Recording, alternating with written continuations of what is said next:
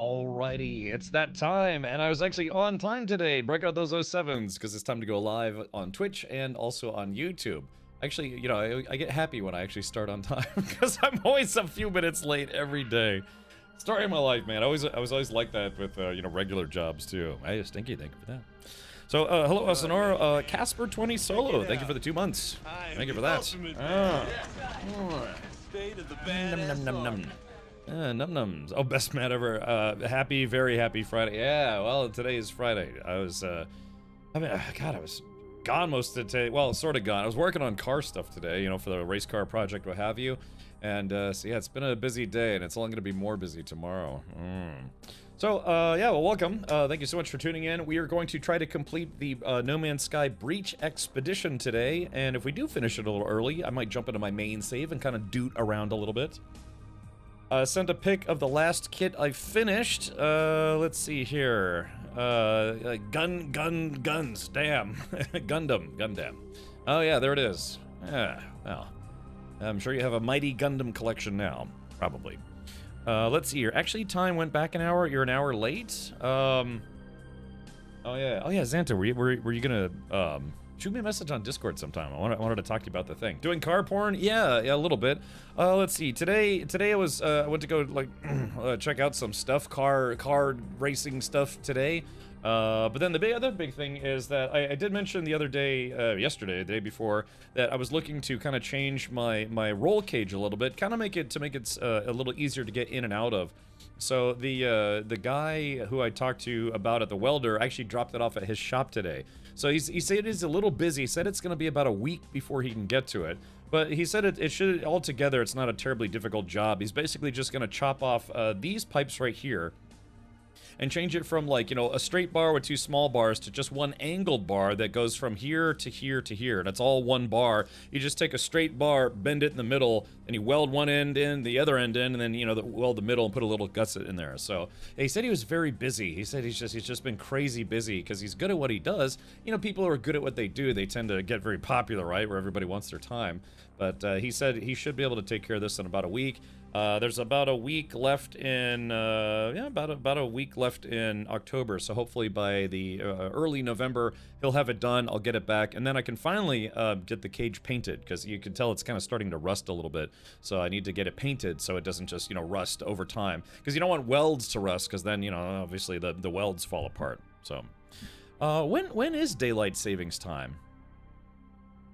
Let's see, not sure how much help I would be, haven't lived in Tampa area for like 15 years. Oh no, but you mentioned that you said that when was it you? I think it was you. You said when you used to do some racing that you actually got some local sponsors. Not so much I'm looking for contacts, more of like what your mindset was for that and the process that you would go into. Were you like cold calling people or just showing up at like the local, you know, Ace Hardware and be like, hey, would you like to sponsor a racing team?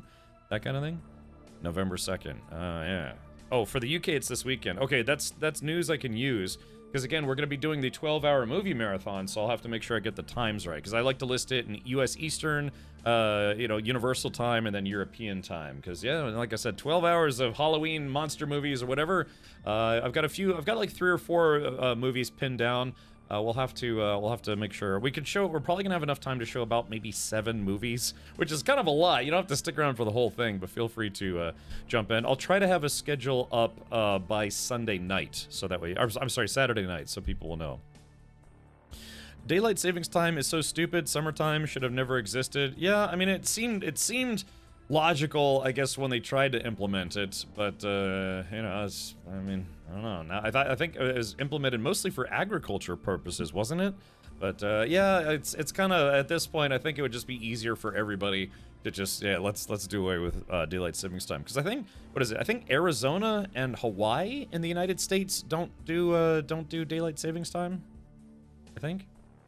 That's a beefy roll. I know it's dressed to impress, but yeah, the problem is it's like this top bar is just too high.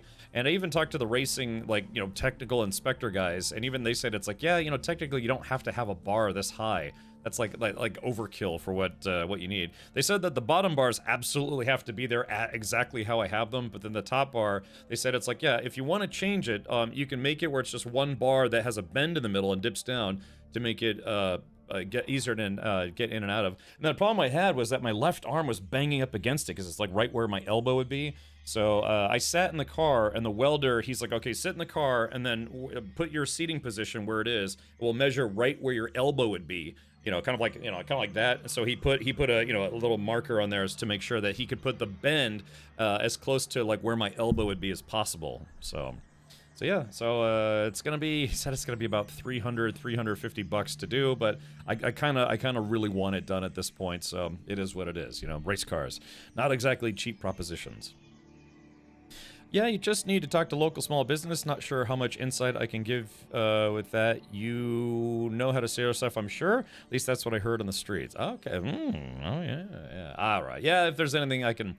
I had a piece of chunk of something stuck in my tooth.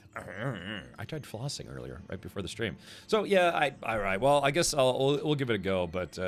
yeah, it'd be nice. Like I said, I'm trying to find like a primary sponsor for the racing team, because, you know, the primary sponsor is the one that get the biggest logos on the car, but they also kick in the most dough. So yeah, so the cage update's gonna run me probably like $350. Getting the cage painted, if I don't do it myself, probably another $200. I could buy, like I said, like $50 worth of Krylon cans and probably just do it myself. But it's, you know, painters always have those like little tricks and things that they do to make sure there's no overspray or drips or whatever. Sometimes it just helps to just, you know, just suck it up and let a professional do it, right? But yeah, and then like I said, I got to get the brakes tweaked a little bit. I want to try to put some hood vents. Like I'm actually going to be chopping up the hood of the car to put in cooling vents, all sorts of stuff. So yeah, I've got a little over 2 months, but you know, I really want to get this done as quickly as possible. Sell ad space on the car. You should be able to land a car dealer or similar if willing to involve your Twitch. Yeah, maybe. Like I said, I will be live streaming this. Maybe, you know, that's not a bad idea, Xanta. Maybe I could talk to the local Volkswagen dealership, see if they might be interested. I don't know if that's kind of their wheelhouse, but, you know, sometimes it all depends on who you talk to. You might talk to some regular sales guy or sales manager like, no, we just want you to buy cars. You know, we don't want to sponsor anything. But then, you know, like what the actual branch manager or even the dealership owner be like, no, that actually sounds pretty cool. We could, yeah, sponsor a local Volkswagen racing team. Yeah, talk to the owner. Exactly. But sometimes it's not easy to get a hold of those people because they want you to go through almost like a chain of command, right? Hey, Chris, welcome.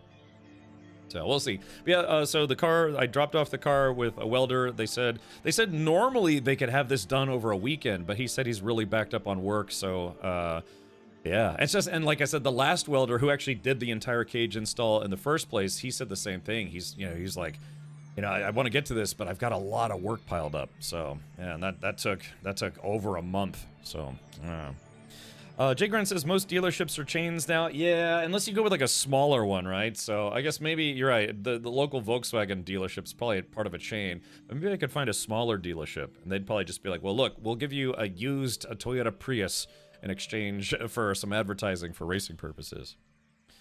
Car washes, a lot of car washes are chains now too. Yeah, it's just everything's all chain driven. Hold on. Sorry, I had to mute myself there. So Xanta says local tire shops. Yeah, the other racing team that I raced with, they actually did have a tire sponsorship in the form of they would get free tires. And it was one of those R&R Tire Expresses, and that actually is a chain, but the person who ran that specific, you know, that franchise location, they're like, yeah, no, that sounds cool. So they ended up giving the team 6 free tires. But the problem is they weren't actually racing tires. They were like low budget performance tires. And I've already tried racing on those, and it's not good enough for endurance racing. So it's like, oh yeah, but instead of just crappy tires, could you give us actual racing tires? It's like, we can't give you those because we don't sell them. You know, they're like special order. Like my tires alone, just the 6 tires, actual endurance racing tires, was $1,400 just for actual real semi-slick racing tires. But so yeah, you know, if I could find a place that'd be willing to, you know, send some of those out, I would like to talk to Continental, because, you know, it's a German car, German engineering, and I put Continental racing tires on it. Continental is a German brand, so maybe I could get them to sponsor us, not monetarily, but yeah, just hook us up with some free tires. Yeah, I'd be like, ah, ja, sprich mit mir in Deutsch about, you know, giving us tires, you know? How do you say, yeah, tires, bitteschön, please. Yeah, even if a chain, most are franchise, so there's an owner-operator. Yeah. So the problem with the tire place, though, is, hold on, let me see if I can pull this up, is that the racing series itself, Champ Car, is itself sponsored by Tire Rack. And the problem there is, for Tire Rack, you have to advertise Tire Rack. It's kind of like when you do the Coca-Cola 400 or something. Everybody has to put Coca-Cola's branding on their car, even if they're not sponsored by Coca-Cola, because that's a requirement. So TireRack.com pays Champ Car a lot of money to have everyone slap the Tire Rack logo on their car. So that could be a bit of a hard sell to say, it's like, hey, you're a tire shop. I know it says Tire Rack all over my car, but you're Tire Kingdom. Would you be willing to sponsor my team specifically? Like, how big is our logo going to be? It's like, oh, you know, about yay big. It's like, well, what about the giant Tire Rack logo that's on the front and sides of your car? It's like, yeah, those have to be there. Yeah. Continental is German. Wow, the more you know. Yeah, I believe so. Yeah, if I remember correctly. Let's see, Continental Tire. Let's see. Continental. I'm pretty sure. I think they're. I don't know if they actually make the tires in Germany. Let's see. Yeah. So Continental. Headquarters in Hanover, Germany. Continental AG, commonly known as Continental and colloquially as Conti, is a German multinational automotive parts manufacturing company headquartered in Hanover, Lower Saxony. It is the world's third largest automotive supplier, and the fourth largest tire manufacturer. Continental specializes in tires, brake systems, vehicle electronics, automotive safety, powertrain, chassis components, tachographs, and other parts for the automotive and transportation industries. So, yeah, so I decided to go with Continental racing tires to keep my car as German as possible, even though a lot of parts are actually in that car I've seen are made in Spain and Italy. So what can you do? But yeah, I've put German tires on it. I'm using Liquimoly, which is a German brand. I'm trying to keep the car as German as possible. Yeah, für die Mutterland. Yeah, exactly. Chump Car Endurance Series sponsored by Dave's Discount Dildos. Actually, Mammon chipped in enough to become an official sponsor of the team, and so I do have to put a Dave's Discount Dildos a sticker on there. I don't know. Did I ever show anyone that? I've shown the Stinky Diaper one a few times. Stinky, again, thank you for becoming an official sponsor. So hold on, let's see. Did Triple D? Did Mammon ever show you that? Was this supposed to be a surprise? I don't remember anymore. This was like 6 months ago. Let's see. How do I shot web? I typed in Mommin. Let's see here.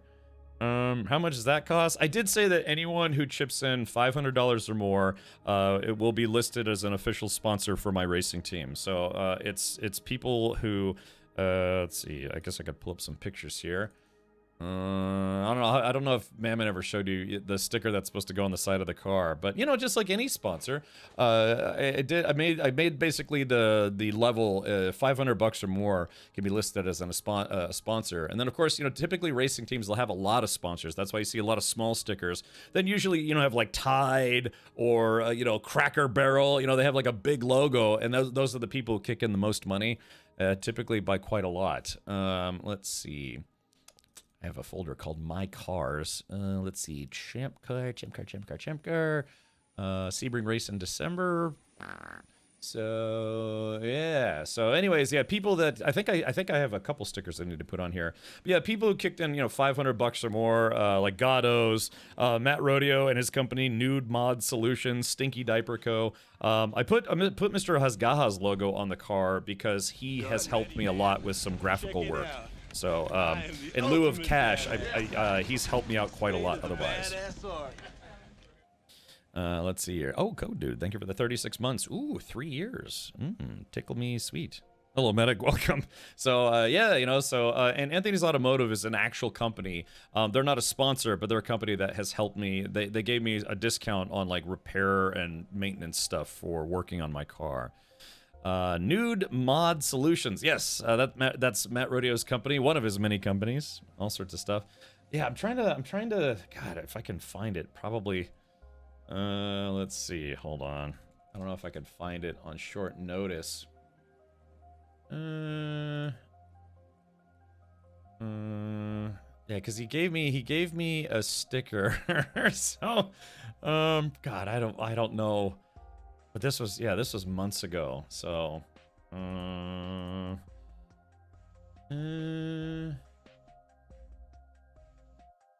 frustrated eunuch.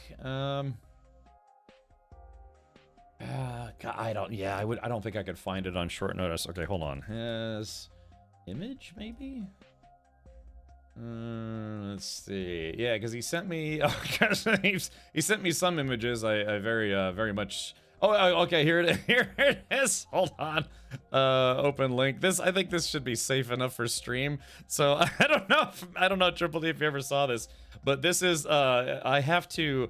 Like I said, I put stickers on the side for anyone who becomes quote unquote an official sponsor. So yeah, there's. It's supposed to be, you know, kind of a sponsor logo, if you will. So, excuse me, Mr. Race Car Driver, can you drive by slowly so I can read the ads on your car? Yes, very, very slow. So, anyways, that was. I don't know if he hired someone to make that, or if that was just AI or something. I don't know, but yeah, it should be safe enough for stream. Yeah, Dave's discount dildos. So there it is. Check the racing agreement, might not be allowed. Also check it for non-compete info on tire sponsors. Yeah, you know, it's all that, right, because you know, it's like Tire Rack. Like I said, the stupid thing is Tire Rack used to give people discounts on tires who are racing that series, and they don't even do that anymore. So, yeah, it's like you literally have to put their ads all over your car just to be in that racing series. Drained a river for that AI slop. Well, like I said, that's apparently gonna have to go on the side of the car because it's a pickle company, and that's what I'm gonna tell people. It's a pickle company. Be like, you want to see my pickle? Yeah, my Dave's discount pickle. So, but yeah, that's the trouble though. Yeah, is like for tire stuff, everybody, it is literally a requirement of the series that you have to put the big Tire Rack logo on your windshield, and then you have to, it has to be on the side of your car as well, because they're the sponsor of the racing series. To be fair though, if they didn't sponsor this racing series, it might not be a racing series. They kick a lot of money into this series. So, yeah, welcome Elsinore. Thank you for tuning in over on the YouTube side. So, do they come in baby kosher? Tiny. Let's see. As long as they don't have a non-compete agreement, you're fine. Yeah, we'll see. I mean, at this point, yeah, kind of. Again, it's just the tires that you need for this kind of racing. Most tire places don't carry, and if they have to special order them, then yeah, they probably don't make a large profit on those, you know, special order tires, unless they have a massive markup, and then at that point, you know. But if they're willing to give them to me for free, then yeah. I don't know. I could check around. I could do that. I could check around to see if any of the tire places actually carry the kind of tires that I use for racing. Like I said, 6 tires cost me $1,400. Yeah, plus, with the new wheels that I bought, I spent over $2,000 just on wheels and tires alone. Yeah, and this was after I bought, I think 5 or 6 other racing wheels, and they were the right size, but they didn't fit on the hub of my car. It was a spacing issues. It was the right number of bolts. It was the right tire, wheel size, or whatever. The hub spacing was wrong. And so, yeah, I spent like $500 on wheels that I couldn't use. So I had to resell them. I sold them for like $450. They may sell at cost if you put a sponsor on the car. Yeah, that's a good point, Santa. The company that I bought those from is a company called Track Day Tire. They also were willing to give me a discount. They gave me the Champ Car discount because they sell tires outright for, like, you know, the weekend track day guys, but they had an agreement with Champ Car to give people discounted ones. So they probably would have cost me more like $1,500 to $1,600, but I got a little bit of a discount already, so that was good. But yeah, if I can get some for free. The tires that you get for this kind of racing, they usually last maybe like 2 or 3 races. So yeah, if you can imagine spending, you know, $1,400 every 6 to 12 months just on tires, it's like, oh. It's tough stuff, man. Tough stuff. So, anyways, so yeah, so I got some welding coming in. I got some painting coming in. I got to get some electrical stuff fixed. My kill switch. I still need to fix my kill switch, which shouldn't be too hard. And yeah, and like I said, there's some wants, not exactly needs, but it would be kind of nice to have. You know, hold on, let me pull this up so I can segue into it. Let's see. Hold on, I'm trying to find the thing I was about to segue into. Let's do this. Yes, like I said, there's some things that I still need to get. It would be nice to have, but not exactly super mandatory, including Blarf. I am trying to get a new live blogging and also not live blogging, video blogging and live streaming camera for the race car project and that sort of thing. So if, you know, today's Friday, payday, if you got a couple extra bucks, you know, you've been burning a hole in your pocket, feel free to contribute towards the GoPro blogging camera fund.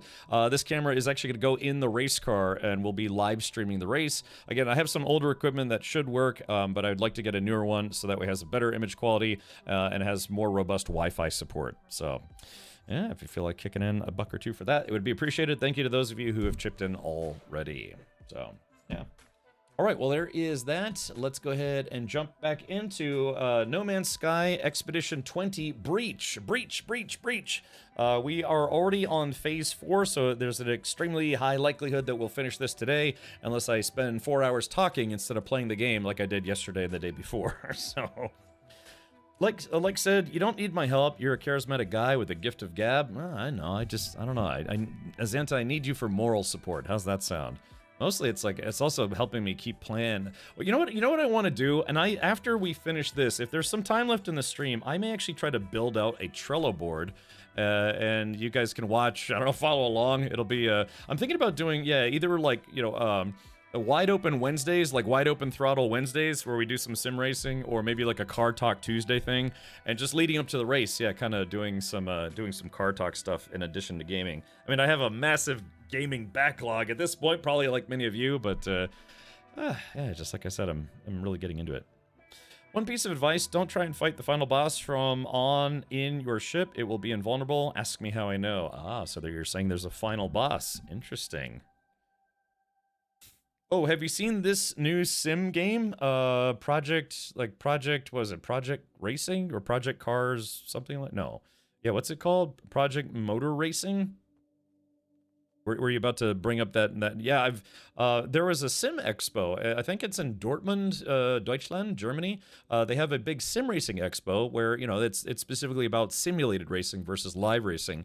And they actually just announced that they are expanding that expo to 2 locations. One is in Germany, and the second one is going to be right here in the United States. It's going to be, I think, in South Carolina or North Carolina. I think I'm going to try to go to that next year. The awkward part is, though, it's on my birthday. So, yeah, it's like the 22nd, 23rd, and 24th, if I remember correctly. They did announce that the Sim Racing Expo is actually coming to the United States. Because it's very popular in Europe, but it's also very, very popular in the United States. So, Sim Racing Expo. Let's see. Let's see. Oh yeah, here we go. We'll just kind of pull up the summer here. The next Sim Racing Expo USA will be held in Charlotte, North Carolina from May 22nd to the 24th, 2026 at the Charlotte Convention Center. This event will coincide with the Memorial Day weekend and Memorial Day weekend. Oh gosh. Boy, that's going to be busy. Holy crap. That's one of the bigger travel days of the year here in this United States. And the Coca-Cola 600 NASCAR race, and will feature simulators, racing, and other simulation technologies. So they're bringing the Sim Racing Expo to the USA, because I think it's always been in Germany, maybe. So yeah, and then the other one is the Project. Let's see, what's it called? Project Motor. Yeah, Project Motor Racing. There is a new sim that's coming out. I guess they're going to go kind of toe-to-toe with iRacing, Assetto Corsa, all the others, you know, Forza Motorsports. But yeah, it's called Project Motor Racing.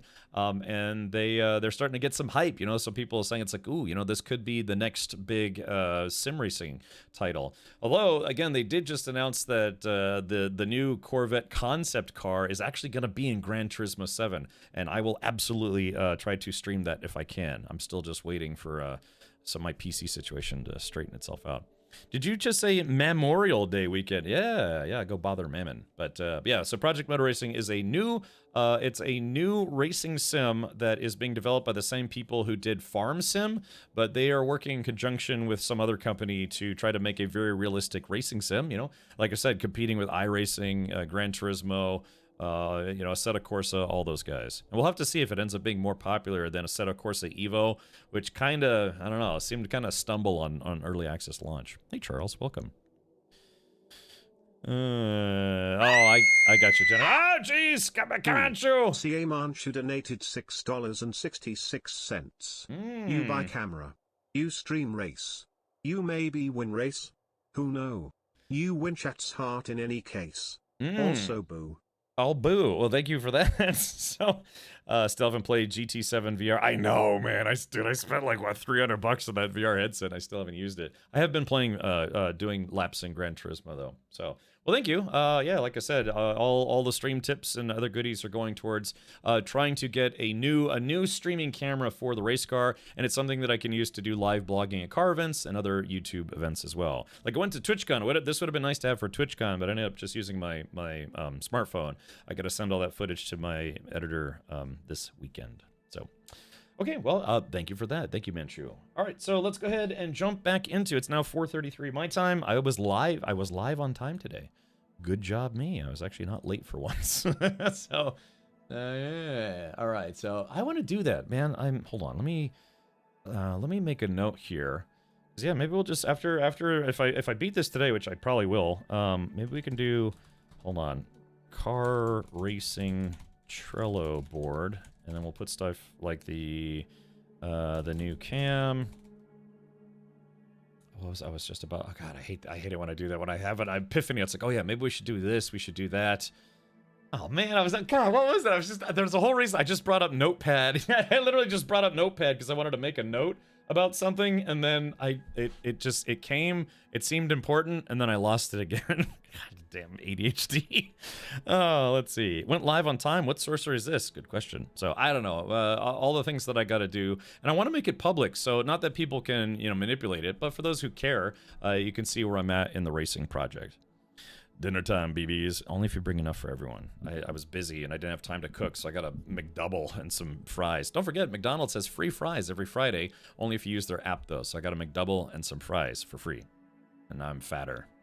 I'm like, I was trying to get down to 190, 199 for TwitchCon. I'm at like 206 right now. So I told myself, because I dieted for so long before TwitchCon, trying to get down to 200, that I'd have not a cheat day, but like a cheat week. And then after this weekend, which is going to be a long weekend, man. It's going to be a long weekend for me. I mean, long as in like, I'm going to be very busy, including the Halloween movie marathon. I told myself, it's like, look, you have until this weekend to eat whatever garbage you want, and then next week it's back to eating like granola every day. So we're streaming Notepad. Yeah, dude. I mean, there's video games, but there's also Notepad where you take notes. A car racing Trello board. There was the new cam. Let's see. Yeah, roll cage update. What else is there? I gotta get the roll cage paint. Yeah, basically we'll hash this out. I'll tell you literally everything that I have to do for the race car project. But yeah, we'll do that maybe after today's adventures in No Man's Sky. And then at some point we're gonna watch the Light No Fire trailer again, because I just can't stop watching it. I'm not kidding when I say I've probably seen that trailer over 40 times. Yeah. Those are rookie numbers. You gotta pump up those numbers. Send John Morris $100. I did send out a lot of gift cards for the subathon, the September subathon. I had a lot of gift card winners. I think we gave away close to about $2,000 worth of giveaway items. So, and yeah, so there's a couple stragglers where I'm still trying to get people to respond to messages and things, but yeah, we actually sent out a number of $100 gift cards. You're not fat, Cap, just more cushion for the pushing. Wait a minute, am I on the receiving end, or what's that? Oh, hold on. So check this out. So I got a spam caller. I'm gonna use the screen function. So this is where the spammer, it's gonna sound like someone's picking up, but instead of talking to me, they're gonna be talking to an AI. So let's see. Let's see if they take the bait, so to speak. Oh, they didn't take the bait that time. Yeah, because the AI starts talking to them. They say, "Hi, this is an AI, phone screening program. Please state your business, or off." So add cheese, ketchup, and bread to that list you had up. Oh yeah, I went to the grocery store yesterday. So the beard is whole again. Yeah, Andrea. Yeah, let's see. Yeah, looking better, I hope. Maybe. Yeah, again, 2 weeks. 2 weeks later, and my beard is basically mostly back. Hopefully, looking a little better. I'm still looking a little sparse up top, though. Hence I don't normally wear hats while streaming, but I've just been wearing hats while what's left of my hair grows back. Man. Show us the noggin. But thank you. Please do go check out Andrea at twitch.tv/be@easel. Andrea just finished another painting. Hold on, let me see if I can pull that up here. Because somebody linked it actually on Discord. I think it was you? Yes? No? What was that under? There was... Yeah, there was somebody posted another, there was this painting. So this is the painting that Beat Weasel had finished, a xenomorph enjoying a lollipop. And then there was another one that somebody linked me to. I was streaming some Little Nightmares. Yeah, there was another one that you had just done though. There was this one. Oh, Stinky put it in general. Oh, okay. Yeah, Stinky's pretty cute in general. No. So, oh yeah, here we go. Yeah, see, check this out. So yeah, so I'm very obviously very talented. This is super cool too. You might have noticed I have kind of a penchant for all things orange, like Lilu Multipass Dallas's hairdo, and I like the very orange theme. But yeah, I forget. Did you was it the Knighting of the Xeno? No, it was this one. So out of curiosity, did you ever go to school for art, or were you primarily self-taught? You know, practice, trial and error, that kind of thing. Because yeah, I mean, it's facial qualities and aesthetics are very difficult from what I understand. You know, it's like when people say it's like, yeah, I can't draw hands, or it's like I have no idea how to draw eyeballs. But yeah, it seems like you have a pretty firm grasp of a lot of those things. And so is this all stuff from being self-taught, just, you know, endless practice? Or did you go to art school or otherwise? Yeah, I'll have to look into. Like I said, if you end up doing some prints, let me know. I studied with an artist in Pennsylvania for 2 years, then learned oil painting from my hubby. Thanks so much. Oh, okay, gotcha. All right. Yeah, it's like I said, it's one of those things where I'm sure a lot of people have visions of their head of things they would love to paint, but it's hard to just get your brain to tell your hand what to do to make it look the way you want, right? You'd say it's like, okay, I've got a picture in my head, I just want my hand to like draw what's in my head, then you draw it and it looks like a hot mess. And I know it does whenever I try to draw, but yeah, but I can imagine it's a lot of practice makes perfect. Obsessive practice for 10 years, yeah, it's, you know, just. I've been streaming for 11 years and I'm still not good at it. So I'm still trying. I'm still practicing. But yeah, please do go check out Andrea at be@easel right here on Twitch. Hey, Dullahan, welcome.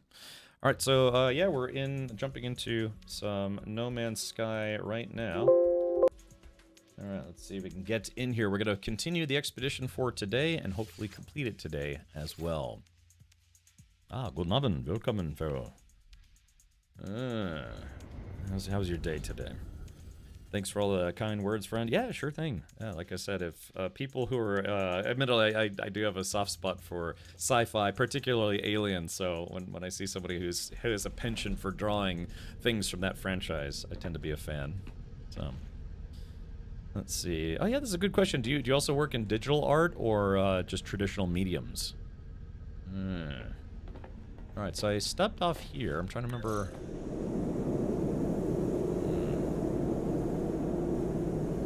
Let's go back inside the ship. Close the door. We don't know what's out there. It's a great franchise. I agree. The reward parts for this expedition look sick. Yeah, Dullahan. Yeah, I know some people are like, what? Just ship parts? And other people are like, wow, ship parts. It just all depends on if you're into building Corvettes or not.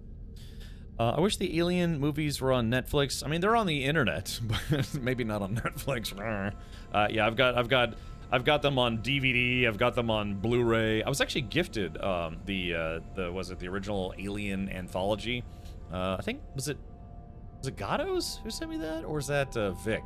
God, I should probably remember these things. But yeah, I was gifted the entire collection. I have the theatrical editions, the special editions, the normal theatrical cut of Alien 3, the assembly cut of Alien 3.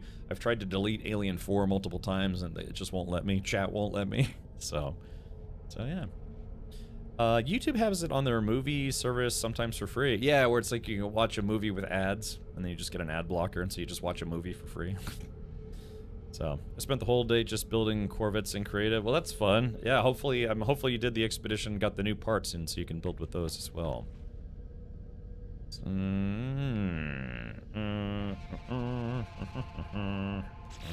Okay, so let's go ahead and jump into the expedition. Out of curiosity, Andrea, I know you do some gaming, like you were doing some Little Nightmares. Have you ever played No Man's Sky before? It's kind of a big space, kind of an exploratory space game where you can build ships, build bases, build your reputation with various factions. You can build yourself up to jump through a black hole, which I think we have to do. Hey Richard, did you ever watch the animation Ice and Fire? No, but it's on my to-watch list. We talked about this maybe a few months back. And I just like my video game backlog, there's a massive movie backlog. More than anything, I've been a pretty big movie buff my whole life. You know, since being a kid and getting to sneak rated R movies when my parents went to bed and all sorts of stuff.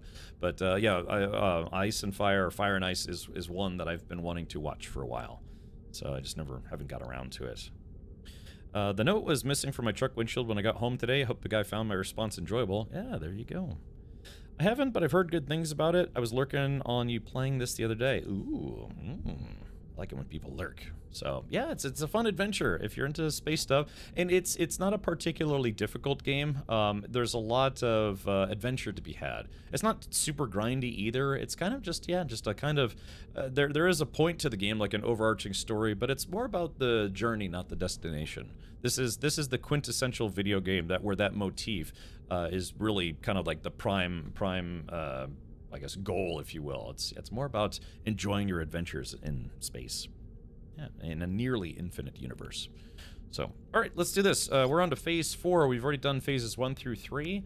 I need to go find a place with radiant shards, so that might get a little messy. Might get just a little messy. All right, so prepackaged rocket boots. I'm actually not a big fan of rocket boots. They tend to cause problems. Some people love them. I'm not that big of a fan. So, yeah. Pick your own difficulty. Yeah, the game has a creative mode if you want to just like find a nice planet, build a huge base and weird ships and all sorts of stuff. There's a normal mode, like a survival mode. There's a hard, kind of a tougher mode.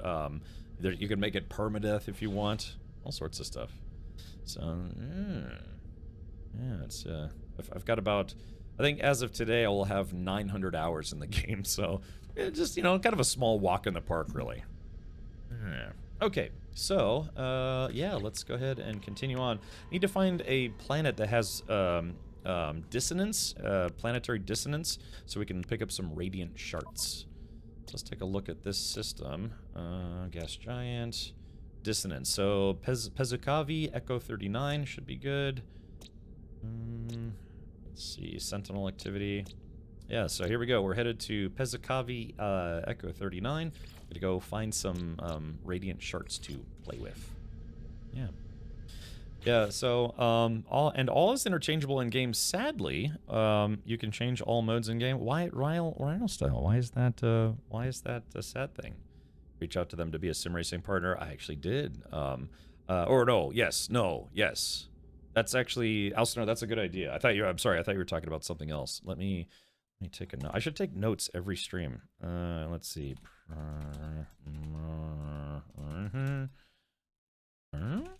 Yeah, very good. Thank you, Austin. I'll keep that as a note, because I need all the reminders I can get. Faust Minor. Anyone read Faust? Anyone pee on Faust? Don't whiz on the electric fence. Okay, so, yeah, we are going to jump out of here right now. Yeah, let's get this No Man's Sky party started for today. So, oh yeah, I was going to say, as someone mentioned, you can adjust the difficulties and things. You can do so. Some stuff is, I guess you could say, locked out when you play in Expeditions, but when you play in a normal save or a survival save or whatever, you can adjust the difficulty to make it harder, easier, creative, permadeath. You can make this game very, very difficult for yourself if you'd like. And to make sure you don't cheat, difficulty settings changes, enabled, and you can make it locked. Once it's locked, you cannot unlock it on that save unless you use a save editor, which is not something built into the game. So, yeah, lots of stuff. Welcome, LJ. Wanted to mention it during Car Talk segment, but I was driving, having winter tires put on my car tomorrow, and also going to be replacing starter in my truck. Going to do it in the parking lot.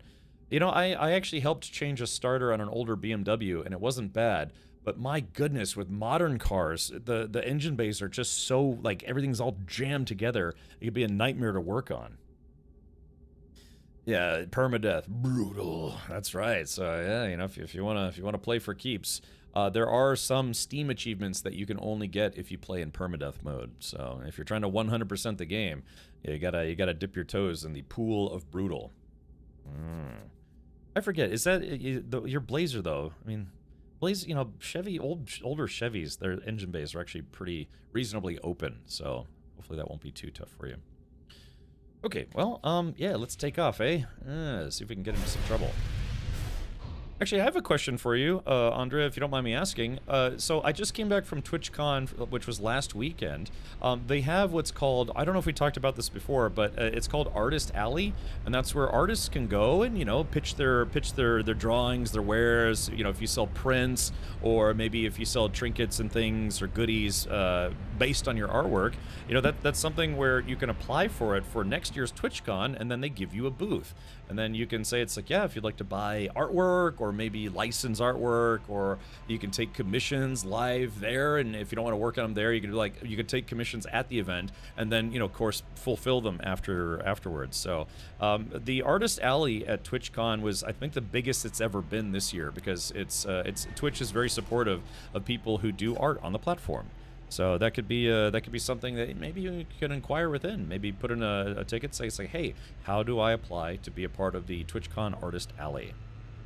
At some point, I'd love to. It sounds like who? Yeah, you know, I ran into someone last year that I was hoping to talk to them this year, but sadly they weren't there this year, about doing some animated GIFs and things, or animated emotes. Medic says TwitchCon wasn't too bad this year. Oh, yeah, so Medic, you actually went. What kind of stuff were you into there? I mostly did meetups with publishers, and of course, you know, hang out with people. I see that you're a Twitch partner as well. Did you go to the partner party? Because if you did, we might have walked past each other and not realized it.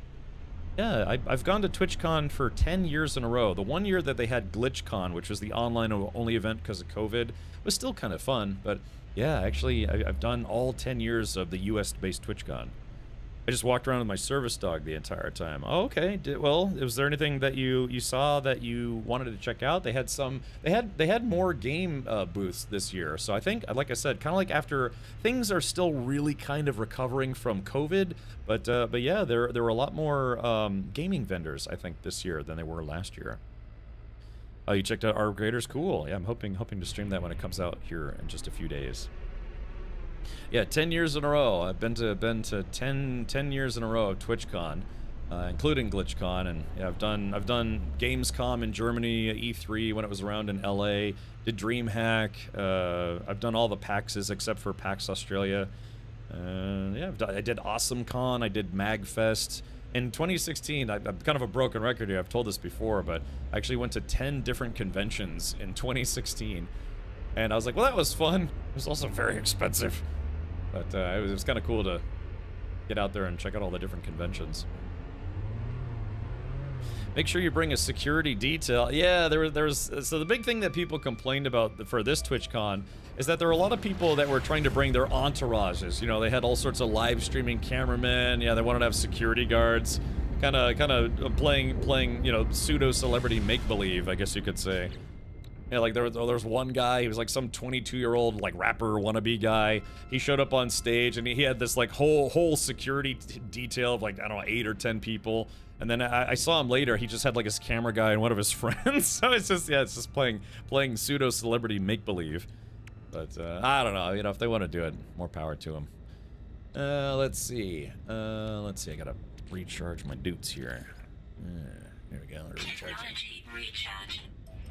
But yeah, you know, it's like, you know, there's some very, very famous streamers, but only within certain circles or platforms. It's like people are very famous on Twitch, you know, they're not exactly household names, depending on, you know, who they are or whatever. It's almost like you could say even the most famous Twitch streamers are celebrity adjacent, because they don't routinely make, say, like, Entertainment Hollywood Tonight or whatever, you know, all the other blogs. Sometimes people do. I mean, there's people who are kind of really actually genuinely famous at this point that do make the news here and there. But yeah, it's a lot of, like I said, it's a lot of pseudo-celebrity at TwitchCon sometimes. A lot of really nice people, though. A lot of nice people, though. I've only ever been to a Star Trek convention. It was amazing. One of my really big life regrets is never going to the Star Trek The Next Generation display in Las Vegas. I've been to Las Vegas 13 times, and I never went there because, you know, it was back in like the early 2000s, and I was just a wee lad back then, so I really would have loved to have gone to that. Breathless says, I've always wanted to go to a convention, but I've never been. Oh, well, you know, sometimes if traveling is an issue, you can try to find a convention that's closer to your neck of the woods. Looking squid ship. It was chilling in my freighter. Yeah, those are actually pretty rare. Those are exotic squid ships. I'm famous to my neighbor's dog. Yeah, give your dog an autograph. Made out of, like, milk duds. Or, you know, the dog treats or something. Yeah, let's keep going here. Do you have to make another Corvette ship in this one? Or is that just an option? You do have to make one. Yeah, it doesn't have to be anything elaborate. Like, I just made a little itty-bitty guy. Yeah, but they, just something enough to kind of get you where you need to go. Let's see. Super cringe. Oh, yeah. But yeah, so Breathless, if you don't mind me asking, whereabouts are you from? If you're in the United States has, you know, conventions all over the place. There's Gen Con, Dragon Con, Awesome Con, MagFest, DreamHack, PAX East, PAX West, PAX Philadelphia, which is called PAX Unplugged. There's a little of this, little of that, you know, a little of this and that. Hey, Hankin. Welcome. Oh yeah, Hankin, did you see that link I sent you? It's a lot of technical detail, but they do recommend that anyone who participates, beyond just like showing up to watch the race, it's a good idea to read that logbook or that, you know, that rule book or whatever. So, are space battles in this game fun? Is it challenging? It can be at first, but no. The genuine answer to that is no. Space battling is not terribly difficult in this game. The only time it ever gets difficult is if you're just starting out and your ship has very weak guns and you haven't really done any upgrades. But once you get used to dogfighting this game and have at least, I don't know, like 5,000 DPS or 10,000 DPS, the fights aren't hard. They even give you the option to have a squadron that fights with you. There's a couple different ways to go about it, but I turned that off because it's just like the dogfighting is too easy. I'm biased though because I've been playing this game ever since it launched back in 2016, so I've shot down my fair share of enemy fighters. I did. Sorry, I just woke up. Oh, you did? You already read the whole thing? Golly, I was gonna say maybe like read it in a month from now, you know, because it's kind of a long document. Yeah, dogfighting. Yeah, don't tell Triple D. Okay. But yeah, Maddox, I like it. It's very arcadey. It's not going to be, you know, like your X or your Elite Dangerous sim type space fighting games. It's very arcadey. Oh, you mean you got the message? I was about to say, I mean, that rule book is only like, I don't know, like 25 pages long, but it's a lot of technical details. So, Gold Dragon says, I went to a small convention, got a Star Trek book signed by Sarek and Rand. My favorite book I have. Well, there you go. I really regret not going to the Orlando Fan Fest or Orlando Comic Con, whatever it's called, because I really wanted to meet John Rhys Davies there, and I ended up not going. And now he's like 90, so I don't know if I'm ever gonna get to meet him. The reason why I wanted to meet him is because we were playing a game called Return to Moria, where he reprises his role as Gimli from the Lord of the Rings movies. It's a video game, so it's just voice acting, but it's Gimli, you know. So, and he's on Cameo. You can actually request to, you know, not exactly talk to him live, but he will. If you want to ask him a bunch of questions, you can actually pay to have him send you a private video, a personal video. He's on Cameo. It's like $200 or $300 though, and he'll like talk to you for 5 minutes or something. But yeah, he seems like a really nice guy. He's willing to chat with people and all sorts of stuff. So I met Jeffrey Combs and he was so nice. Yeah, he also just seems like, you know, he's like a celebrity, but he's, you know, not a douchebag. So he just some people you can genuinely tell that they're pretty nice folks. Sometimes like some people that you think would be jerks could actually be pretty nice. Then some people are like, but you play such nice characters, and it turns out they're, you know, kind of jerks or like assholes, you know. So it all depends. But yeah, I really wanted to go last year because John Rhys Davies was there, and I wanted to say hello.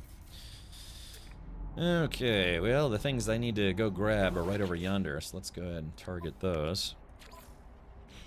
Alright, let's go get him.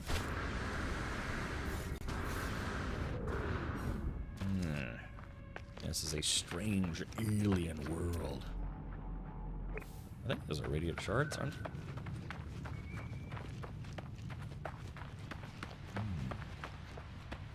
There we go. It says living fragments. I guess I need to find a... Yeah, so those... yeah, those don't count as the radiant shards. Exaberry. Ah, there we go. There's one. Yeah, they kind of look that way. Hold on, let's take a look here. Did that count? No. Hi. Hey, welcome, Sylphie. Hello. Hopefully you're doing good in the hood. Yeah, we gotta collect 16 of these things. They're kind of spaced out on this weird moon. This is where having a ground-based exocraft would be nice. Would make this go a lot faster.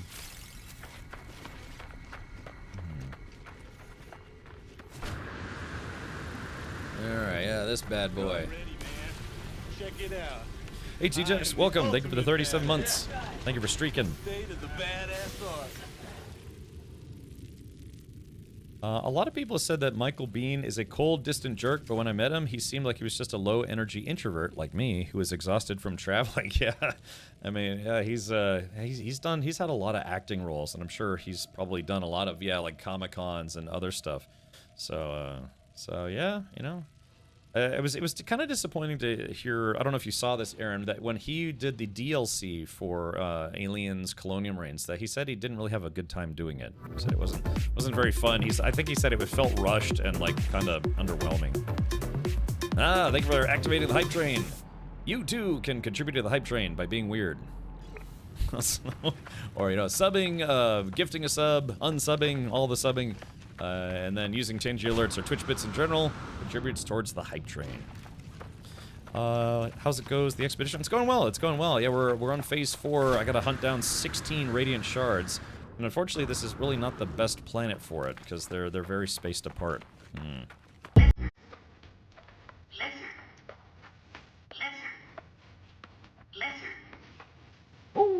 Lizard. Lizard. Lizard. Lizard. Lizard. Lizard. Lizard. Lizard. Lizard. Uh-huh. Alright, let's do it. Silly thing. Welcome. Yeah, thank you, Tactical, for that. Yeah, the lizard meme, still got a lot of life in it, apparently. So... Yeah, I agree with them. They definitely rushed that game. I know, man. Dude, I know you've heard me say this, Aaron. If there's one thing that hurts my soul, even No Man's Sky's kind of rough launch, that doesn't hurt my soul like the botched launch for Aliens Colonial Marines, because I was obsessively, like compulsively anticipating that game. And then, I mean, I still like the game, but just the fact that it did not have a good launch because it basically wasn't done being made. Had a lot of problems. It just that really hurt me in my pee-pee place. No, it hurt me in my right where it counts. So, this Corvette fly around and beam down easier than traversing on foot. I know, I'm kind of old school, right? I keep thinking I have to, use an exocraft or fly around or whatever. Damn, I think my backpack's getting... Yeah, my backpack's full. I'll have to sell some stuff. I want to live in a society where bleeped out song lyrics are on the radio, are lizard. Yeah. Hankin, have you ever thought of making your own lizard parody and adding that to Tangia? There was something that I wanted to do. Yeah, I wanted to do a a lizard, just a snippet of a lizard parody song, but I can't remember what it was gonna be. There was also somebody I think I heard do a Weird Al song as a lizard parody. Ooh, I think we just hit the jackpot. Here we go. Oh, that's the Hot Dog Council. Ah, yes, the benevolent Hot Dog Council. Went to a launch party and the devs saw me and all my kit and were like, "What? He looks just like the movie. Why didn't we know about him?" Oh, what? They thought you were actually in the like one of the characters from the movie? That'd be a pretty big compliment. Like I said, one of these days, Aaron, once I get my outfit set up, we'll have to meet up at like Comic-Con or something. We'll we'll walk around. Do you have other buddies who have done you know, Colonial Marines cosplay? That pretty much really is a bucket list item for me. I do wanna get that whole setup. I've got the helmet, I've got the pulse rifle, and now I just need everything else. Yeah, there we go, Chad. I think we hit the jackpot here. Should you do a wizard version? A wizard version? Oh, you mean like, oh yeah. Wizard, like Roman Kael'gaf. Because my kit was like 95% accurate. Well, there you go. I can dig it. So we can grab this thing before it bites me. Should be able to grab it. Grab it. Ah, there we go. Okay, so I need another radiant shard here. Alright, okay, this isn't too bad. Yeah, they're not... I guess they're not too far spaced apart. This is a weird planet. Yeah, this is the one that has gravitational anomalies, I don't know, reality anomalies. This is definitely... that's why I like this game. You find very strange, weird planets to play on.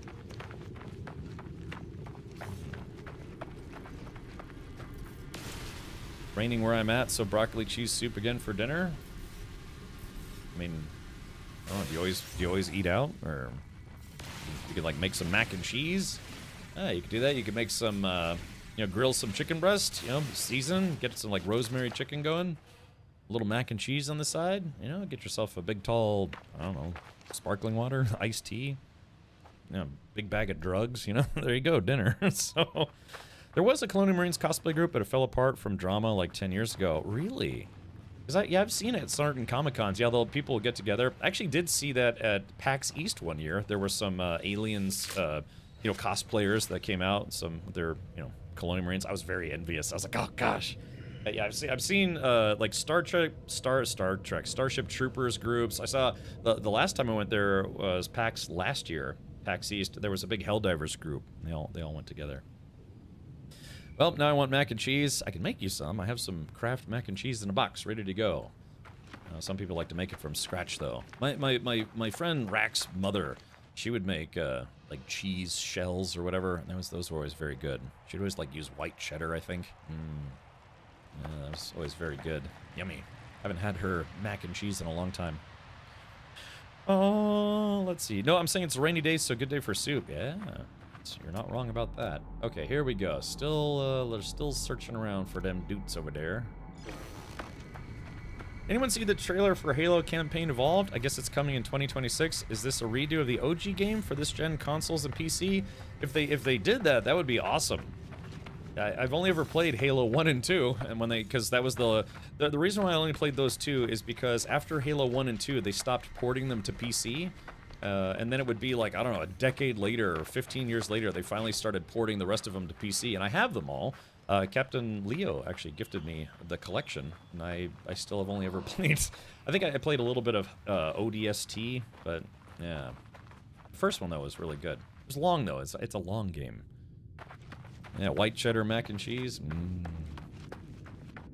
Yeah, there's Velveeta, there's a bunch of stuff. But yeah, my friend's mother would always just make, like, basically mac and cheese from scratch. Yeah, Moosey Geek, if you can grab that link for us, we'll show it, because I actually would be interested to hear more about that. I really should be using my spaceship. I'm just taking the long way around. That's alright, I got time. We only have about a phase and a half left to do. I heard about the new expedition. How good is it? It's pretty straightforward. I wouldn't say, to be honest, it's not the most exciting expedition they've ever put out, but it's supposed to be kind of like a spooky themed one a little bit, in time for Halloween, which I find interesting because I guess people have said that Halloween is not really super big in the UK, but they specifically cited this as a Halloween type event. Oh, apparently I've upset the locals. Okay, let's see. My inventory is full, so let's get rid of my salt. Yeah, I'm getting salty. I could also eat one of these things. Yeah, if I have to run, I'll eat one of these haunted pies. Delicious.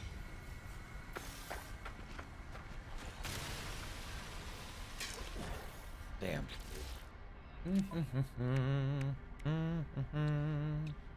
Speaking of Helldivers, I haven't played Helldivers in a while. I don't like to. Alright, how many more of these Radiant Shards do I need to pick up? Okay, I just need 5 more, so let's take a look around. Oh, there we go. Alright, well, I guess, yeah, I guess this planet's not too bad. Oh, looks like the sun's coming up. Yeah, it's gonna start getting hotter. Yeah, you can see the temperature go up. It was a nice, cool 77. It was 66 degrees this morning here in Tampa, Florida, which is the coolest it's been in a while. I said it was actually unseasonably cool. Of course, now it's 84, so it went up a few degrees for sure. Oh, I'm sorry, Moosey. Yeah, sorry, let me give you permission to post that link. Let me do that right about Shmya. Permit. Yeah, sorry, I just gotta be a subscriber to post links outright, but I can always give you permission to do so. I've known people from the UK that have flown to the US for Halloween. Next year, I'm gonna try to go back to a Halloween party that I did a number of years ago. It's called Fantasy Fest. It is, I believe it's the world's largest adult Halloween party. Well, I guess they're kind of meant for adults. Fantasy Fest. I've only done this once. I had a coworker who told me about it back when I was working with the military. And yeah, it's called Fantasy Fest, and it is not really a kid-friendly Halloween festival. They do have stuff during the day, which can be kind of kid-friendly. You know, they do some parades, throw out like candy and beads and all sorts of stuff. But it is really more of like a big Halloween festival for adults. And I don't mean it's like oh yeah, it's not necessarily adult as in like, you know, it's not like porn or whatever. It's just that there are a lot of people there that kind of wear body paint and not much else, so it's a bit free-spirited. I'll never forget the time when I went to Fantasy Fest a few years back, where this family brought their kids out to the nighttime stuff, because I guess they thought it was going to be like trick-or-treating for kids. No. I'll never forget their faces. They were like looking around all bug-eyed, because they're like, yeah, you know, I guess they didn't get the memo that it's not a Halloween party for kids, because it's lots of bars, people dress up, but yeah, I mean, you literally have like fully nude people walking around that are just wearing body paint, or, you know, like see-through mesh stuff, or, you know, it's meant to be kind of like a Halloween bar crawl kind of thing, you know, all down Duval Street, and I've done this once before. It was a lot of fun. So if you're you know, kind of a little longer in the tooth and you still like Halloween, I believe Fantasy Fest is, yeah, the world's largest Halloween party for adults. So, yeah, Florida isn't really kid-friendly. Like I said, they have stuff during the day, you know, the daytime parades and some other goodies. But, yeah, the nighttime stuff where you think it's like, oh, you know, now we get the kids together and we go the trick-or-treating and, yeah, the kids get the candy. No, it's more like you get some pasties, you put some, you know, I don't know, like a G-string underwear on, some makeup, and then go do backflips with all the other drunks. So, yeah, it's kind of like Mardi Gras with costumes, and that's why it's... Again, it's just kind of one of those things. It's just fun, though. It's fun. If you feel awkward being, you know, 24, 69, 35, hot, or 21, and still enjoy Halloween stuff, then go to Fantasy Fest. You'll be surrounded with like-minded individuals.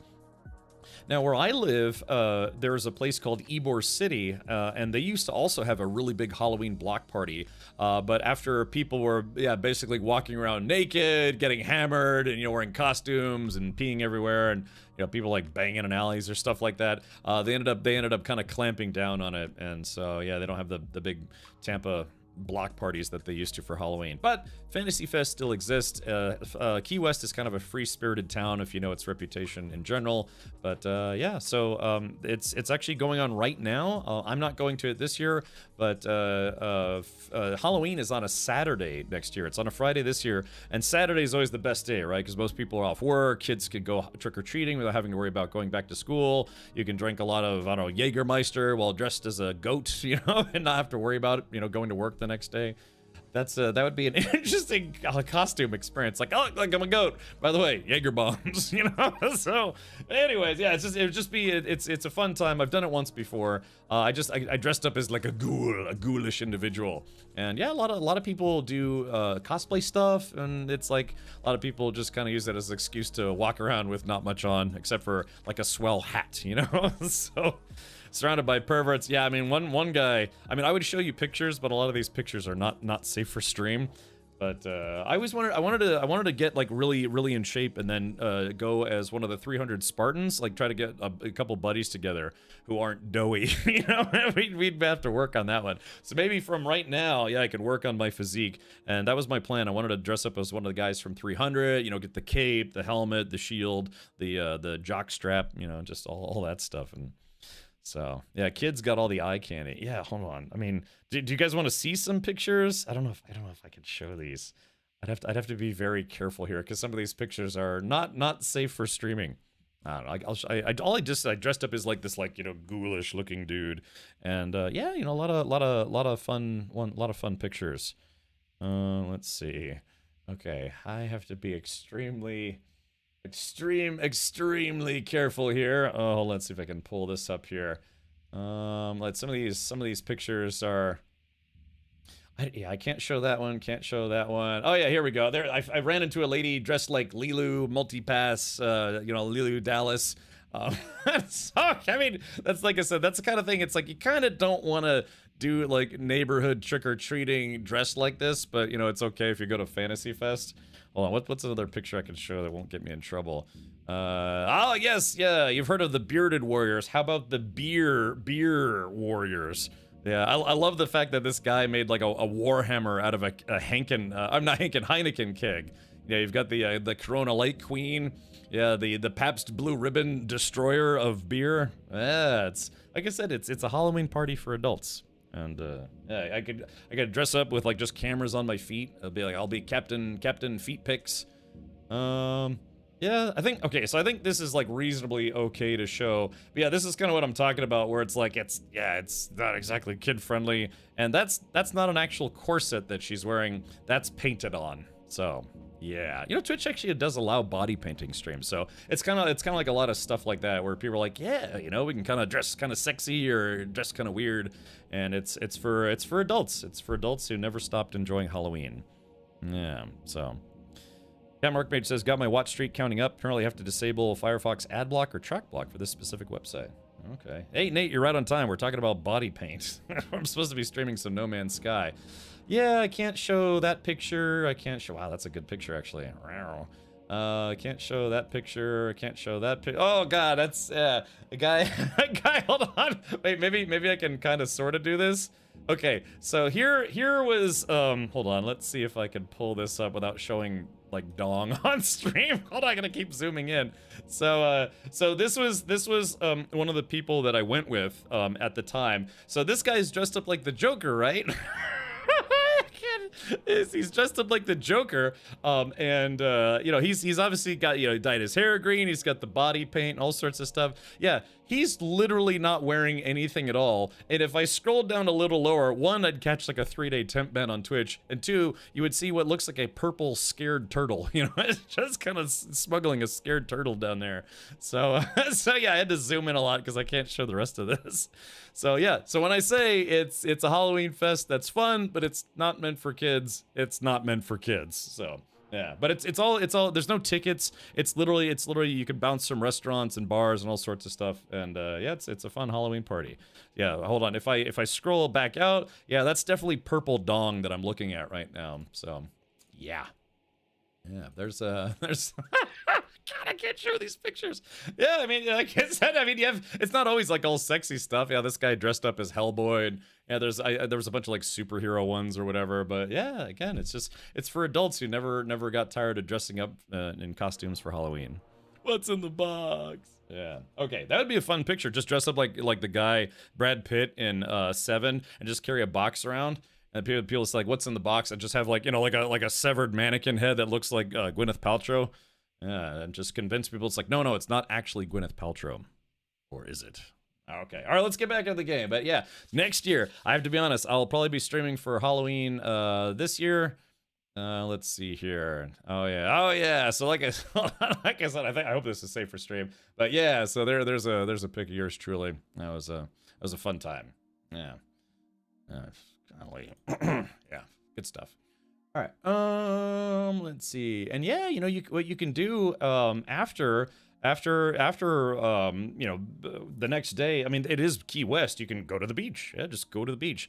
I've been to Key West a few times. One year I went, there was a lot of seaweed that had landed on the beach and was stinky. But yeah, you go hang out, go do Halloween stuff. Get some, I don't know, Rohypnol. No, I mean some like candy and treats and stuff. And then yeah, go to the beach. It's a fun time.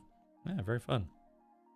This doesn't look like No Man's Sky. A keyed one we have in chat today. Sorry, I love Halloween stuff. So, all right, let me close this before I accidentally show something that I really shouldn't show, because, my goodness. All right, let's click on this, click on this, click on this. All right, we're back in the game. I'm still alive, and hopefully I don't get a letter in the mail that says I'm permabanned from Twitch. Yeah, I like I said, that's why, I mean, my shirt's like, kind of like a really blazing orange, but, yeah, that's why kind of our channel colors here are orange and black, because, yeah, I was a big Halloween fan. My two favorite holidays growing up were Halloween and then the 4th of July, which is Independence Day in the United States, because I used to love playing with fireworks. So, Nope, we all just drag raced across the Gandhi Boulevard Bridge. Uh-oh. Okay, let's see. I think I only need 4 more of these. Yeah, it's like, this doesn't look like No Man's Sky, and now someone's just tuning in. It's like, hey, this doesn't look like a Halloween party. Is anyone planning on doing anything fun for Halloween? I mean, it's on a Friday this year. I'll be streaming live. I think I'm gonna wear my Bucky's costume that Stat sent me. Hellstadt. Alright, let's do this. Okay, so I just need, how many more do I need? Okay, I only need 2 more, so we're almost done here. Here we go, right over Shmya. Actually, is there a closer one, maybe? It's 400. Okay, I guess we'll go after this one, 400 meters away. Don't forget the link. Oh, that's right, the link for Halo. Okay, I'm sorry, Moosey. Yeah, let's go ahead and check that out right now. Let's take a look. Yeah, because if they're doing a remaster of the original Halo, I would like to play that. That would be fun. The opening area for Halo is really fun. I used to play that over and over and over again because it was just fun being on that, the warthog and flying around on the island. Let's see here. That's why I'm here, clearly. Oh, thank you, Nate. Oh yeah, if one of the mods be so kind to give Nate a shout out. Let's see. Where's that link at that I missed? Oh, okay, here it is. So, let's take a look here. Halo Campaign Evolved official reveal trailer. Watch the Silent Cartographer gameplay reveal trailer for Halo Campaign Evolved, a remake and reimagining of the iconic first-person sci-fi shooter Halo Combat Evolved. Awesome! Again, I'm not the biggest Halo player, but I did really like Halo 1. So, yeah, let's go ahead and check this out right here. This is it. And the Silent Cartographer is the name of the first mission in Halo 1.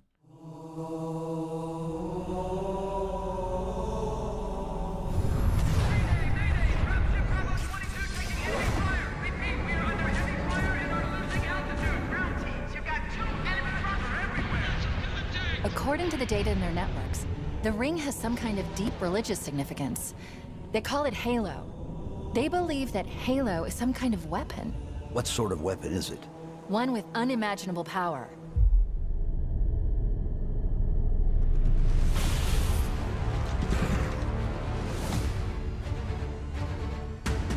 Chief, you gotta find the cartographer. We'll keep him busy as long as we can.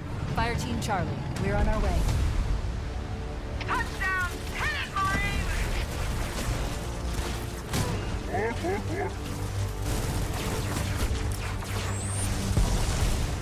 Somebody order a warthog.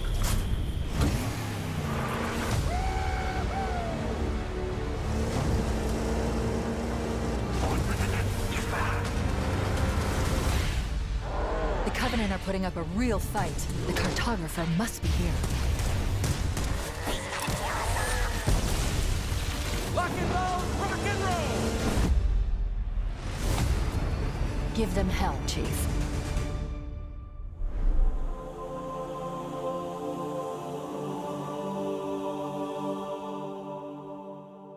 Man, I don't know about you guys, but that's got me super hyped. I've played that especially the first mission in Halo. I've played it so many times. Woo! Xanta says, "Wait, you never dragged there, Richard? Are you talking about drag racing or drag dressing? There's two different things. I've never actually tried drag racing. Never tried doing drag modeling either. So, I traded my PS2 for an Xbox because of this game. Yeah, I've never owned an Xbox. So when they stopped porting them to PC, I stopped playing Halo games because I don't like playing FPS shooters on a controller. So yeah, I only ever played 1 and 2, and then I think I did a demo of ODST. I don't know, but that's exciting. Yeah, thank you, Moosey Geek, for sharing that. When that comes out, we will definitely play. I don't know if I'll play through the whole thing, but we will definitely play the first few missions. I could probably play that whole area blindfolded, maybe, possibly. But can't you do both drag racing and drag dressing? I guess you could. It's America, baby. You can do whatever you want, sort of. Countless System Link days back in high school playing that. Great time. I know, isn't that exciting? Man, they play the music. I started getting goosebumps all over again. Captain Leo says, I thought you played all the PC games. I haven't. And I remember you gifted me the Master Chief collection, but I still haven't gotten around to playing, like, 3 and 4 and some of the others. But yeah, it's just that's when I stopped playing, is because I did not want to play a first-person shooter with a controller. Because once you start playing first-person shooters with a keyboard and mouse, you realize, like, to be blunt, how inferior the experience is playing on a controller. So, yeah. Raced at Gandhi Bridge? No, don't people get arrested or die doing that now? Something like that.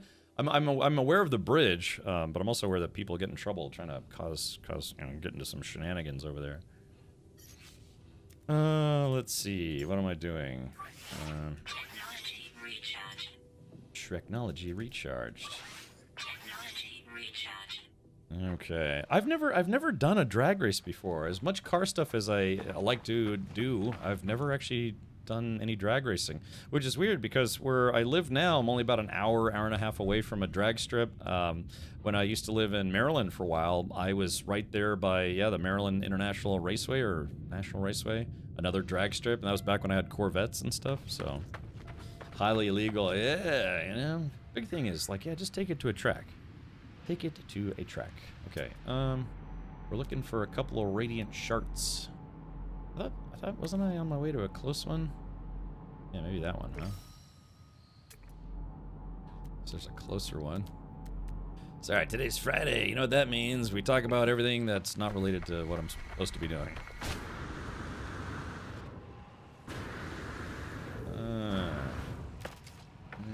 Okay, here we go.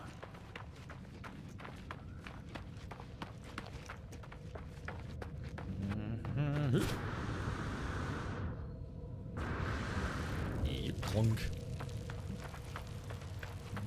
Yeah, for those of you who missed it earlier, I dropped off my car today at a welding shop to have the roll cage redone just a little bit, and hopefully I'll be getting it back in about a week, and then from there I'm gonna get the roll cage painted. Ah, crap. And then I gotta drop it off at another shop to have some electrical work done, and to check out a couple other noodly things that have been causing me problems. Then after that, the car honestly should be ready to go. So hopefully, if everything goes well, it should be all done by the end of November. And then I have all of December to make sure I can squirrel away all the other things. He needed a lady bar. Yes. No, it was kind of tough to get in and out of. All right, so is that not it? Oh crap! I need one more. Damn. Let's see, 595, 384. There we go. Let's just go to that one. Hey, Worm, welcome. How long have you had your Twitch handle? Because I can imagine there's probably been a lot of people that have tried to get that as a handle. Anytime you find someone on Twitch that has a short name handle kind of thing, it's always interesting. For instance, I was at TwitchCon and I actually met the person who has twitch.tv/Samantha. You know, can you imagine you actually getting your actual name as a Twitch handle? So, I get offers for it all the time. I've been around since Justin. Okay, yeah. So, and I know people who were originally on Justin.tv had the opportunity to keep their names when they also did Twitch.tv. So I've known people that have had, yeah, like, God, what was another one? I met someone else who, yeah, basically they just got their name on both JTV and then Twitch.tv. It's like, how did you get your name? It's like, well, I've been around since the Justin.tv days. It's like, oh. That's like a buddy of mine. When he registered his name on Discord, he said he was inundated with people trying to get his handle on Discord. And he's like, well, it's been my gaming handle for 20 years, 15 years or whatever. And it's like, yeah, there's no amount of money you could pay me. People were like, it's like, dude, I'll give you like $15. It's like, are you 12? You know? So, is this your allowance for the week? But, yeah, no, that's cool, man. It's always interesting when you meet people who are kind of OGs. As far as Twitch is concerned. Let's see, do I even need... Oh, I don't need these. Yeah, I registered my handle back in 2014, but I had a different handle that I had in, like, 2013. True story. That's a good question. Damn, you know, it's been so long. I don't even remember what that other handle was. Because I was watching my buddy stream on Twitch in 2013, a couple years after Twitch had come out. And then I started streaming in 2014. I've been streaming ever since. Manchu says, I too have been here since JTV, back when Craig and Dan were the only game in town. Okay, I don't know Craig G or Craig, but yeah, Dan's been around a long time. I had a 3-letter Xbox handle and got offers for it frequently. Really? What you say had past tense? What happened to it? Fun fact, I got this by literally asking the admin on Twitter for it. A group of us joked about simply asking JTV for some cool names, and the dude said sure. We were all switched, and we were all switched to our names. It was wild. That's a good pull, as they say. There was one other Captain Richard on Twitch. I think they were from the Netherlands or Denmark or something. But yeah, they only streamed for a while. I thought it would have been kind of fun to raid another Captain Richard here on Twitch, but alas, it was not meant to be. Kingdom for a jetpack upgrade. Yeah, so what if you still had it? I had I think Jerry Jar Squatter on as my PlayStation handle. Nobody offered me any money for that handle. Yeah.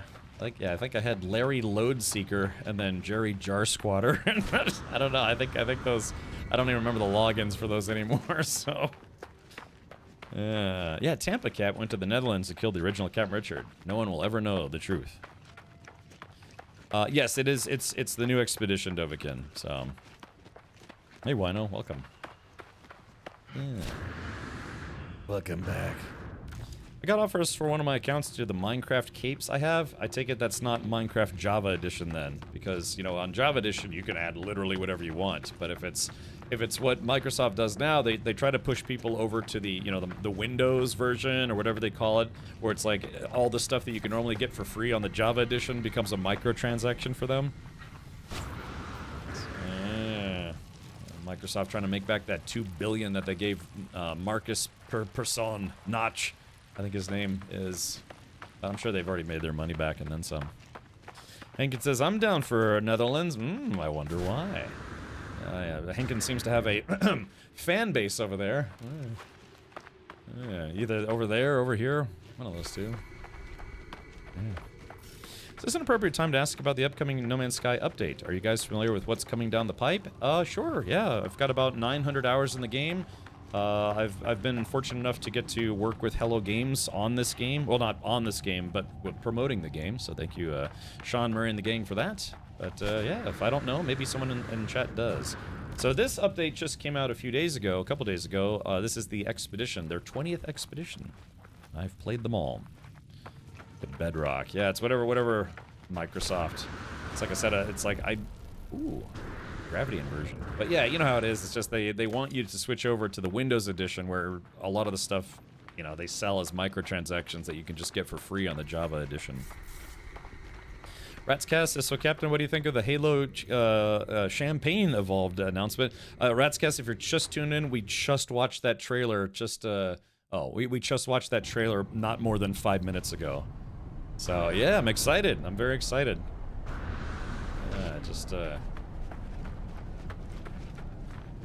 I'm actually genuinely looking forward to that. It'll be a nice blast from the past. Java Edition have Minecon capes that you can only get by going to Minecon. But it's the Java Edition. You could just copy it or, like, remake it. How does that work? Because again, that's the whole thing about the Java Edition is, like, you could quite literally do whatever you want. But, unless... I don't know. I'm trying to think of how they would limit that. You should try the vintage story, like Minecraft, but hardcore. Oh, okay. Well, you know, Minecraft does have, like, a hardcore mode, I think. Can you not just call your Corvette over? Yeah, but I don't know, I'm just being a cheapskate. I like to conserve fuel. Plus, it gives me more time to, you know, gab with all of you. So, but I'm padding for time, because we're almost done with Phase 4, and then there's only Phase 5, you know, and I'm still gonna be streaming for another 4 hours.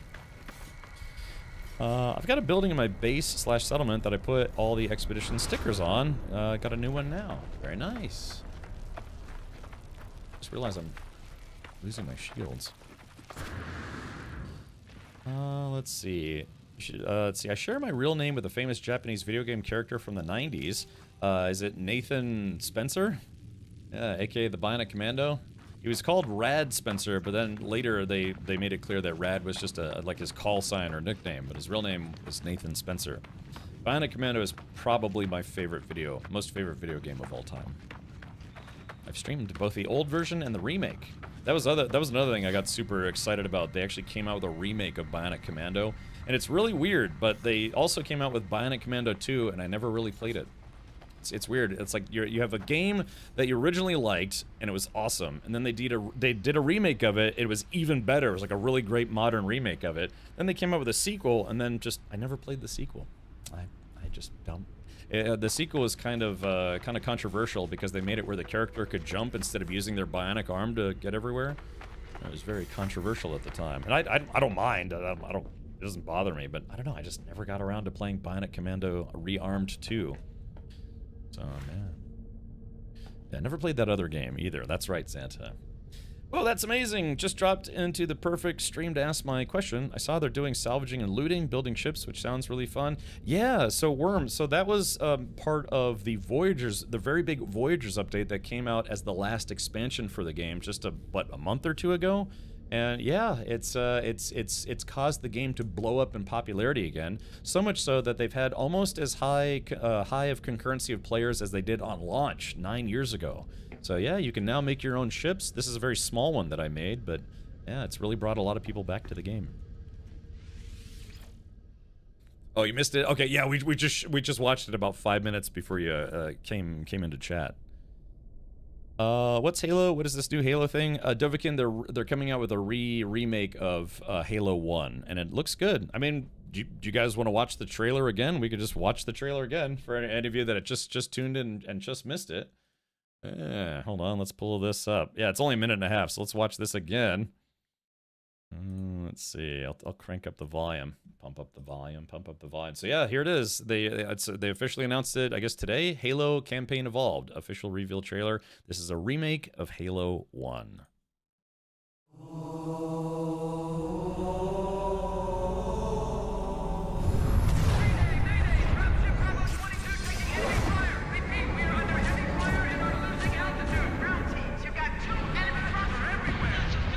According to the data in their networks, the ring has some kind of deep religious significance.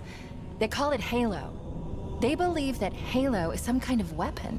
What sort of weapon is it? One with unimaginable power.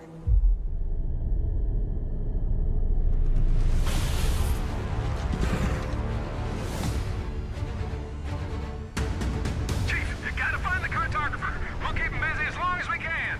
Fire Team Charlie, we're on our way. Touchdown! Hit it, Marine!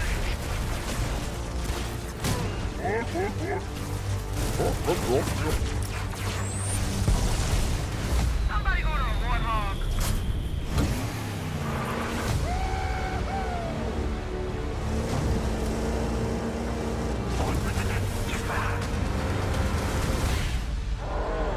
are putting up a real fight.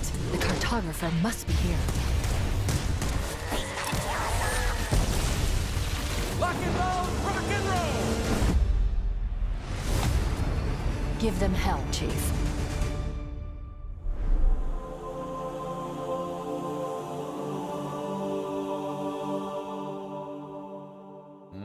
There you go. So yeah, it's official. Halo 1 is getting a remake. Oh, and some other stuff there. So yeah, that's gonna be exciting. Jumping in Bionic Commando does sound taboo indeed. That's the whole gimmick with it, right? Yeah, in Bionic Commando 1 and the remake of Bionic Commando 1, you could only you had a bionic arm. You could like fling a grappling hook out of your arm, and you had to swing everywhere. But yeah, in the second one, they actually added jumping, or the second remake, I guess you could say, or it was actually. They never made an original Bionic Commando 2, but they remade Bionic Commando 1, and then they made a sequel to the remake.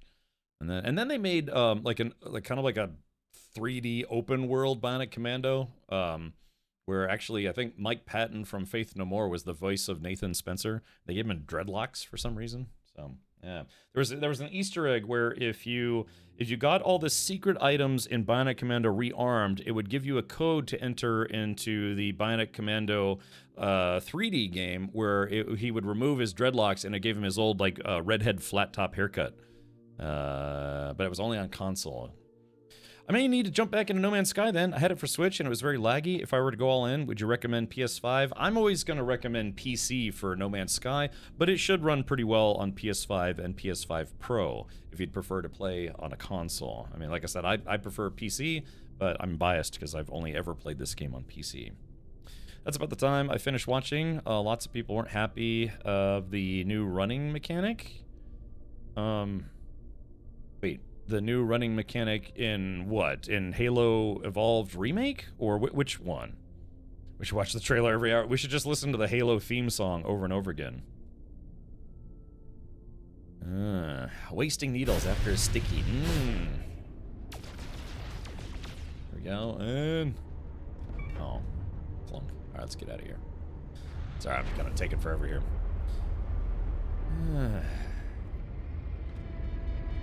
I used to watch that old YouTube show. Was it Red versus Blue? Looks like a puma. Yeah, it doesn't really look like a warhog. Looks more like a puma. Let's see. Let's go back to the space station. But yeah, the game is in a really good spot now. I mean, yeah, it should play fine on PS5 Standard or PS5 Pro. It's up to you. But yeah, I mean, I have a buddy of mine. He's also played a lot of No Man's Sky. And he's only ever played, I think, on Xbox. See, we watched the gameplay trailer, which is longer and more involved. Oh, really? Bratscast, if you can grab that link, let me know. I'll give you permission to post a link, and we can watch a little bit of it. Do you remember Griffball? I gotta be honest, yeah, it doesn't ring a bell. They added running to Halo. Did Halo not have running? Again, I only ever played Halo 1 and 2. I don't know if I ever played Halo 3. Again, I didn't. After Halo 2, they stopped porting them to PC. Really? So what's wrong with the... I mean, is that a bad thing that you can run in Halo now?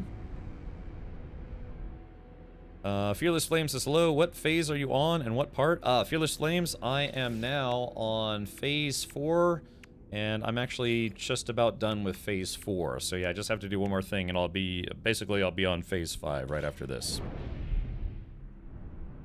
I mean, that doesn't sound like a bad thing to me, adding running. Again, if they can add jumping to Bionic Commando, they can add running to Halo. You know, it's been a long time since I played. I remember one time I had to... God, what did I have to do? I was trying to play it on Windows... I don't know, maybe Windows 7 or Windows 10, and I had to set it into emulator mode to get it to run on, like, the original version, which was, like, on, I don't know, Windows 98 or Windows 2000. Or something like that. I can't remember, but I had to run it on an emulator to get it to load. Oh yeah, Ratscast, that's what I was saying. Yeah, you have to let me know that you have a link, and then I will do what I'm about to do right now, which is give you permission to post a link. Remember, subscribers don't have to ask permission first, because no scammer, spam, or whatever is gonna subscribe just so they can spam links and then get banned. So yeah, that's sorry I have to use link protection, but that's exactly why. Spammers. Yeah, Ratscast. Yeah, if you wanna repost that, you can. Okay, alright, so we're coming out right meow. I gotta make some room in my inventory, so I gotta sell some stuff. So how many players per instance does this game allow? I think it's either 32 or 36. It's one of those two. Can't remember off the top of my head.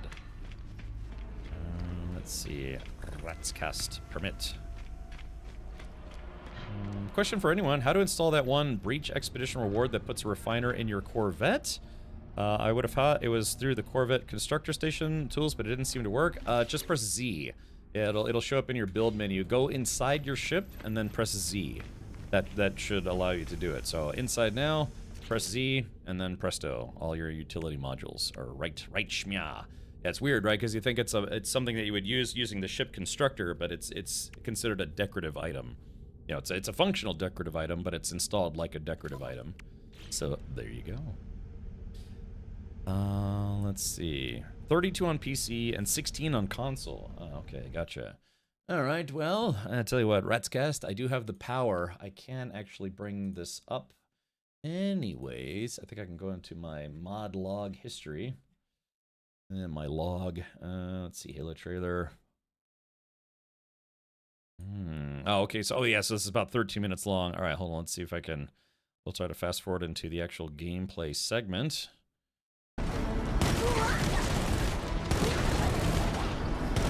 Oh man, this, yeah, it looks like Halo 1, except better.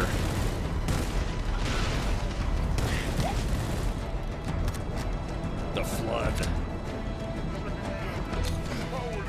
So what was it? It was, these guys were called the Covenant. And then the other guys, the later enemies were called the Flood, I believe.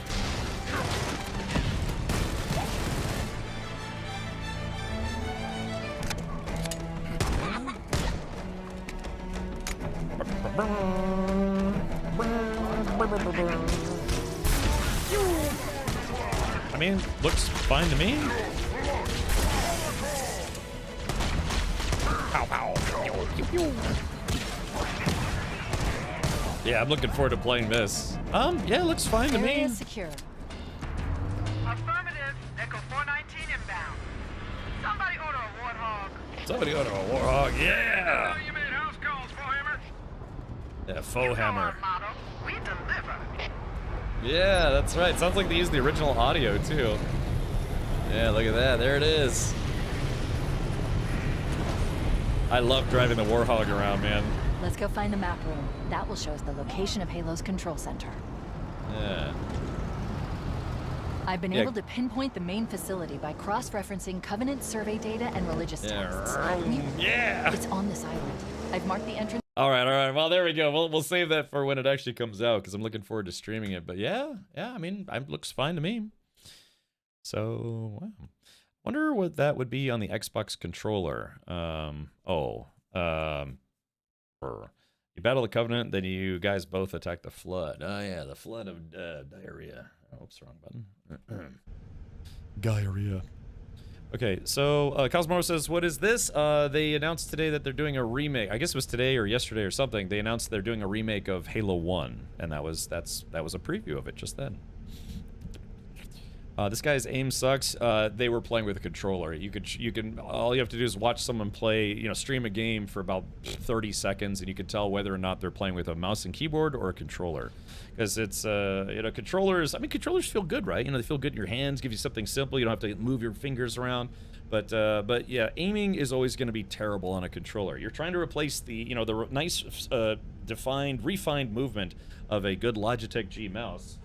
And replacing it by aiming with this little joystick, apparatus here, and it's never going to be as good. It's never going to be as precise, and that's why most console players have what's called aim assist turned on by default, or when they develop games for console, because everybody knows that trying to aim with this, you can do it, but it sucks. It's never going to be as accurate as a mouse.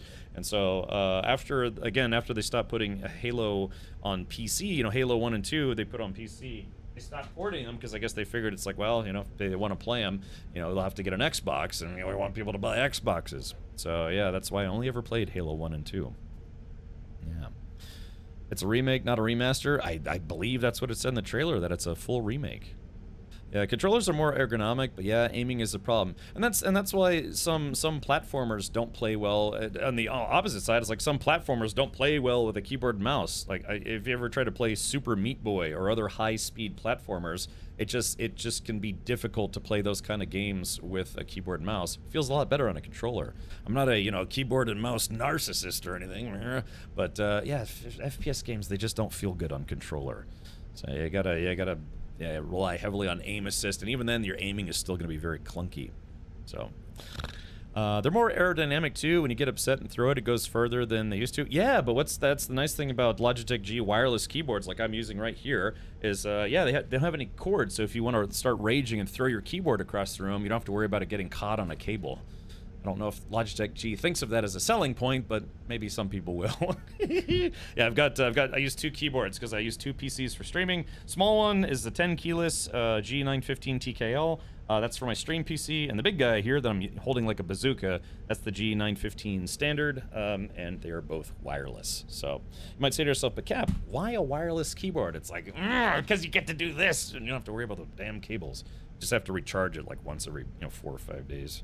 So, which I did last night. So yeah. All right, let's get back in the game. Sorry, I'm not trying to drag this out for forever. We got an expedition to finish, and when we do, we'll jump back into my main save. We'll kind of dude around there for a little bit. Then I'll bore everyone to death with car talk. My favorite. Like I said, I'm actually getting kind of excited. I want to be able to do some more racing streams. Wait, is that a visual glitch or is that intentional? Can't tell if that's a visual glitch, because yeah, you can kind of see like underneath the panels. Oh yeah, visual glitch. Metroid style games are easier to play with a gamepad. Yeah, exactly. Stuff that's like 2D platformers and some platformers in general. It just honestly they do play better with a controller. So, wonder what the No Man's Sky hotfix fixed. They should have patch notes on their website. So if we go to, let's do this release log. No Man's Sky, apparently it's only released on PC, but yeah, patch 6.11. It's just a small list. Fixed an issue that could cause the player to fall through the floor when teleporting to an abandoned space station. Fixed an issue that could cause players to be pushed unexpectedly while spacewalking, which I experienced yesterday. Yeah, a couple of visual issues, weather effect issues. Yeah, so I will link this in chat if you want to read these patch notes. And then pray to the almighty Sean Murray that Light No Fire comes out next year. So, there you go. Oh yeah, hey, speaking of which, speaking of game trailers, who here hasn't seen the Light No Fire trailer yet? I know I haven't seen it 50 times yet. I've only seen it more like 40 times. Let's see. Yeah, sure thing, Fresh Queeblets.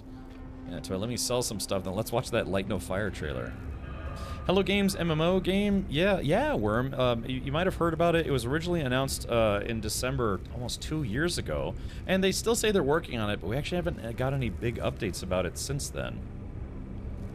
I will help you, but I'm not caught up. Is that okay? Yeah, that's fine, Fearless Flames. Maybe I can give you a hand since I'm already almost done.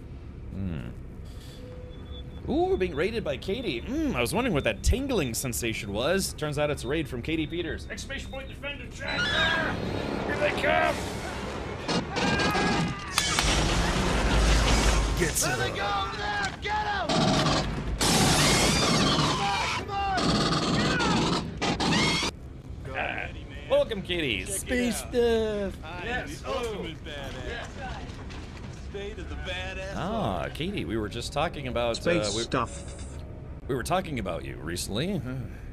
I mean, we were talking about Halo, but you know, it's kind of close. Maybe no. Welcome, Katie. Hello. Hopefully you're doing. Hopefully you finished Silent Hill F. I think you said on your last stream you were planning on finishing that. I'm assuming you did finish it today. Good. Old man Mikey, thank you for the 45 months. I finally finished it. I was about to raid someone last night that was also playing it. We caught them right as they had just got to the credits. Warp 07. Halo and me. That's right. Katie, about how many hours would you say it took you to play through it? Because I've still got some spooky games that I want to play through, but it's, gosh, it's, yeah, like I want to finish Chronos, The New Dawn. I want to play Hell Is Us. I wanted to play Silent Hill F. So yeah, it's just been such a crazy past couple of months. September was nuts, and then October was also nuts. So Mystic interviewed a couple of guys from Halo Studios about the new game. They said they made a few changes to improve the game, including the ability to drive a vehicle you couldn't drive before. Ooh.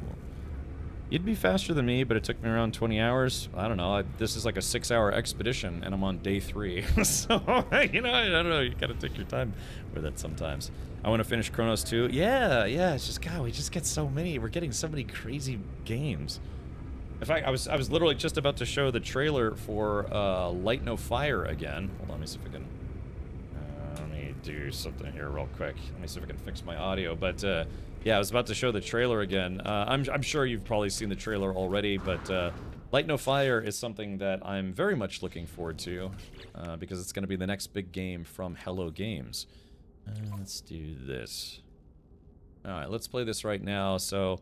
If you haven't seen this, if you're coming in from the raid, thank you so much for coming through the raid. And yeah, here is the trailer for the Hello Games, the makers of No Man's Sky and all the expeditions.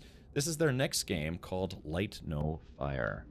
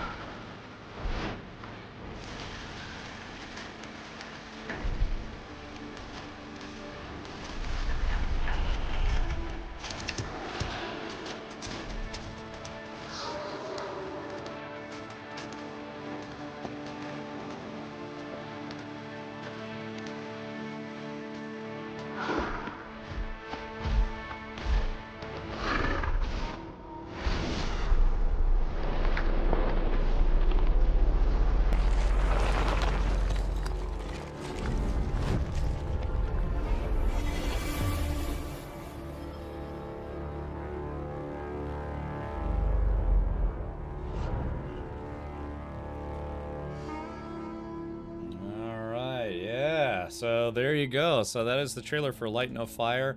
They're good at picking songs for their their main trailers and things. The original song for No Man's Sky, the theme song, was a song called Debutante by 65 Days of Static. It's a good song. I will actually agree with you there, Cosmoro. Halo campaign, or Halo 1's campaign is fun for, like the first half or 2/3, but then, there's a few levels that get really repetitive. Like there's that one, you're fighting the Flood, I think, for the first time, and you have to go through the hallway, and it's a hallway, and a hallway, and a hallway. There's you keep doing the same thing over and over again for, 45 minutes. And so, I remember there were some levels that felt pretty repetitive. I would say like the first third of the game is definitely an exciting romp, though. But yeah, Wyvern riding, yeah, there it is. So yeah, hopefully that'll be something, Katie, that you and others get to check out. But hey, Nun, welcome. So yeah, Katie, if you gotta go grab a snack, hug the hubby, or maybe do some backflips, don't let me keep you. But you're welcome to lurk if you would like. And we humans should have domesticated dragons when we had the chance. Yeah. Alright, let's do this. Let's get back into the game. Let's see, apply. And there it is. Okay, so I gotta make some room in my inventory. I'm gonna try to... Somebody's shooting something. Okay, so what do I have that I can sell? Because I've run out of inventory space. Yeah, that hallway board is super repetitive. Yeah, it's just you just kind of keep doing the same thing over and over and over again. Let's do sell. I just got here, and someone else just arrived here as well. Oh, is this Flameless Flame? Oh, it's Fearless Flame. Ah, hello, welcome. So let's see. We'll do. Yeah, give you a little wave there. Hello. So, yeah. So right now, if you feel like coming along, Fearless Flames, I am getting ready to jump into a black hole. True story. But yeah, I liked Halo. I liked Half-Life 2, of course. Maybe someday we'll start getting remasters of the original Halo games, and then maybe when maybe like 40 to 50 years from now, we'll get a Half-Life 3. Yeah, maybe not.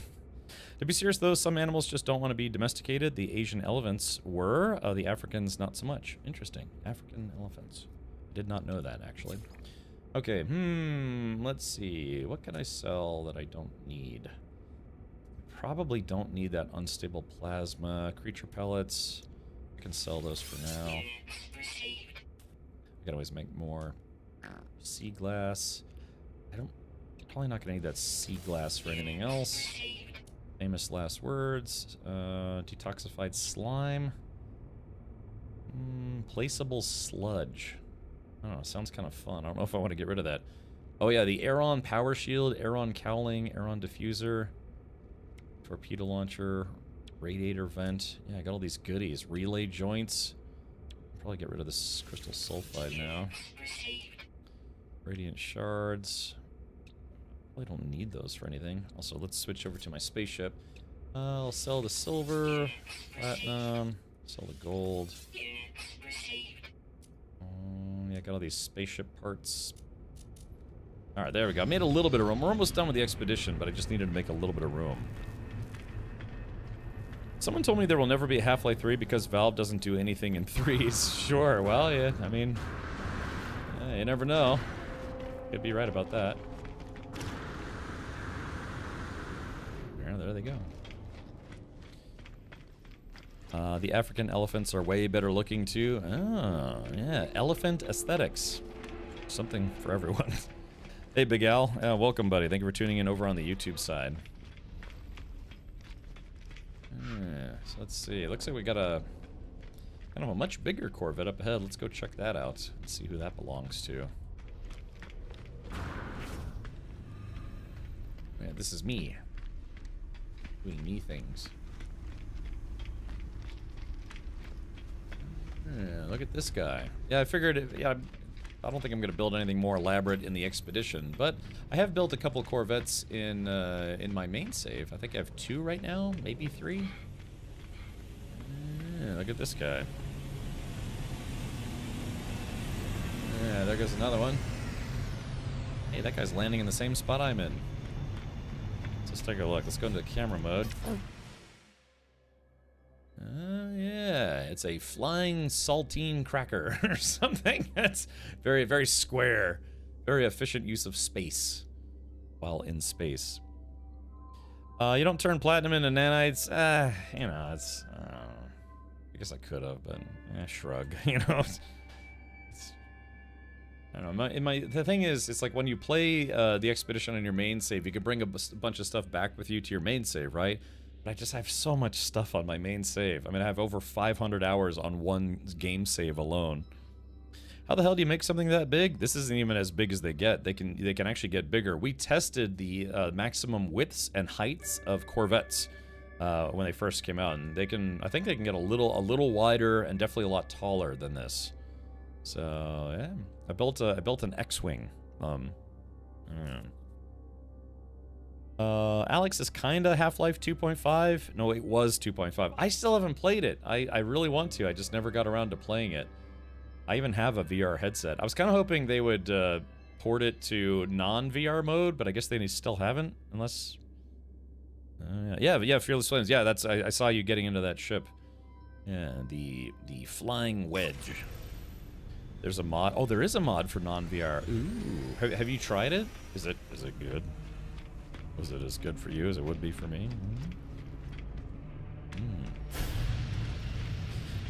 Gotta consult a guide sometime on how to make more than the basic Corvette. Yeah, I mean, when Voyagers first came out, I'm not a like extensive builder in this game by any means, but yeah, we did a few builds. My X-Wing build is my pride and joy, because it actually really does look like an X-Wing. I had a lot of feedback from chat to help me make that one. Some puzzles aren't the same without VR, though. I just played, I played Alien Rogue Incursion Evolved Edition, which was originally a VR game, but they ported it to non-VR. And yeah, you could kind of tell, you could kind of see where it was meant to be a VR game, but it just, you know, just wasn't anymore. But it was still not bad. With the mods, you can almost make a Death Star with that thing. Yeah, with the mods, you can exceed the building limits, which is kind of fun. Okay, so Fearless Flames, the only thing I have left to do for Phase 4 is... Oh, I gotta collect a reward. Starship launch fuel. Yeah, the thing is, I'm running out of storage space. Starship. Okay, let's see, sort. Thing is, because, yeah, see, I've got all these modules I'm trying to not install because I want to bring them over to my main save. All the S-tier ones, stuff like the Personal Force Field and the Scatter Blaster, I'll just, those will automatically get turned into nanites when we beat the expedition, so, yeah. But yeah, I'm running out of storage room, because I also, one of the other things that I didn't do was I didn't quote-unquote spend my ship expansion slots. Where is that guy? Let's see. Yeah, I didn't spend my ship expansion slots, which I probably should have. Let's see. There we go. Yeah, now my starship's getting kind of full. Dang, where did I put those? Hopefully I didn't delete them by mistake. Oh, here they are. Yeah, so I've got 8 multi-tool expansions and 5 storage augmentations. So I'm saving those. I want to bring those over to my main save. But the downside is I'm running out of storage space. But we only have one more phase to go, so hopefully that'll be okay. Because you can bring I think it's 8 modules, like this S-tier mining beam module. 8 modules, and I think up to 30 individual items, including the new ship parts. So, yeah. I'd love to see it sometime. Is there a particular stream I should look for the X-Wing? I could swap back to my main playthrough if you want to see it real quick. Pop in a storage container in your ship. That's not a bad idea. That's actually not a bad idea. I hadn't thought about that. Hold on. Let's do this. Question is, do I actually have access to it? Hold on. Let's take a look. I guess I do. I need a microprocessor and 3 metal plating. That's not a bad idea, actually. Okay. So let's do this. Kind of forgot that was the thing, to be honest. All right, 1, 2, 3. Oops, made 4, and then 1 microprocessor. Yeah, okay, here we go. Yeah, thank you for the reminder. I kind of actually totally forgot all about that. Clunk. Cool. All right, so now, if we go into my Starship storage, trying to remember how we access that separately. Yeah, there we go. Ah, there we go, chat. So now I can take some of this stuff that I'm saving and put it in here. Good call. I actually kind of forgot about that. So, all right, there is that guy. Let's see. Yeah, there we go. Now we're playing with power. Okay, cool. Yeah, there we go. Now we're making room. All right, very good. All right, thank you. That's a good call. I actually honestly forgot about that. So, yeah, just to get a little bit more inventory space.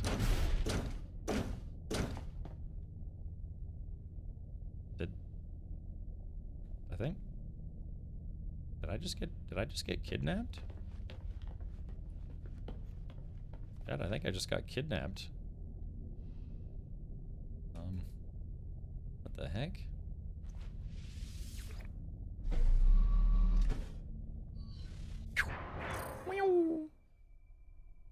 I just got kidnapped. What the hell? Well, yeah. Saltine of Doom, is that its actual name? I don't know. I was kind of making a joke, but yeah, this might take a while, so let's do this instead. There we go. They made it where you can instantly summon your ship. Well, that was strange. Yeah. So, before I was rudely interrupted. So here we go. So yes, I have storage. It's like liners on the side of your ship. And again, there are different interior styles. There's like three different hab styles, so to speak. Oh, there it is. Yeah, it's like, yeah, like I said, it's like the Trisket of Doom. Awesome. Okay, well, okay, cool. Yeah, thank you for the reminder. I actually kind of forgot about that. So now, yeah, now I've got a lot more storage space. I just have to remember to get all that stuff out of storage when we're about to finish the expedition. I started turning multiplayer off when I was going to be in a station for a while. Oh, yeah. That's what happens when you turn on the hairdryer and the electric toothbrush at the same time. Yeah. Buzz. But, let's see. Some of your stuff ends up on YouTube, right? Yes, finally in 2025, starting in January, I started putting all of my VODs on YouTube. And now I'm multi-streaming to YouTube, so it's all that stuff is there as well. Yeah, exactly. It's exactly the crackers of fun. All right, so actually this can go on the starship. Actually, I don't have any room, never mind. Let's do this. Yeah, let's take all these upgrades. Upgrade complete. We'll put that in my exosuit. Yeah, just all the stuff that I'm not going to use immediately.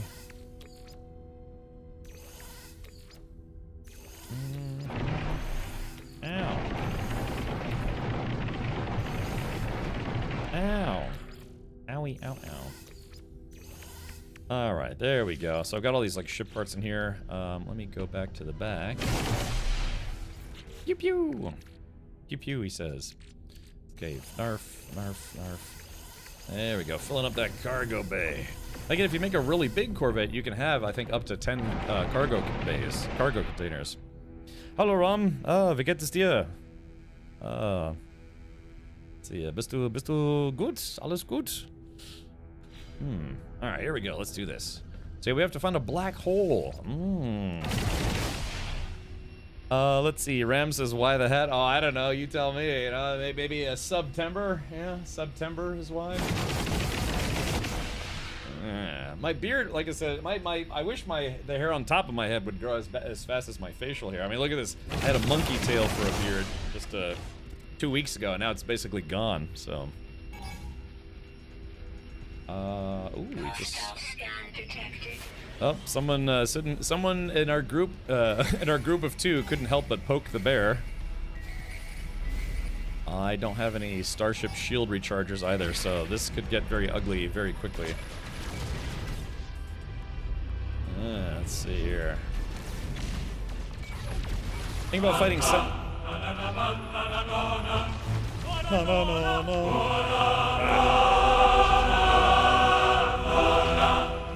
Thank you. Yeah, you know what I'm gonna do? I think I'm gonna go back to the space station. This thing is really not set up for dogfighting, so it's gonna be a struggle trying to fight the interceptors and this guy. Let's see. So where is the space station? Yeah, I'm gonna make a run for the space station. Yeah, it's just pro tip. I mean, maybe Fearless Flames ship is set up for dogfighting, but mine is not. I've got one gun and it sucks. So. You look sexy. I'm okay, just dead tired. Zelmuda, yeah?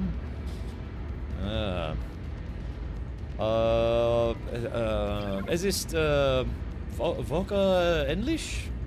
Or no, it's, God, I'm trying to remember how you say weekend in German. God, how do you say weekend in German? I'm trying to remember. Wochenende. Oh yeah, go figure.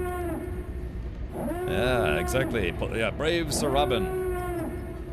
I'm just gonna go back to the station. Looks like I might have gotten away. Anyways, yeah, my wanted rating went down. It's just this thing is, yeah, I don't have this thing set up for dogfighting. Es ist endlich das Wochenende. Okay, gotcha. Yeah, finally. Ja, es ist endlich Wochenende. Very good. Sometimes I think about how, hopefully, if I keep up with my German lessons in a year or two, I could have one stream a month where we only stream in mostly German. It'd be a good challenge. Also, you could hear my very bad German grammar. Okay, all right. All right, let's do this. So we've reset it. Hopefully Fearless Flames have reset for you as well. We just need to find a black hole. Okay, so now let's track this expedition. Yeah, we just need to find a star system with a black hole It looks like there's actually one very close by. So, Fearless Flames, let's head over to Owadak Zawar. The what? Zawar. If we go over there, we should be able to find a black hole. Then, Fearless Flames, you and I can hold hands as we fly into a black hole together.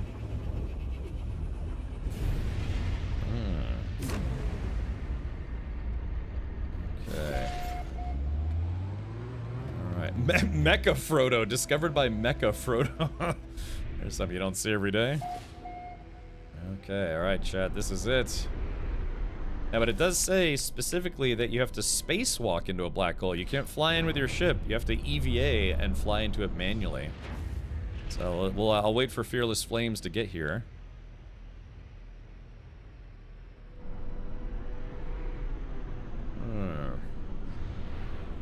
Let's see, I'm sorry. Are you talking? Ja, ihr ist, was? Sie ist Deutsch. Ihr ist Deutsch?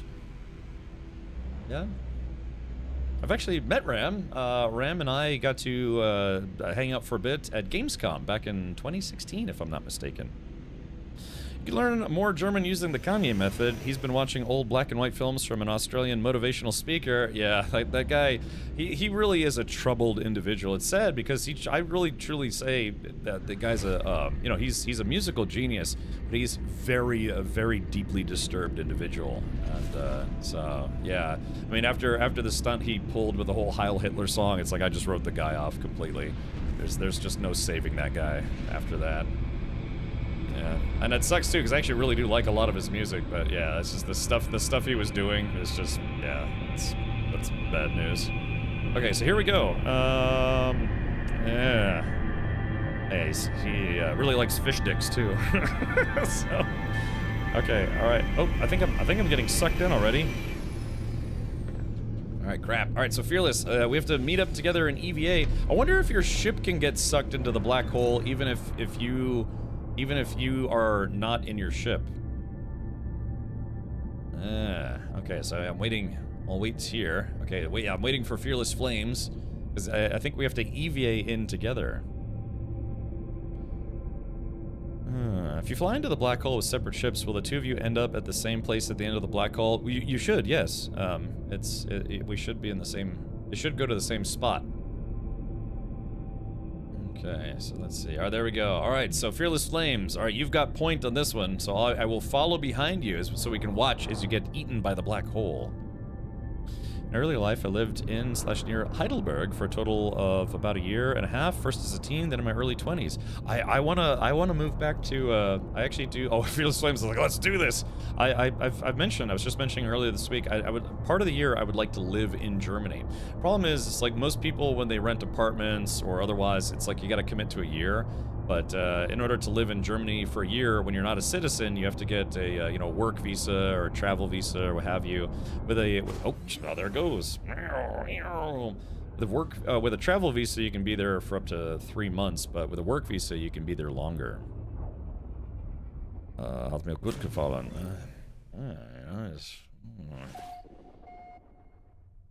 Ja, ich möchte mal Urlaub in Deutschland, aber Urlaub ist nicht lange. Wanna be there for longer. Viele Tage, Wochen, Monaten. All right, so there it is. Phase 4 complete. So I got the Wings of Aeron plans, the Pillar plans, and the Planny plans. But yeah, now we are in space. Where's Fresh Queeblets? I'm not Fresh Queeblets. I mean, Fearless Flames. Yeah. So yeah, we ended up in the same spot, but we're kind of far apart. Yeah, 15 kiloseconds. Looks tasty. So we went through some kind of wormhole. Yeah, in this game, black holes are, basically wormholes. You know, in the Interstellar movie, instead of, I guess it's a mild spoiler, but you know, they have black holes in that movie as well. And the whole thing about black holes, why they're called black holes, is because the gravity is so strong that not even light can escape it. And that's why it has that like black center to it. So the concept that you could fly into a black hole without being crushed into an atomic paste would be kind of interesting, right? So, Yeah, because I think from what I understand in reality, yeah, if you try to get anywhere near a black hole or past the event horizon, eventually, yeah, gravity would just squish you into, like, literally, like I said, like atomic paste. Yeah, there we go. So, yeah, Fearless Flames, we made it. So I'm losing life support. Time for life support gel. Technology recharge. Like that. Gulp. Yeah, just swallow that thing. Yeah, probably subatomic paste, right? But yeah, so like an Interstellar, and Interstellar was implied. It's like, no, it's just it's a wormhole to an alternate reality. Spoiler, sorry. Okay, well. So again, they do give you the option, boop, to simply summon your spaceship. So yeah, now we're in the middle of nowhere, but there is a space station, and even though they're abandoned, we can still use the teleporter, so we can teleport back to the future. Or getting spaghettified, yeah. Yeah, so again, you know, humankind, it's a bit unfortunate, right? I mean, we've as a people, we've only been to the moon. We haven't even been to, you know, say like Mars or otherwise. Oh, yeah, there he goes, Fearless Flames poking the hornet's nest again. So, so yeah, you know what they say, born too late to explore the planet, born too soon to explore the galaxy. Yeah, it's very convenient. Cat Pain Typo says, I barely ever even traveled out of state. Yeah, my buddy Joe, he had never even basically left town until he was in his early 20s. Oh, that's okay, Fearless, it happens. So, alright, well, let's go ahead and collect our rewards. Memory Fragment, Inventory, Defense Chit, and a Terrifying Sample. Those Terrifying Samples are fun, usually worth a bit of cash. Born right on time to work out, WTF 6-7 means? Born right on time to work out, WTF 6-7 means.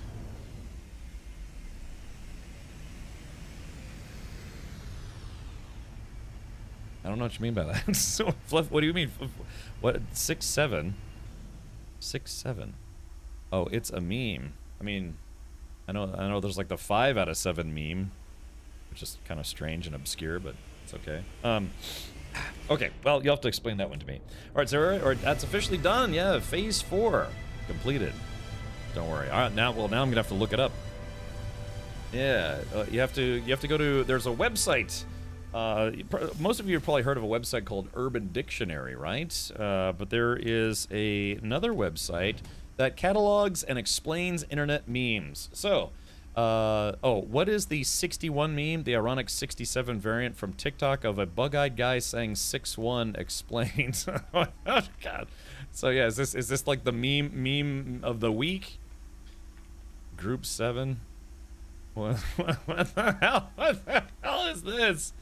God, there's people being weird doing just about everything.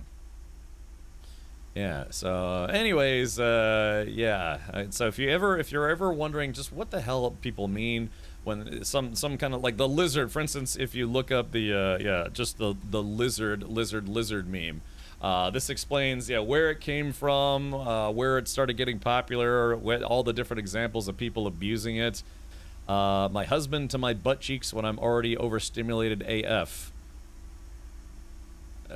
Lizard. Yep,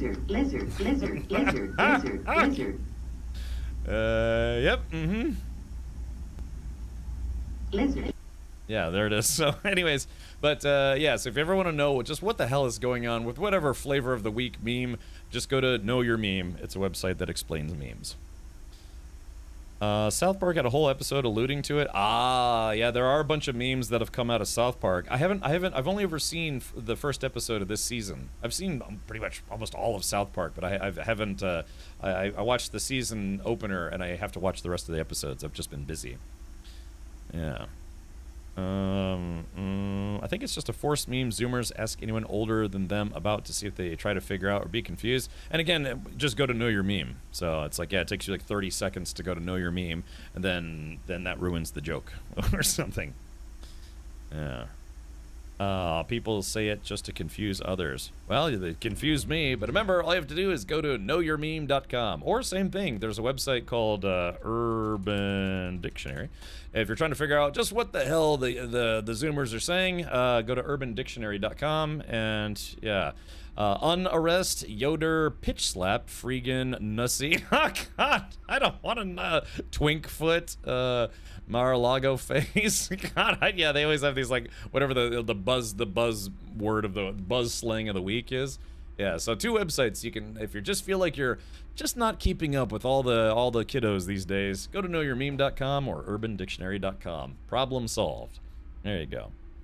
As a Zoomer parent, this is a lifeline. Yeah, you know, you'd be able to look up to see if your kids are doing anything naughty. You know, some new, it's like, oh yeah, you got those cheddar sticks, and turns out it's like drugs or something. It's like, yeah, you got them Oreos. It's like the, you know, new word association, Oreos. Okay, so it's, you have like Coke in your purse or something. It's like, yo, you got that Oreo?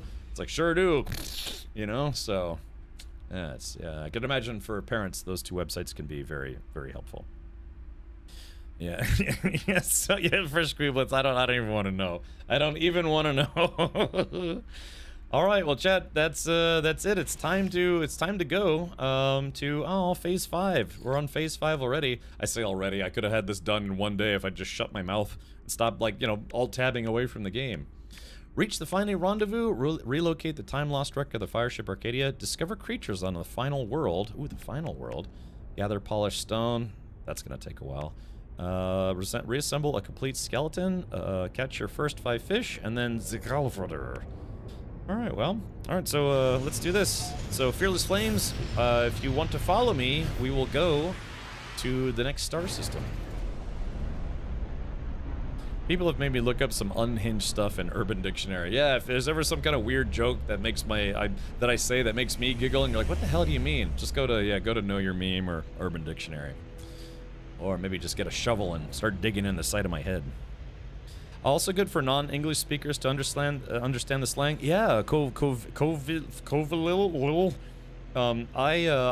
I'm trying to learn German, more German, and I was given a book of when I was a lot younger. My cousin, who is from Germany, she gave me a book of German swears, and then then Kiri, she gave me a book of German swears and slang and, like, you know, casual versus, you know, formal German. It's, you know, kind of like, it's like, hey man, we're just shooting the breeze here. It's like, well, what does that mean? You know, so you have to explain it. And if they say, like somebody said yesterday, like, don't slap the dog wiener, and it's like, that's, I guess, a German saying or something. I don't know. You know, in German probably makes more sense, maybe.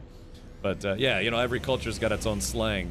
Like I've tried to watch videos on, like, Irish slang and British slang, and you know, it's kind of fun to learn about all the, you know, just the languages of any language can be very fluid, right? You know, all the word associations and phrases that people come up with to make language fun. I was an English major in college, so, you know, just the art and craft of language and words can be very interesting. So, let's see, Cleveland Steamer, yeah. Whew. All right. Yeah, Australian slang is its own language, right? You know, just whether it's American English or, you know, British English, Australian English, South African English, all those different. It's the same language pretty much, but yeah, different slang, different slogans, catchphrases. So yeah, okay, let's do this. All right, so Fearless Flames, we are on our way to oh gosh, okay, so I'm gonna have to make I don't have very good jump range, because again, it's hard to get jump drive upgrades. I'm afraid my pain meds have ruined my ability to understand this stream today. That's okay, Cat Pain. By the way, I put out a bowl of cat food for the stray cat that I found on my front porch the other night, and when I woke up this morning, most of the cat food was gone. So it was either the kitty cat or raccoons. I have, yeah, raccoons and possums. I even have armadillos in my neighborhood. Yeah, Florida has a little bit of everything. Cockney rhyming slang sometime. It's wild. Yeah, see, like I said, I was an English major because language, I don't know, I've just enjoyed language. You know, I used to read Strunk and White's Elements of Style, and the hell was that? Got ejected out of my map. I have a pretty advanced English, but these are confusing to me. Yeah, exactly.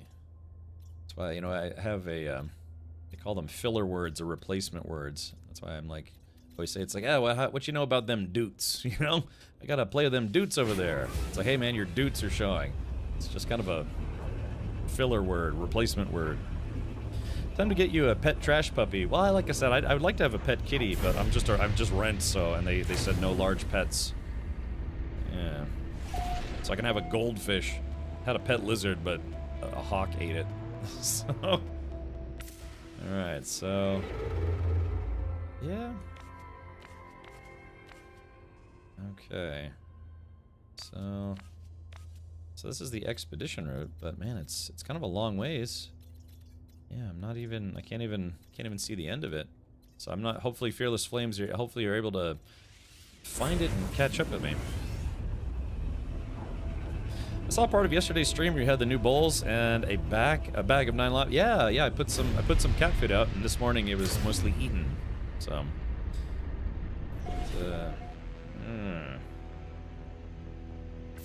just hope I'm going the right way. Yeah, normally... Oh, there's an Atlas station right there. Hyperdrive has no fuel. Yeah, if I can only... I guess in order to increase my jump drive distance, I would have to make my Corvette bigger. Get a ferret? Yeah, I could probably have a ferret. It's just, you know, like dogs, you know, they kind of tear up the place. Cats scratch up everything, barf everywhere, but... yeah, like I could have like a goldfish or like a hamster. They said like literal small pets are okay, but I can't have a cat or a dog or like I don't know, a boa constrictor. You can get a kitty. We won't tell. I know, that's the thing is. So apparently the people who lived here before me, they had a dog when they weren't supposed to, and they had to repaint everything because right about dog level, there's just a lot of stains everywhere. You know, by the front door, the back door was all scratched up at dog level. You know. And so, yeah, they ended up having to repaint everything. And so that's why they were like, yeah, no pets. Because these people didn't, I think they did not get their security deposit back because of it. So, yeah, you know how it goes. Let's see. All right. I could try to land in a station. Yeah, do I have any parts that would give me some jump drive range?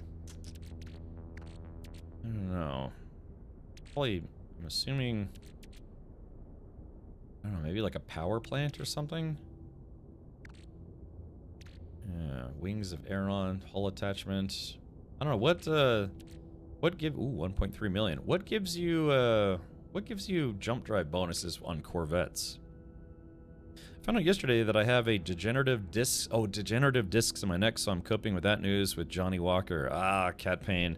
Yeah, it's never fun when you find out you have a chronic condition that's only going to get worse, or simply a chronic condition.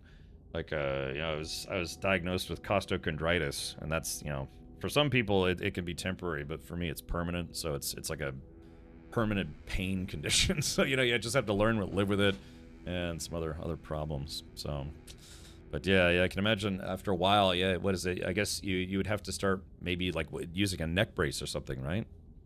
There's a reactor for the Corvette that increases hyperspace distance. Okay, I don't know if I have one of those, but maybe I could acquire one, because yeah, otherwise all this jumping around is going to take forever. There's a let's see. There's a power plant you can trade for that adds range. Yeah, I guess that's. I think I have a lot of warp fuel, so I should be okay for now. But let's see. Yeah, here I've got another warp hypercore. So let's stick that in there. That should be good for at least another 4 jumps. So. I used to have costochondritis, but it finally went away. It really does suck, though. Yeah, just it's a pain disorder. Yeah, about 4 years ago, I was diagnosed with a heart arrhythmia too. So same thing. It's like, yeah, but it's nothing you can do, man. You just got to learn to live with it. Let's see. All right, let's keep going, huh? We got to get to the end. I got to get to the next rendezvous system. Okay. Galactic Core Expedition route. Because after a while, I'll have to stop and make some more warp cores. I'm thinking I need to sign off of alcohol after this weekend, so I bought a nice bottle to send myself off. Did they say that alcohol is bad for it? I mean, like I had to cut down myself, man, because they said it's not good for some of the ailments that I have. Every so often, though, you know, it should be okay. But is that something that would actually negatively impact I guess, degenerative neck problems? Let's see. Had to change many things in my life. Yeah, you know, like I said, I found out I eventually became caffeine intolerant, you know, so that was a transition period where I couldn't have caffeine anymore. Yeah. You don't get to pick the weird things that happen to you sometimes. You can try to, you know, alleviate things, but sometimes you just don't have a choice. Yeah, so I had to switch to non-caffeinated sodas. I've tried drinking decaf. You know, even decaf coffee still has caffeine, so I can't drink a lot of it. Yeah, you know, just anytime I want to drink a soda, you know, I have to check to see if it's got caffeine in it. Yeah, the pain meds they have me on say alcohol bad. Oh yeah, okay, so it's a medical or a medication conflict, and I've been there, man. So I have to be honest, I haven't had any alcohol in months now myself because of the medication that I'm on. And yeah, it sucks, but you just have to adapt. You know, you get used to it. You learn to adapt and things. But yeah, I mean, like I said, even at TwitchCon, I was hanging out with Hankin, and you know, there were a lot of places that were doling out free drinks, parties, and things. So just yeah, I couldn't have any because of the medication that I'm on. So. Can't you teleport back to Rendezvous 4? Oh, that's right, because I went through a black hole. Oh my god, I totally... I was like, God, why is this taking forever? That's right, I totally forgot I went through a black hole. I got distracted. Awesome. Dude, you're right. I would have had to make like 4,000 jumps. I totally forgot that I went through that black hole. Yeah.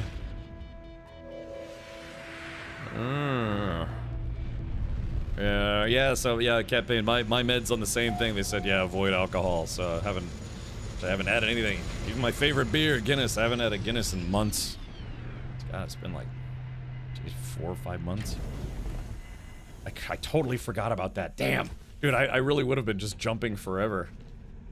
I totally forgot. Because yeah, what you can do is you can go to a space station, go to the teleport portal, which is still functional even though the station's been abandoned, and teleport back to Rendezvous 4, get back in your ship, then go and start jumping to the next sector. So I will also be honest, but since I'm on LOA forum work now for probably 2 months, now would be the time to deal with the withdrawals at home. Okay, gotcha. Yeah, you know, sometimes life throws you curveballs, man. You gotta just try to smack your balls as best as you can. Just deal with it. Yeah, what do the military folks say? Embrace the suck. Yeah, just deal with it and get it over with. Neandroid says you could still go for an alcohol-free beer. I actually did. Yeah, I had a no duels. I haven't had a no duels in a really long time, but I was like, man, I had a duels for the first time in like 8 years or something, just because it's like, oh god, I kind of miss the taste of beer. But yeah, it had to be no duels.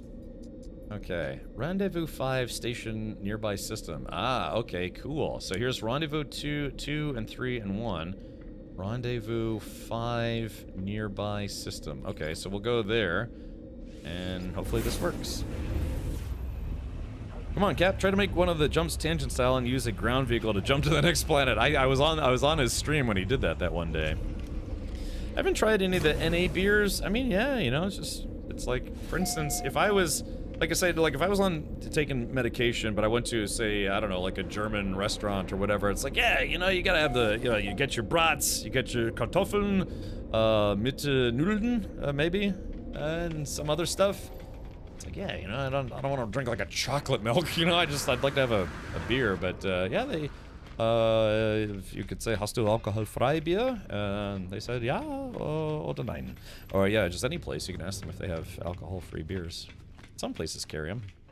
You know, a lot of bars will, because they know some people are designated drivers, for instance, or you know, restaurants might carry it, because they know it's like someone who wants a beer, but they just can't have alcohol for whatever reason.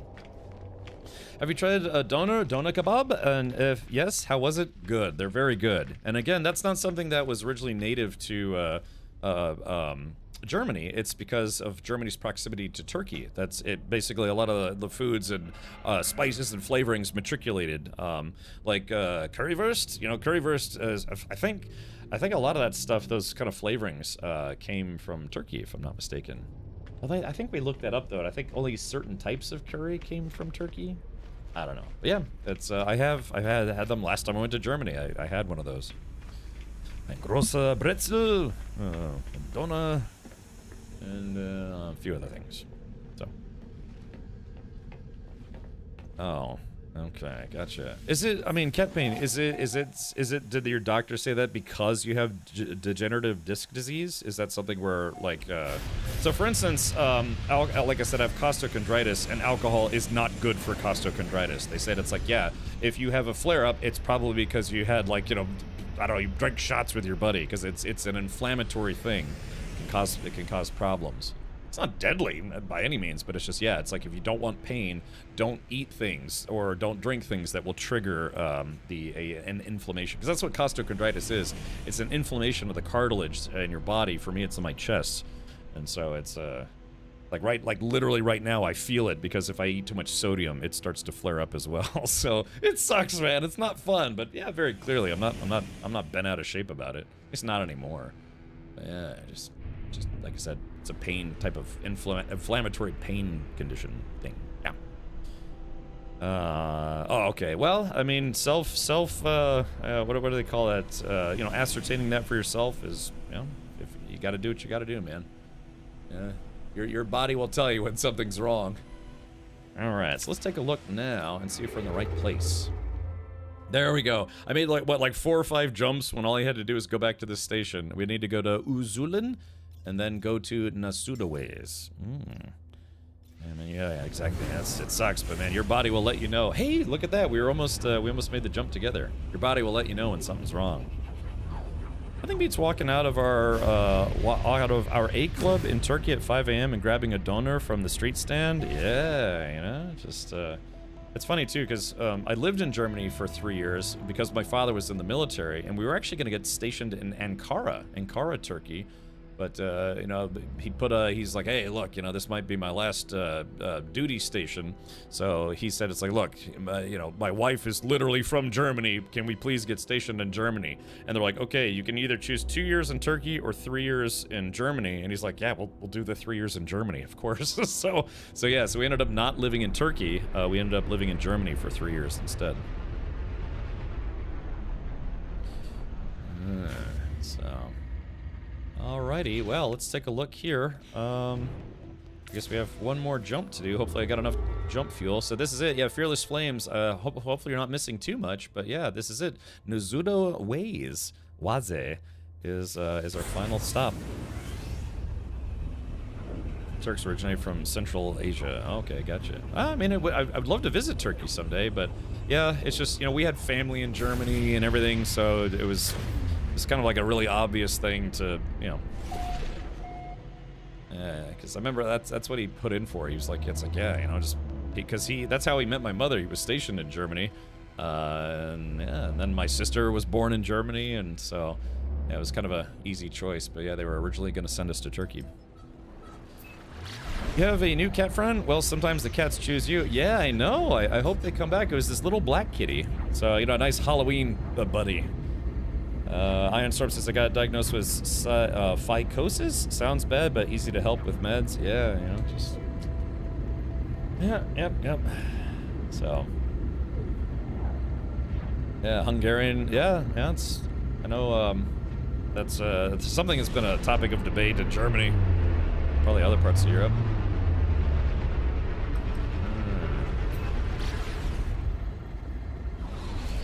Cooler says, I'm a Turkish, Kurdish, Irani. Ah, Iranian.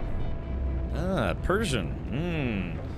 You know, there are a lot of cooler, there are a lot of very beautiful Iranian people, Persian, people of a Persian descent. Yeah, a lot of your kinfolk can be very easy on the eyes. Wow. So, what the hell am I doing? I can't see where I'm landing. Oh, jeez. Oh, gosh. I think we landed in the middle of a storm. I had a coworker that made things a little uncomfortable for me, but in a please don't tempt me kind of way. And she was Persian, and she had very beautiful eyes, and she was well, I'll be blunt, man. She was very attractive, but she was married. So, and it was kind of one of those things where we were working together kind of a lot, and yeah, I don't know. There was just times where, you know, she would be a little bit flirty, and then she invited me over for dinner at one point, And I thought it was kind of awkward, you know, and I guess her husband was out of town, and I was like, yep, nope. So let's, we're not doing this. Golly, man. She was very pretty, man. Very pretty. And she was making things hard for me at work. But yeah. She worked in conferencing tech, like this, like conferencing systems.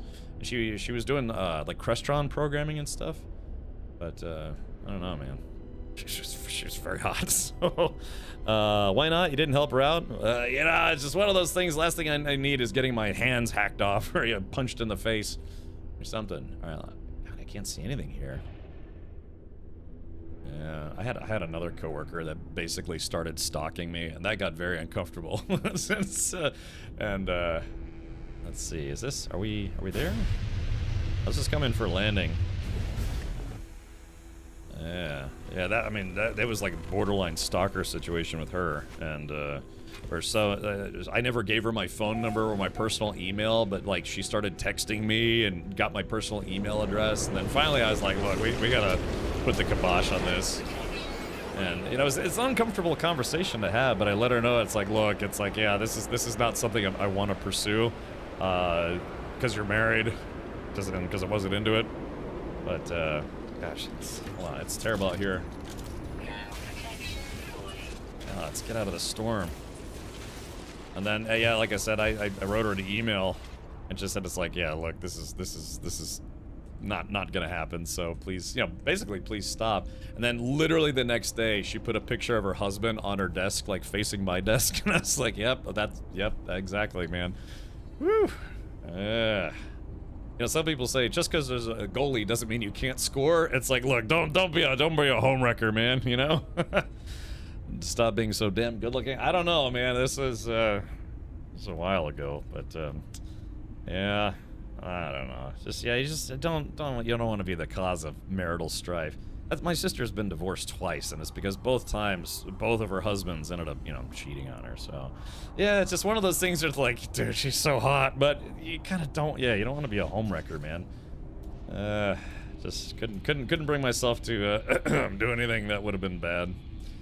Just not worth it, in my opinion. All right, let's take a look here. Okay, so we're waiting for the storm. Blazer says, Persian here, you totally handled that situation well, Cap. Those ladies can be quite deceptive. Oh, dude, she was probably one of the like prettiest women I've ever seen in my life, and I worked with her, man. But I don't know. Yeah, it's just gotta make good decisions in life. It's like, yeah, it might be fun for an evening, and it might, you know, get a punch in the face. Maybe that meant her husband likes to watch. Now that's a different situation. Yeah, if both people are, you know, yeah, if it's that kind of situation. And I mean, honestly, I've known people who were married that were open about being swingers. So yeah, that's different. But yeah, if someone's trying to surreptitiously engage with someone else, Jesus, like it's like SETI Alpha 5 out here. Sorry, it's a Star Trek reference. Yeah, you know. I'll never forget having dinner with a guy and his wife and her boyfriend at the same table. It was kind of one of those things where it's like, yeah, if it works for them, it works, you know. And he was like, the boyfriend was kind of like rubbing on her back and stuff, with her husband sitting right next to her, and it's like, yeah, if it's okay, you know, if everyone's cool with it. I don't know, maybe she was like the meat in a dude sandwich, if you know what I mean. So, when a mommy traveler and a daddy traveler love each other very much and have an open relationship, yeah. It's LV426 out here. Now here's the thing is, about a train manipulator. So if you're losing your environmental protection, when you're inside your ship, it recharges, but if you just simply dig a hole, you can at least get it to stop until the storm clears. So it's well, Billion, but the thing is, it was not that, it was that they enjoyed the company of others despite the fact that they were married, and it was like literally both of them. So LV420, blaze it. Yes. All right, so there we go. We're not on a gas giant, are we? Oh, no, not a gas giant. So this is a rainy planet. You know, without the storm, it actually looks kind of nice. Okay, so we got our target aligned. So let's head on over to the rendezvous point. Let me recharge my hazard protection. There we go. I'll just recharge that guy. Let me make sure that my starship has launch fuel. See, that's why you check, man. Because if I do want to summon my starship didn't have enough launch fuel, so I would have to run back anyways. You know, I don't know, man. Some people are pretty comfortable being, you know, monomonogamous. Some people are comfortable not. Some people are comfortable being totally celibate. You know, it's just whatever people do with their personal lives. You know, as long as they're not doing anything illegal, or like I said, you know, trying to ruin marriages. It's like, you know, just hey, people are people. They gonna do what they gonna do. It's not my business. I can make it my business, yeah, buddy. Technology Yeah, recharge. that's okay. All right, well, let's see. All right, so just a little less than 300 meters away.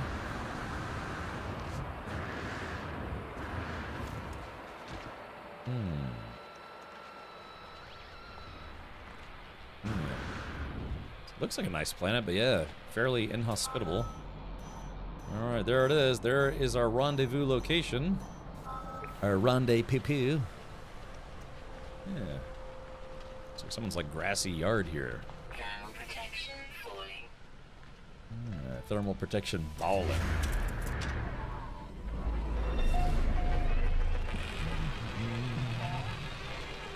Looks like a Waffle House. Oh, yeah. I do go to Waffle House from time to time, although I haven't been there in a few months. Ooh, more whispering eggs. Yeah, Fearless Flames, we want to get some... oh, I think Fearless Flames had to jump out. Fearless Flames, thank you for joining me for some adventures in space. Erdy is here. Coming to hang out for a wee bit. Okay, there it is. Timestamp 5. Reach the final rendezvous. Rendezvous. Okay. Let's see. Yeah, let's take a look and see what this, let's see what this corrupted terminal has to say. Right, hold on. A sec.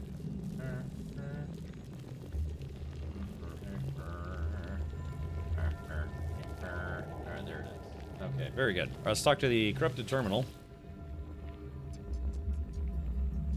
Returning user identified. Terminal now active. Unlocking data log continuation for analysis. The oceans here are blood. Nothing lives in them. They're alive themselves. Great protein life forms as large as continents. Or perhaps there's only one of them. What does such a thing consume? I ask myself.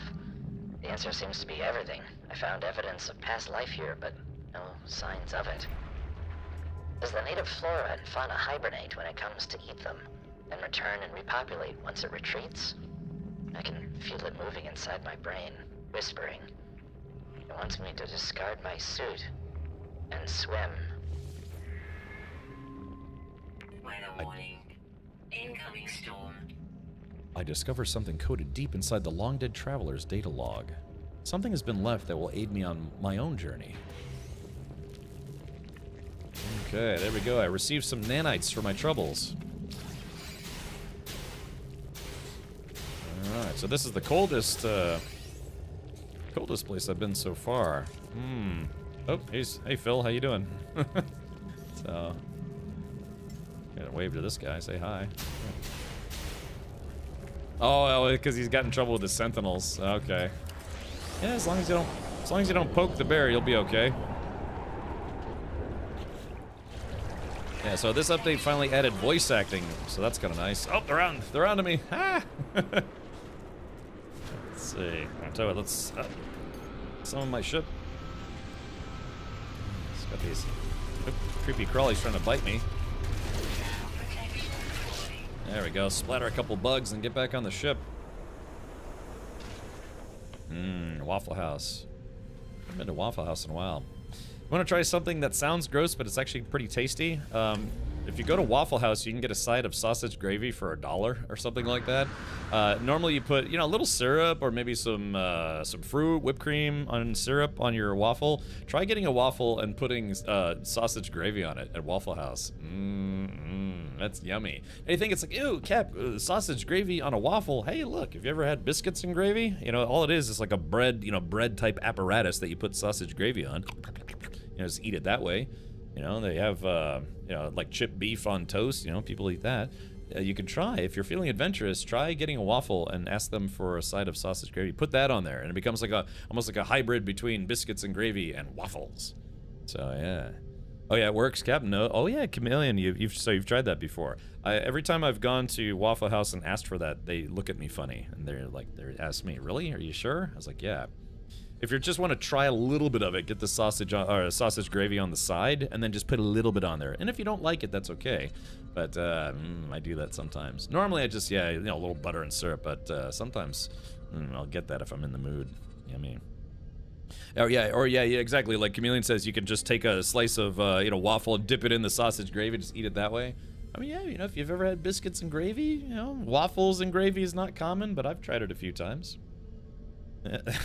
Yeah, wise guy, something like that. Yeah, I mean, yeah, chicken and waffles, you know, somebody at some point figured out it's like, hey, fried chicken and waffles actually goes pretty well together. There's a Cajun restaurant about 25 minutes from where I live. They have a chicken and waffles sandwich that is amazing. They have like this remoulade sauce that they drizzle onto it. Oh god. Oh my god, it's so good. God, it's a little expensive though. It's like $15, but man, is it good. Woo, baby. Golly. Just thinking about it makes my mouth water. Never thought you were a foodie? I'm not a foodie. I'm like a fast foodie. You know, I like garbage. I like trying garbage food. So I'm like the Guy Fieri of the streaming world. Yeah. Try putting sausage gravy on a breakfast burrito. I actually had one where they put it inside. It was a breakfast burrito. You know, it had like eggs and like sausage crumbles and I think potatoes. But then they had also put a little bit of sausage gravy inside of it. That was pretty good. Henkin says, "Love me." Oh yeah, Cajun. Henkin and and Gore. We went to that place. And remember, Henkin and I ordered that same thing. That chicken and waffles sandwich. Oh, God, it's so good. That place is good. If you ever want to go back there, Henkin, let me know. I think Saturday. Buif, are you here? Because Buif told me about a Mexican restaurant that he said I should try. So. Yeah, you had that po' boy and some other stuff. God, that place is so good. They're a little expensive, but oh gosh, that chicken and waffle sandwich they have is oh man, God, it's like missing an old friend. Yeah, because I'm fat. Because I'm a big boy. All right, let's do this. Sorry, I'm getting excited about food. All right, let's see. Yeah, exactly. I'm not a foodie. I'm like a fast foodie. All right, silver, gold, and platinum. Okay, -80 C. That's, I guess, well, it's like being in Antarctica. The Hannaford near my work used to put out chicken and waffle sandwiches. I'd get 2 for lunch. Not big sellers, so they stopped doing that. I love them. Yeah, it's never fun when one of your favorite food places does away with something that you really enjoy. I really liked the steak, egg, and cheese breakfast sandwiches or breakfast bagels at Dunkin' Donuts, and they don't do those anymore. God, I really like those. And, you know, that's just like chain fast food, but they were very good. I liked it better than McDonald's. McDonald's still has that. They still have like the, you know, you can get a steak breakfast bagel. But I always like Dunkin' Donuts more. Yeah, they don't make them anywhere. Sonic used to have a really good, like a steak and tater tots burrito. And I used to order that, man, every time I went there. But, yeah, it was a steak. It was like a steak and hash brown breakfast burrito. And yeah, they don't serve it anymore. Bummer. Oh, Zeoban? Oh, that's unfortunate. Sorry to hear you're having technical difficulties. I go there almost every day for their hot food. Yeah. Well, you know, like I said, if you're trying to save money, it's try to limit it to maybe only 2 or 3 times a week, because yeah, you know, eating out is more expensive than, because you know, at home you can make some toast, some eggs, make some waffles, you know, sprinkle some cheese, and next thing you know, you got a breakfast sandwich that instead of costing you $5 or $6 at a breakfast place, cost you, you know, about $1.50 in home ingredients. So Oh, I'm sorry, Chameleon. What was it that you were trying to post? I'll give you permission to post a link. Sorry about that. Yeah, subscribers can post links as much as they want. It's just sometimes spammers try to spam the channel, and I'll get like a spammer. They'll try to like quickly post 5 spam links, virus links, only feet links, but my bot blocks it. So, Chameleon, was ist das? Oh, about the chicken and waffle sandwich. It's good, man. It's a good place. It's just like I said, it's a little expensive, but oh god, it's so good though. You know, it's just golly, I want to eat it right now.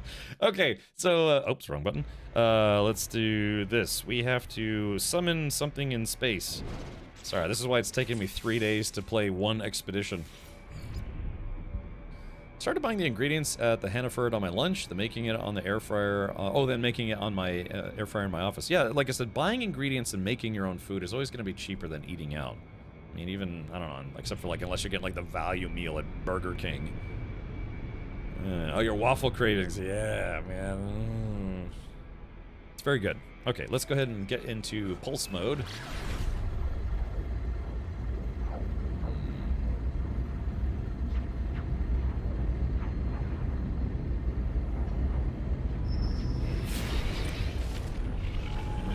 Ooh. So this is it. The Fireship Arcadia came to a sudden and unfortunate end. Yes, exactly. Spam.com. Yeah, I've got some spam on my fridge. Tomorrow I might make myself a spam omelet. Well, I haven't had a turkey omelet in a long time. I just bought eggs, so I might make an omelet tomorrow. An omelet with some toast, yeah, simple breakfast. Maybe try to eat some fruit, even though it gives me the toots. I'm craving chicken and waffles or waffles and gravy now. Good time. I know, being fat is great. No, it's just being hungry. Unfortunate end. Yeah, exactly.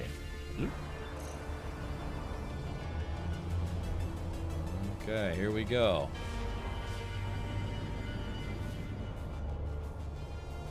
Yum yum. Yeah, this weekend, tomorrow, yeah, I'll probably make myself an omelet for breakfast, and then I'll try to have a late lunch and skip dinner, and I might go to a Mexican place that Buif suggested. In fact, I gotta send him a message and ask him the name of the place again.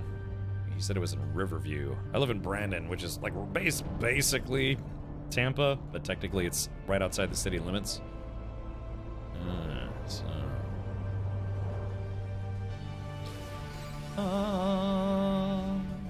They all followed the music, one by one. The lights called them. Alone now. I hear the song now too, even when I sleep. I'm so lonely. When help? When help? So yeah, so it was the last remaining survivor of the Fireship Arcadia. Reborn in song. Yeah, there could be some pretty somber stories in this game. Yeah, like the Artemis quest chain. No spoilers in chat, by the way, in case someone hasn't played that yet. The Artemis quest chain can be a little somber. Got birds and stuff. This game keeps desyncing. Yeah, you know, after 9 years, multiplayer, it works, but it's a little janky from time to time. There's a breakfast place less than a block from my apartment that does fantastic biscuits and gravy. I just went last weekend before the auction. Yeah, you know, Avalanche. There's a place that near me that does biscuits and gravy, but yeah, you know, there are some places they kind of charge a lot. So when I first started going there, it was like $10 or something for, you know, a whole breakfast plate, and then they kept raising their prices. I think now they charge close to $15 just for biscuits and gravy with like some, you know, breakfast potatoes and eggs. It's like, damn, man, for $15 I could buy all the ingredients and eat that for like 4 days in a row if I make it at home. Did you ever play Dispatch? No, Cooler, but I was given a review key for Dispatch, so if I finish the expedition, maybe we could install that and check it out.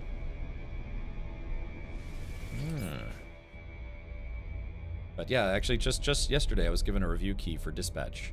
Haven't seen anything about it. I know the premise of it. You're basically working the call center of a superhero, I don't know, company. I wasn't paying for it. They do a sausage and cheese omelet. They top with sausage gravy and home fries on the side. Really? Wait a minute. Who was buying your breakfast? I don't know, do they want to buy me breakfast? I love breakfast. It's probably my favorite type of foods. Yeah, there's like pizza and hot dogs and I don't know, soup. I think my favorite are breakfast foods. Oh, your father is favorite. Okay, gotcha. Yeah, well, my father comes to visit me. He likes to go to a place called the Village Inn, which only maybe people in the southeast might know about that. But yeah, it's called the Village Inn, yeah, he likes to go there. He really likes their chicken fried steak breakfast type thing. Okay, well, let's take a look.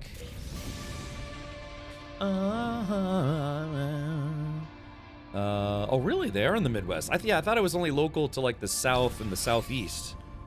Oh, Village Inn.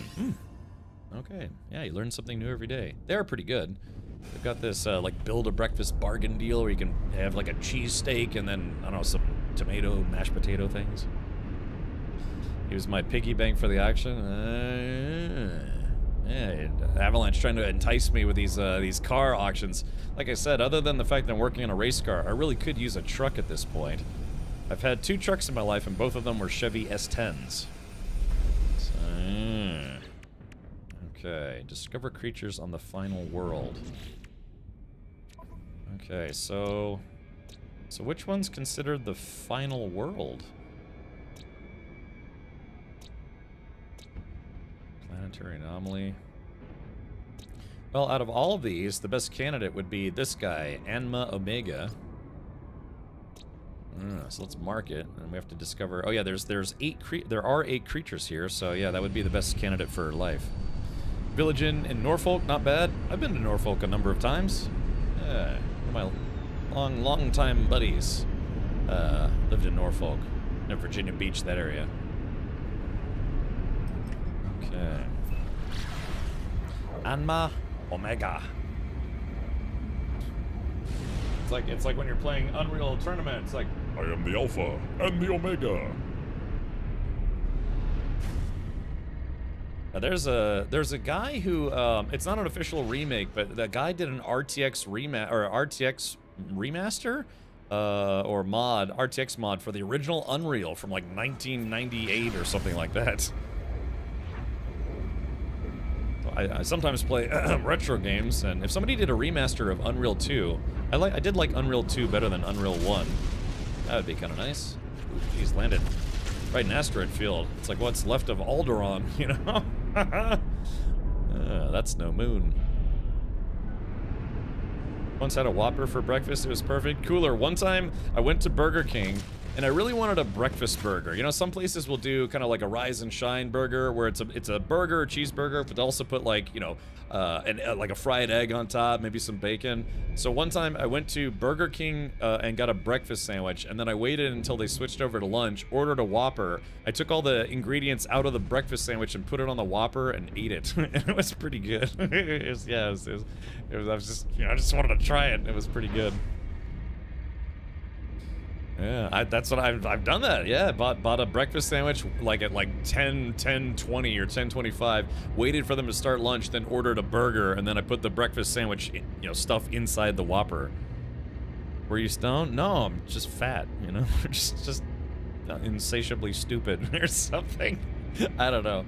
You know, sometimes you gotta be adventurous. Like one time I went to McDonald's, got a cheeseburger, went to Burger King, got a cheeseburger, and then went to Wendy's and got a cheeseburger because where I used to live, all 3 of them were there. So I bought one from each place, and then I turned it into one giant burger because I wanted to see what it was like if you mixed a Wendy's burger with a Burger King burger and a McDonald's burger. So I just kind of mushed it all together and took a big bite out of it, and it was just a amalgamation of fast food nonsense. So, yeah. Sometimes, you ever do that where it's like you get a burger from one place, but then fries or onion rings from a different place? Because you're like, you know what? I know exactly what I want, and I can't get it just from one place. Yeah, it's like a triple cheeseburger, but it was burgerception. We must go deeper into, you know, a cholesterol nightmare. Yeah, kind of taking something old and making it new. Something old, something new. Alright, here we go. Let's get down here. I used to get burgers from Burger King, fries and shake from McDonald's. Yeah, you know, I like the burgers better from Burger King, but I do like McDonald's shakes better. So, yeah, you know. Hey, Electro, welcome. So, yeah, you know, just There was a local place called Brandon Burgers, and they actually had really good burgers and phenomenal fries. I think they were battered fries. Have you ever had battered fries before? And but yeah, they were in kind of a bad location, and I loved the food, but yeah, they shut down. So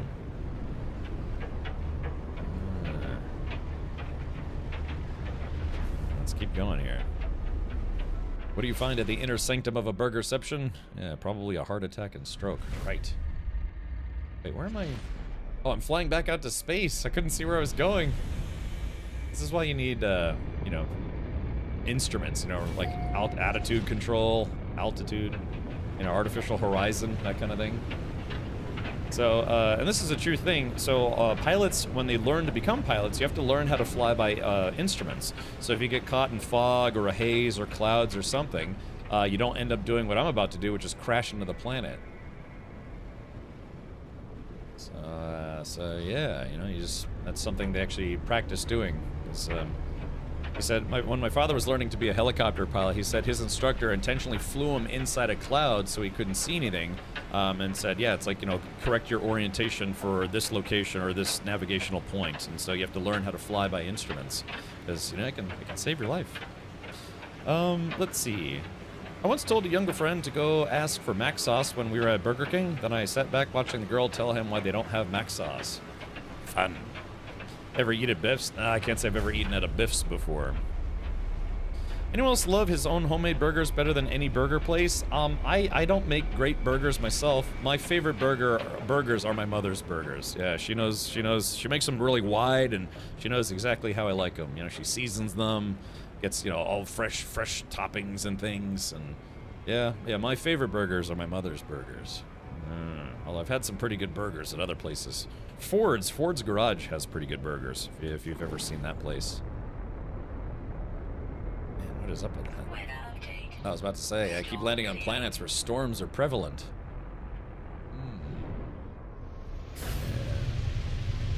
Yeah, my mother makes really good pizza and really good burgers. Hey, Gatos, welcome. She's also got good buns. I'll let her know you said that. I like fires when they are fresh and there's a 5-minute window, and fries. Oh, fries. When fries are perfect, I tend to not eat them after that window. There you go, man. It's delicious. Golly. The question now is, do I go to the Cajun place this weekend, or do I go to that Mexican place that Buif wanted me to try? Are your mum's bums tasty? I don't know. You'll have to ask my father. Now I'm craving battered fries. Yeah, man. Hold on, let's see if I can do this. So if you've never had them before, battered fries is where they take French fries and they actually batter them, and like kind of like not like a really thick batter like a fried chicken batter, but it's kind of like a light batter specifically for fries, and it kind of just gives them, I don't know, it kind of gives them some extra crunch, you know? It's yeah, like these are like really battered fries, but normally it's like a thin coating of batter that they put on there. And yeah, you know, they just make them a little like crunchier, kind of. I don't know. You can. It's an easy way to add seasoning to them. Yeah, just battered fries. You know, Burger King used to serve battered fries, and I actually really liked them, but then they stopped, and I was very sad. But you know, they had normal fries, then they're kind of like battered fries. But yeah, it's just like I said, it's they take fries before they throw them in the deep fryer. They just lightly batter them, and yeah, kind of gives them a little additional flavor. Mustard fry in my cast iron and I smush them. Yeah. Ooh, yeah, like a good mustard smash burger. Yeah, Henkin knows what's up. I do like it that way. When you take the meat and you put on there, and you put some mustard right on the meat while it's cooking, you smash it on there. Yeah, good mustardy smash burger. Yum. Ah, gosh. There's even a place called Smash Burger, and they would do that for you if you asked. Chat, this is now a Make Everyone Hungry stream. Sorry about that. Yeah, Ford's Garage is actually, yeah, pretty good. They have a peanut butter burger there that you can get.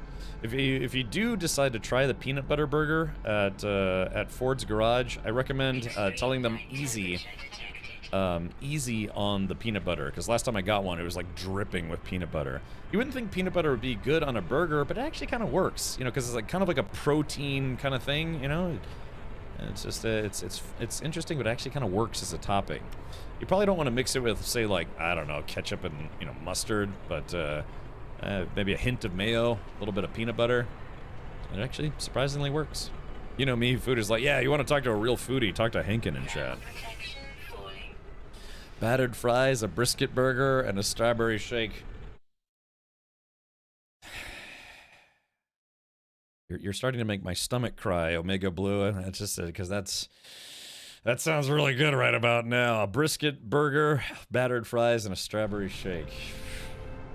This is why we're fat, because it's yummy. I'm looking for creatures. It said there's supposed to be creatures here. Sometimes it can take a while before they show up. How do you call the fries, which are not perfectly cut and they leave the peel on it? Because I like those better. Sometimes they call them just like potato skins, where it's like, yeah, it's still potato, but they kind of leave the skin on. Potato wedges. Potato wedges, it's like a really thick fry, and yeah, typically, usually people leave the skin on. Yeah, I've had, but some, you know, it's weird. If you want to try, like, different things than the same burger you always eat, yeah, a little avocado on a burger can be good. Yeah, like a breakfast burger, a peanut butter burger. Even different kinds of meat as a burger. I've had venison burgers, I've had buffalo burgers, or bison burgers, one of those two. Look, it's very dark here. I'm looking for creatures.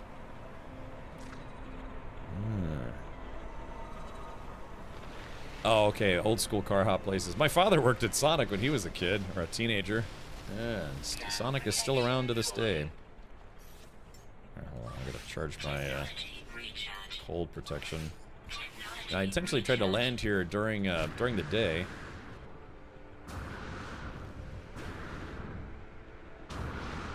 Okay, so it says there's 9 different creatures here, but I'm not seeing any. We might have to go in the water.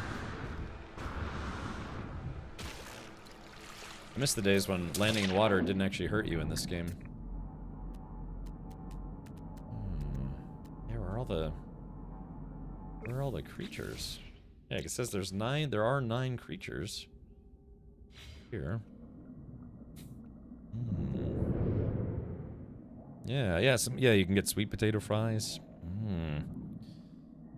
Yeah, bison is super tasty if done right. Yeah, there was a place called Ted's Montana Grill, and they specialized in, you know, burgers made, you know, like bison burgers and other things. So, yeah, where's all the wildlife on this planet? Incoming storm. So, it's freezing cold. There's also, so check it out, it's negative 118, but there's a firestorm coming in. So it's gonna go from super cold to unbelievably hot. Yeah, my buddy John would he would go deer hunting, and, you know, sometimes when he'd go camping he'd bring, yeah, venison burgers. Not bad. Oh, here we go. Now we're starting to find them. There we go. Okay, there we go. It took them a while to populate. Okay, so there we go. So 2 down, 6 to go. Yeah, I've had venison breakfast sausage as well. Yeah, you see that, Chad? It went from a negative 118 to 268. The thing is, I have cold protection, but I don't have heat protection.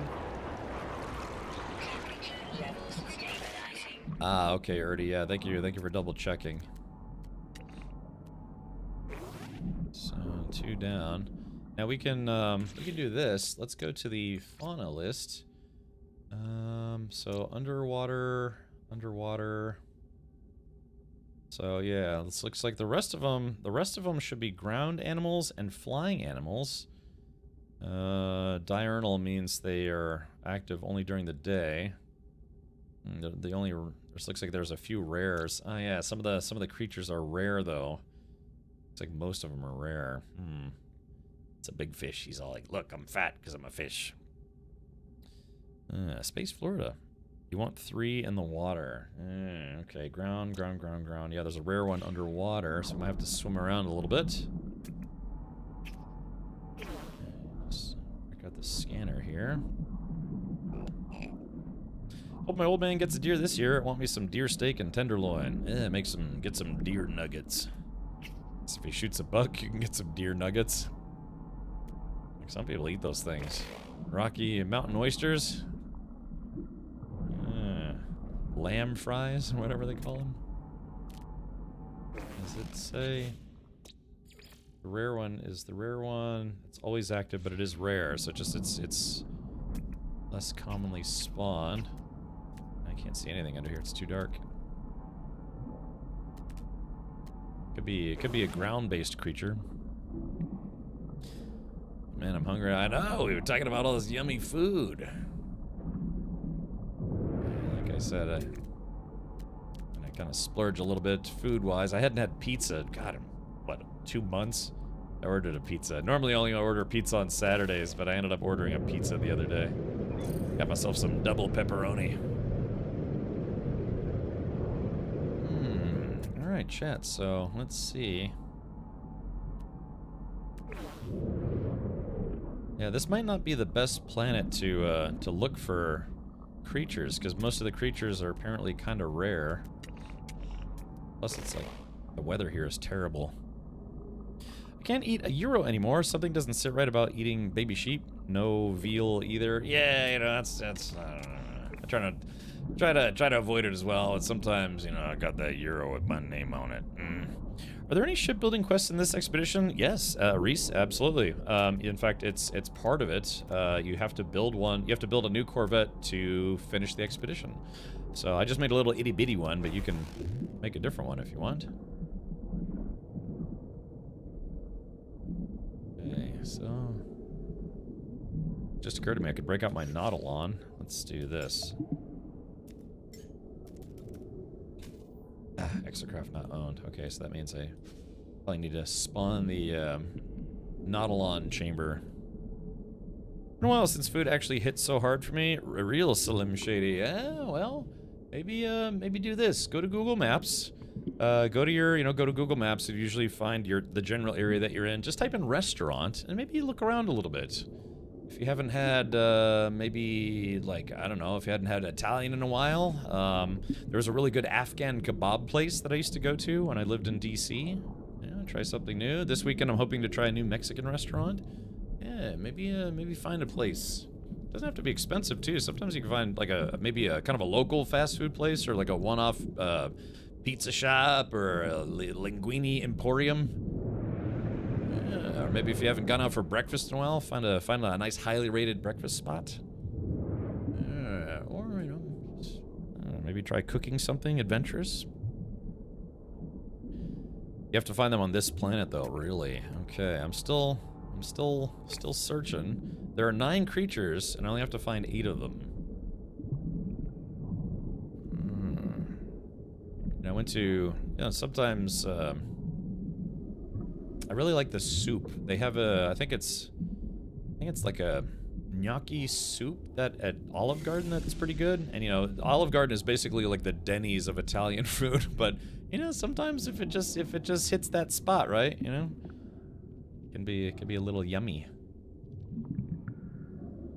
Went to Carrabba's. I've had kind of mixed results at Carrabba's. Last time I went to Carrabba's though, I got some fettuccine Alfredo, and it was actually pretty good. Yeah. Alright, wherever this fish is, it ain't here. Wait, hold on. So speaking of which.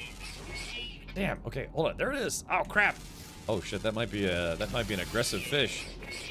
Alright, chat, we got it. Most vicious hunter. Yeah, very yeah, look at that guy. That's definitely an underwater predator. Okay, alright, we found it. So that means we can surface. The rest of the creatures we have to find are on the surface. Yeah, you get some of the meals you can get unlimited breadsticks, unlimited soup, or salad or stuff. I mean, you can go to Olive Garden and yeah, just get like the soup, breadsticks, and a salad, and that's actually kind of a nice lunch. Yeah, I really like the enchilada soup at Chili's. That's also pretty good. You know, Chili's doesn't have half bad burgers either. They also have this like Nashville hot sauce that they put on their tenders. only go to my French bakeries for breakfast, get a croissant. I love croissants. Yes. In fact, I mean, bakeries, like a true bakery, they'll have the best croissants, right? Like, some supermarkets, they sell pre-made croissants, and you get like 6 of them or whatever. But they're never as good as freshly baked ones. Yeah, that chicken and gnocchi soup.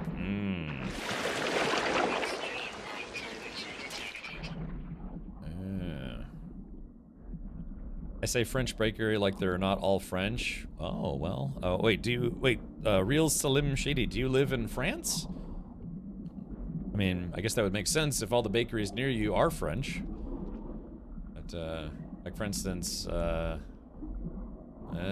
German bakeries. Die Bäckerei or Der Bäckerei?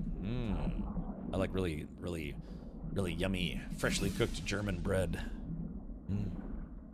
The triple play sampler platter at Chili's is straight fire. It is. It's just, it's got my local one. They charge $18 for it now.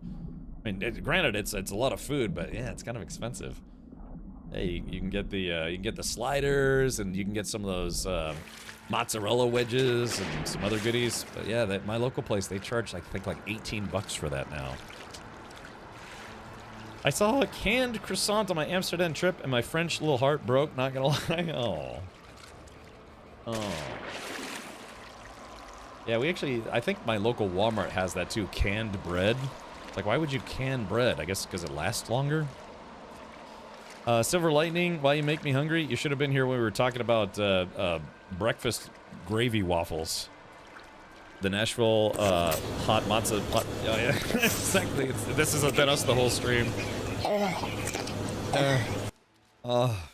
Yeah, exactly. They, yeah, I had those last time I went to Chili's and got the sampler.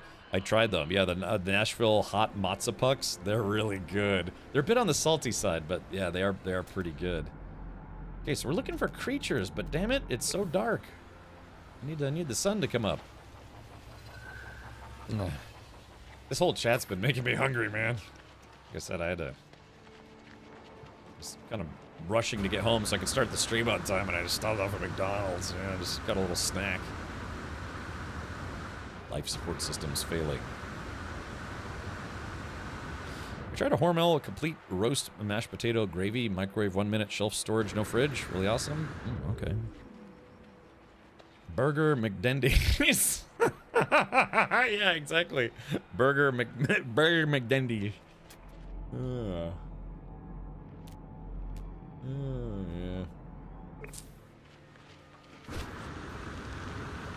Go and get the fart thing. Incoming storm. Golly. There's supposed to be creatures on this planet, but I can't find any of them. All I've seen are sentinels and gaseous plants. Let me see if I can get back to my ship in time. As a matter of fact, where is my ship? Oh, there it is. Hey, finally, the sun's coming up, but then we're about to get a heat wave, so that sucks. Are you sure it's the darkness or the dire... Oh, hold on. Crap. Hold on. Okay. So I'm going to hide from the fire wave. Let's see. Is that good enough? Apparently not. Temperature stabilizing? There we go. Temperature stabilizing. So, yeah. Well, hold on. Speaking of which... Hold on. Speaking of which, give me just a second here. Let's see. What do we got here? Yeah. Okay. Yeah, just remember, are you sure it's the darkness or the distraction of chat? No, it's because this is a Diarrhea Awareness Week. It runs through Friday, which is today. So yeah. Yeah, it's yeah, never forget. My favorite bakery now does a lemon cake with a rose and passion fruit paste on top. Kind of good. Oh, that sounds delightful. Ooh, are they like little small ones? You know, kind of like an individual size, or do you have to get a whole one? Because some cake shops, they'll do like just individual size, like a little lunch cake. Leave no poop behind. Remember, chat, never forget. But the collective cholesterol numbers of chat would kill a pack of elephants. Yeah. Okay, what? Birds? Oh yeah, birds. The goddamn boys. Ah, damn, it's awful out here. hide in this hole, wait for the storm to end. Individual sizes. We love modest food portions here in Europe. So that's why we're not all corpulent. Yeah, I like that. That sounds good. I mean, I would tear up a nice little lemon cake. Yeah, with a kind of a rose and passion fruit. With a nice rosé on the side, you know, a little sip size. Sigh. You know, why is there so much good food out there? It's tough to lose weight, man. There's just so much good stuff out there now. Yum. Yum, yum, yum, yum, yum, yum, yum. Alright, I'm just waiting for the storm to end.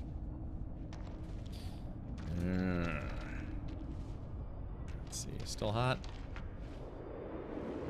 Yep, still hot. And sometimes you just gotta wait. I mean, I could just go back to my ship. Let's see, where is my ship? My ship is right there, so I could make it. It's just the extreme storm really kills my environmental protection.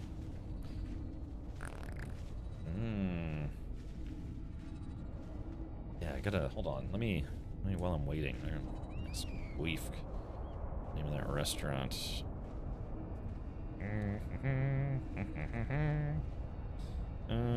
Let's see. Alright, chat, whenever the storm stops, let's go here. Great, now I want to go back to Chili's too. I just want to eat at all the things. It's expensive, man. Eating out is expensive. There it goes. Now we're golden. Believe.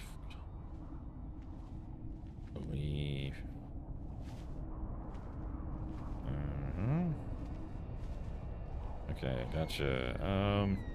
What was the name of that Mexican restaurant you suggested again? Question mark? Alright, there we go. I told him I was going to save it to my maps, and then I forgot. So I am prone to forget.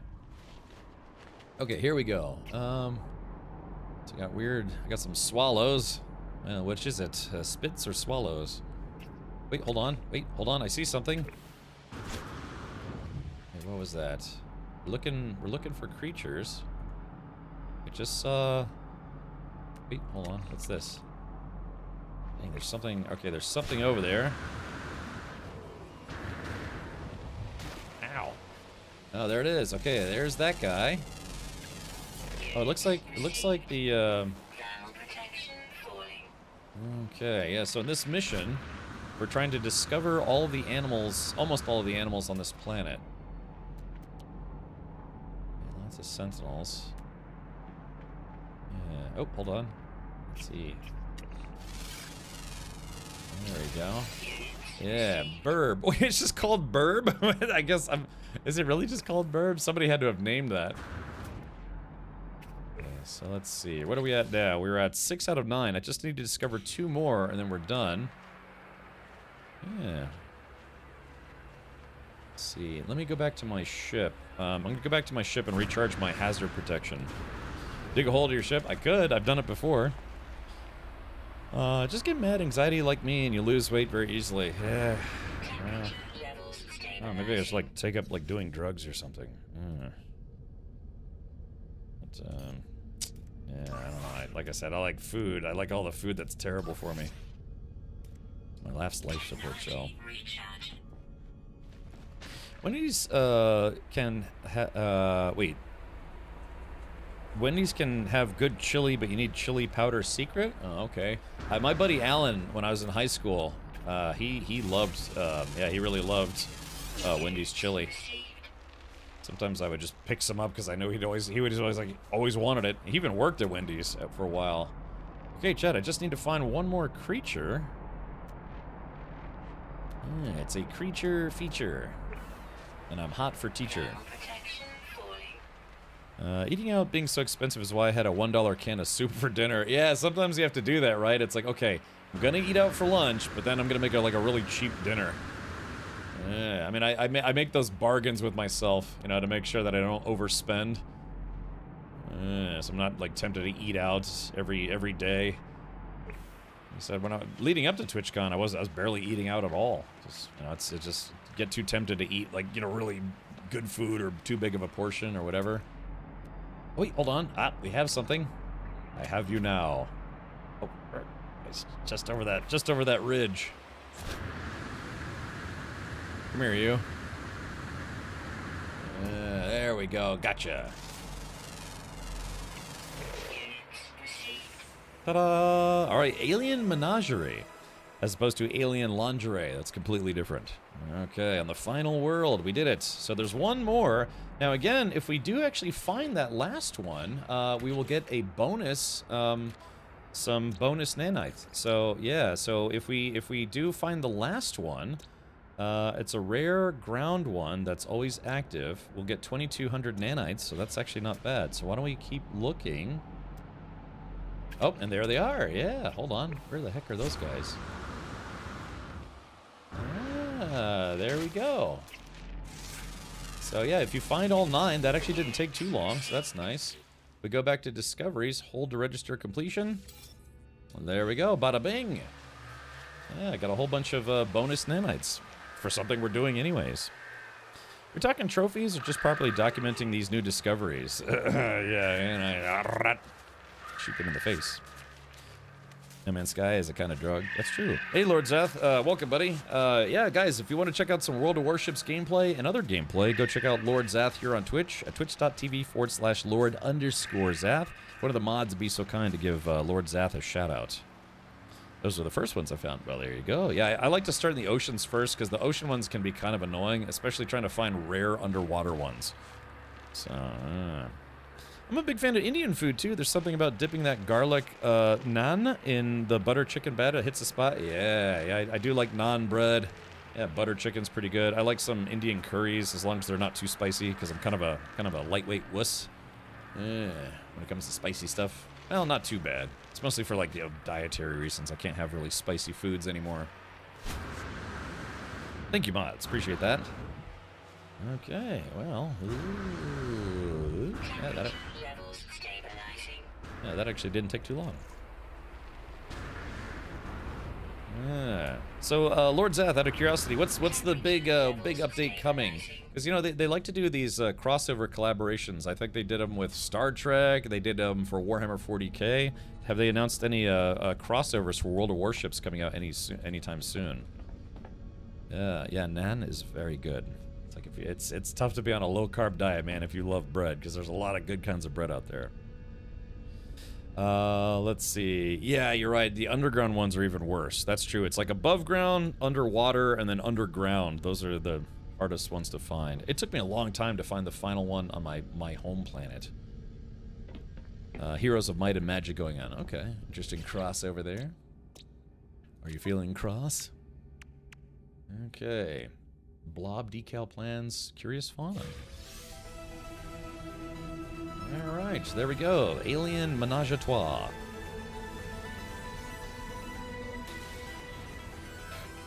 Ooh. Oh my gosh. Ooh, sorry. Man, I tried to get some good sleep last night. Yeah, we've got Pikachu on crack, or like methed out Pikachu. I think they did that on purpose. Okay, gather polished stone. Gather polished stone from relic worlds. Okay, so a relic world. Let's see. Hazy planet. Ancient bones? I guess maybe the ancient... a planet with ancient bones might have them, maybe? Star bulb, rainy planet.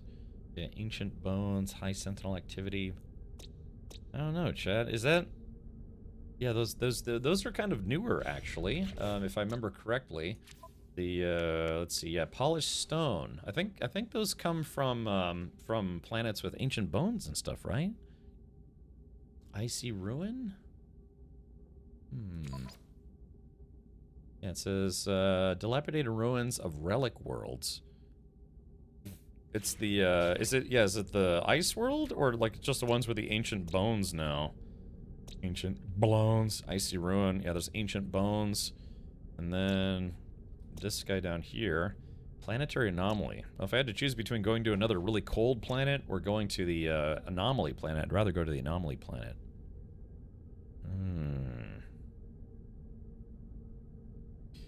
Michael Keaton and Adam West going to war over spandex. I don't think Adam West is with us anymore. I think he passed away a few years ago, sadly. Ruined relic or reliquary? you remember the order you got the logs from Arcadia? No. No. Nope. I guess they're not numbered. I mean, I could probably decipher it. Yeah, I think it was this one, this one, and then this one, and then this one. Yes, I think I do actually have them in order. Yeah, looks like when they sorted, yeah, 22516, 22518, 22522, 22594, 22512. But yeah, I'm pretty sure this one was the last one. That underwater adventure on Phase 2 is great. They just need to add things that attack you, give it that Subnautica feel. Yeah. A couple of the quests in this have actually been pretty fun. A superhero crossover. Okay. Man, I have to stand up, stretch my legs. All right. Technology recharge. Shreknology. Technology recharge. Well, I don't know, Chad. I mean, if this is the final system, normally, and then they give you everything that you need to find in the final, like, the rendezvous system. So, I don't know. What do you think? Should we go try Planetary Anomaly? And see if we can find one there? There's that. Let's see. Ashurses? How is that pronounced? Ashurses or Ashurkes? Alright, we'll go to the Icy Ruin. I'm not a big fan of cold planets. That's why I moved to Florida. We don't have winter here. Yeah, we get like 3 days of cold weather, then it's back to endless summer.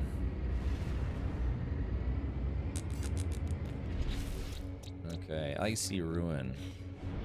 Icy dead people. Let's go into first person mode.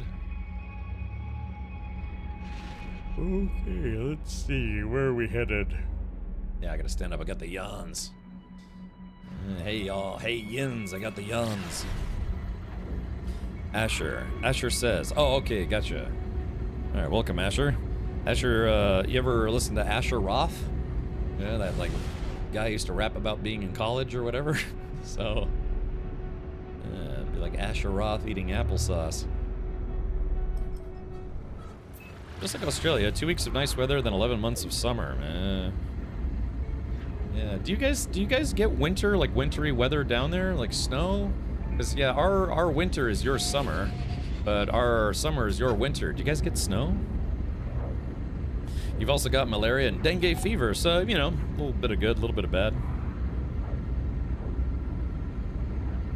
Oh, that's fun.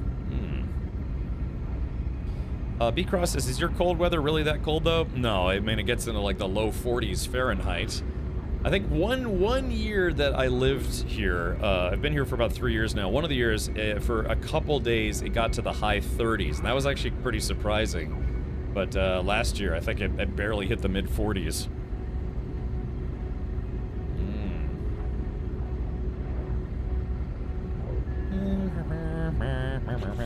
So let's see what else we got here. Oh yeah, let me stand up and get a stretch, get the blood pumping, man. I'm starting to get tired, you know, wheezy and sleepy. It's almost like I've just eaten all that food we've been talking about. Reassemble a complete skeleton, catch your first 5 fish, defeat the Siren of the Deep. Oh, defeat the Siren of the Deep. Okay. Yeah. My cold weather is cold. One day last winter, it was 30 below with wind chill. No, thank you.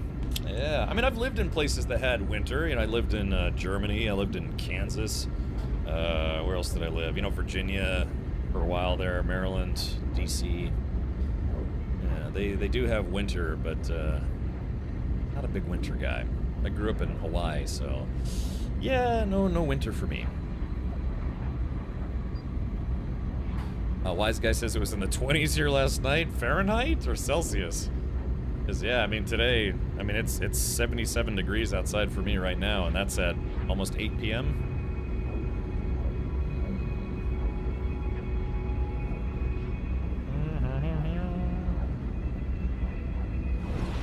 So we're just going to redirect to try to land in the sunny side of the planet.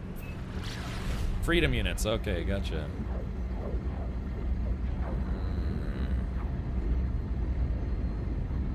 You lived in West Virginia, Mountain Mama? No, but one of my favorite campgrounds is in West Virginia, or right on the Virginia-West Virginia border. Yeah, I've been there probably 20 times. I've driven through West Virginia a number of times. Very mountainy there. Let's see. You know what? Hold on. I keep forgetting to set my game category over on YouTube. Well, let me do that real quick, chat. Forgive me if I pause for just a moment. I always tell myself right at the beginning of the stream, don't forget, and then I forget. Okay, there is this. Game title, and no, and I typed in no mama's sky. Something. Alright, there we go. Thank you for your patience, alright. West Virginia, where every road sign has bullet holes. You know, you do kind of see a lot of bullet holes in those road signs there. Cameron Reach says, what a day, met a bunch of people, getting a tech upgrade soon. Nice. What, for your, like, your home computer? Same here, man. I'm flying up to New Jersey, next month to meet up with folks over at Main Gear, and they're gonna be building my new gaming PC live on stream. It's gonna be exciting. Hopefully I don't pee myself. Oh, really? Oh, okay, someone's hooking you up with a new phone? Is it a Samsung? Is it like a Google Pixel? Is it an iPhone? The newer iPhones, help me out here. For those of you who are Apple slaves, are you do new iPhones use? Oh, is that a landing spot? No, that's one of those intergalactic communicators. That's where you talk to Artemis for the first time. Do iPhones use USB-C now? Because I know that for a long time they had the Thunderbolt connector and like whatever proprietary connector. Do they have to follow that IEEE consortium mandate that they switch over to USB-C? Winter is coming. Say if your folks at Main Gear can get me my first smartphone, that would be great. Oh, they don't do smartphones at Main Gear. I did everything so far by having future-proof laptops and desktops. Okay, that's good. Yeah, my current system's about 7 years old, so... what the hell is that thing? Big bugs. Okay, here we go. So I think, yeah, some polished stone. Okay, so that's 34. Yeah, looks like there's...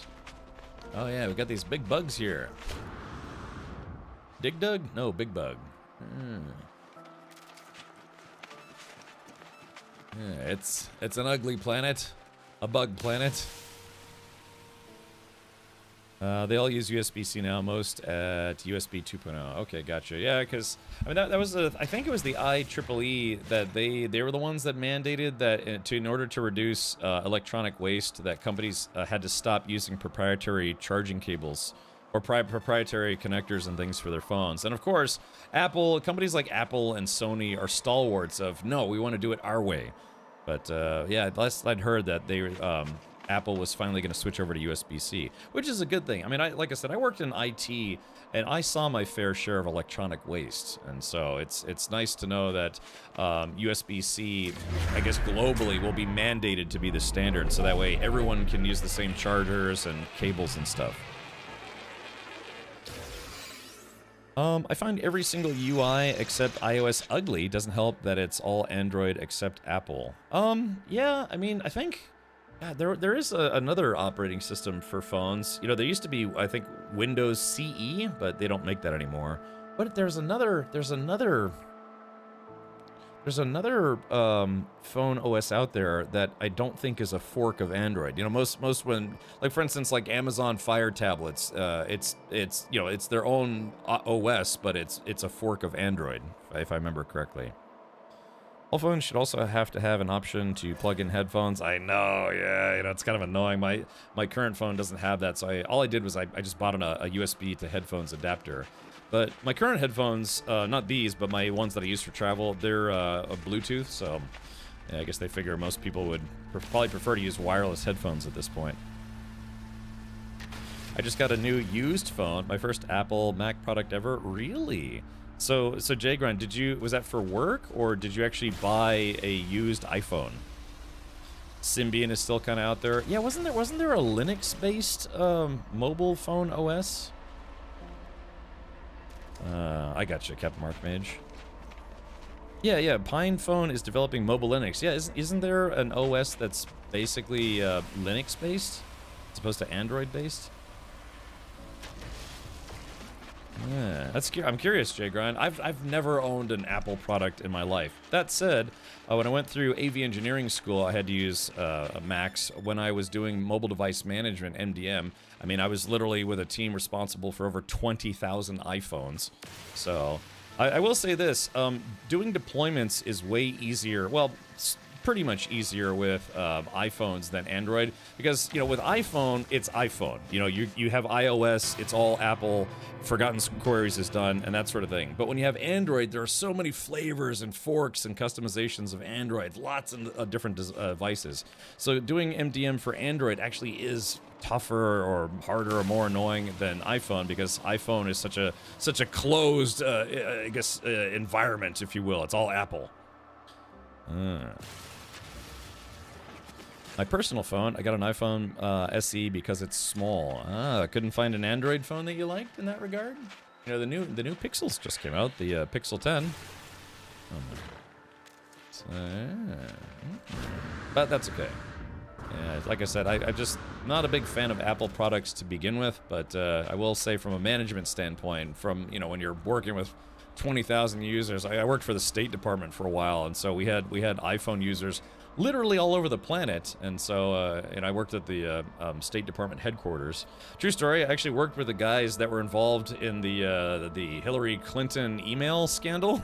So, or, you know, the people that she was supposed to be using. But yeah, I actually worked with those guys for a while, so that was fun. But yeah, we were just thousands and thousands of devices, and from a management standpoint, iPhones were easier because it's a reduced, I guess you could say, reduced variety. When I was at EA, they tried to make me use a Mac. It sat on my desk and collected dust. Yeah. I remember when I was doing, God, what school classes I was in. I think it might have been at that AV engineering school. They had Macs in-house, you know, Apple, you know, Mac computers. But I said, it's like, well, hey, all the software that we're using, I have this software and it's on PC. Can't I just bring in my Windows-based laptop? And they're like, no, because, you know, from there, it's like, well, if you're going to turn in projects, you know, they have to be in the Apple format, because none of us here use Windows, you know, computers or laptops. And I was like, really? And they're like, yep. So go have a seat at your Apple computer. I was like, damn it. It's true. I actually had all the same software, most of it anyways, except it was the PC version. They're like, nah, you got to do all your projects on a Mac.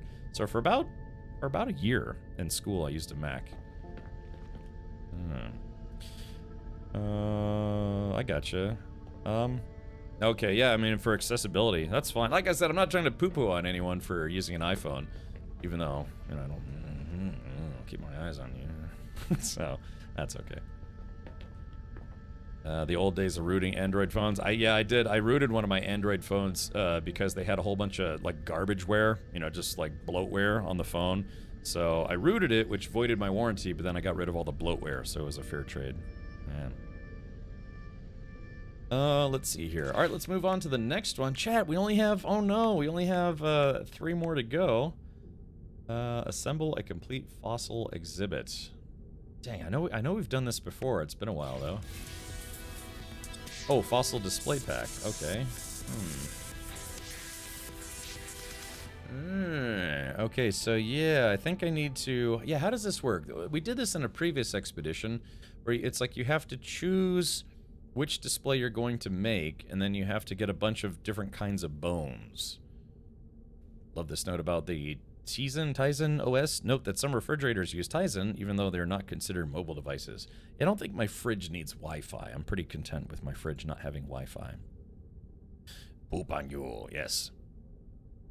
I had a few Samsung phones that could have used a good rooting. Yeah, you know, just bloatware. That's what honestly, that's why I really like This was going to be a good segue. Speaking of bloatware, that's why I really like Main Gear Computers, because Main Gear Computers doesn't put any bloatware whatsoever. They simply install Windows, all the drivers necessary to run the equipment inside your PC, and that's it. I think they have a couple programs that you can add based on special request, what have you, but otherwise, yeah, Main Gear PC, our PC partner here, they have a whole bunch of pre-built systems and also custom configurable systems, full water-cooled systems, air-cooled systems, AIOs, and what have you. They also have a new special edition Doom computer. They have a limited run of only 50 of these, which you can get these configured. Oh, no, they're all sold out. They sold out.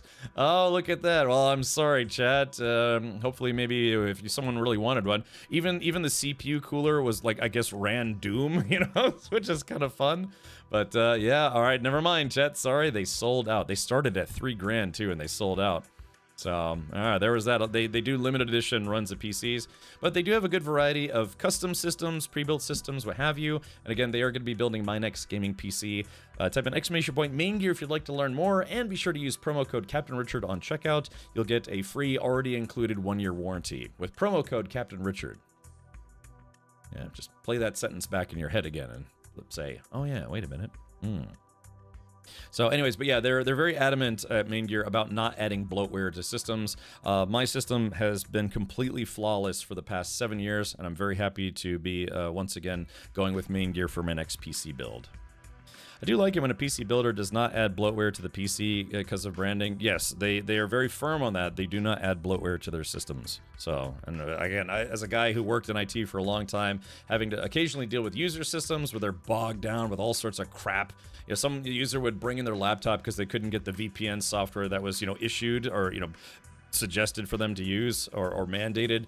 You know, they'd be like, but Cap, or, you know, Cap, Richard, it's, oh, Cap, at work. They'd bring it in and like their system would take 5 minutes to boot because there was just, it was underpowered and just had so much garbage running under services or, you know, background programs that they just collected over the years. So I'd be like, look, can I get admin access to your system? I'll clean this up for you and cut it down from like a 5-minute boot time to like a 30-second boot time. So, yeah, that's interesting. Yeah, the Doom editions have already sold out. Okay. All right, just a little plug for our friends over at Main Gear, because I'm going to be flying up to Main Gear's headquarters pretty soon, and I'm happy to give them a plug. So, all right, let's go ahead and get back into the game. And, let's try to make the, I don't know, avian fossil display. Seems like it might be kind of fun.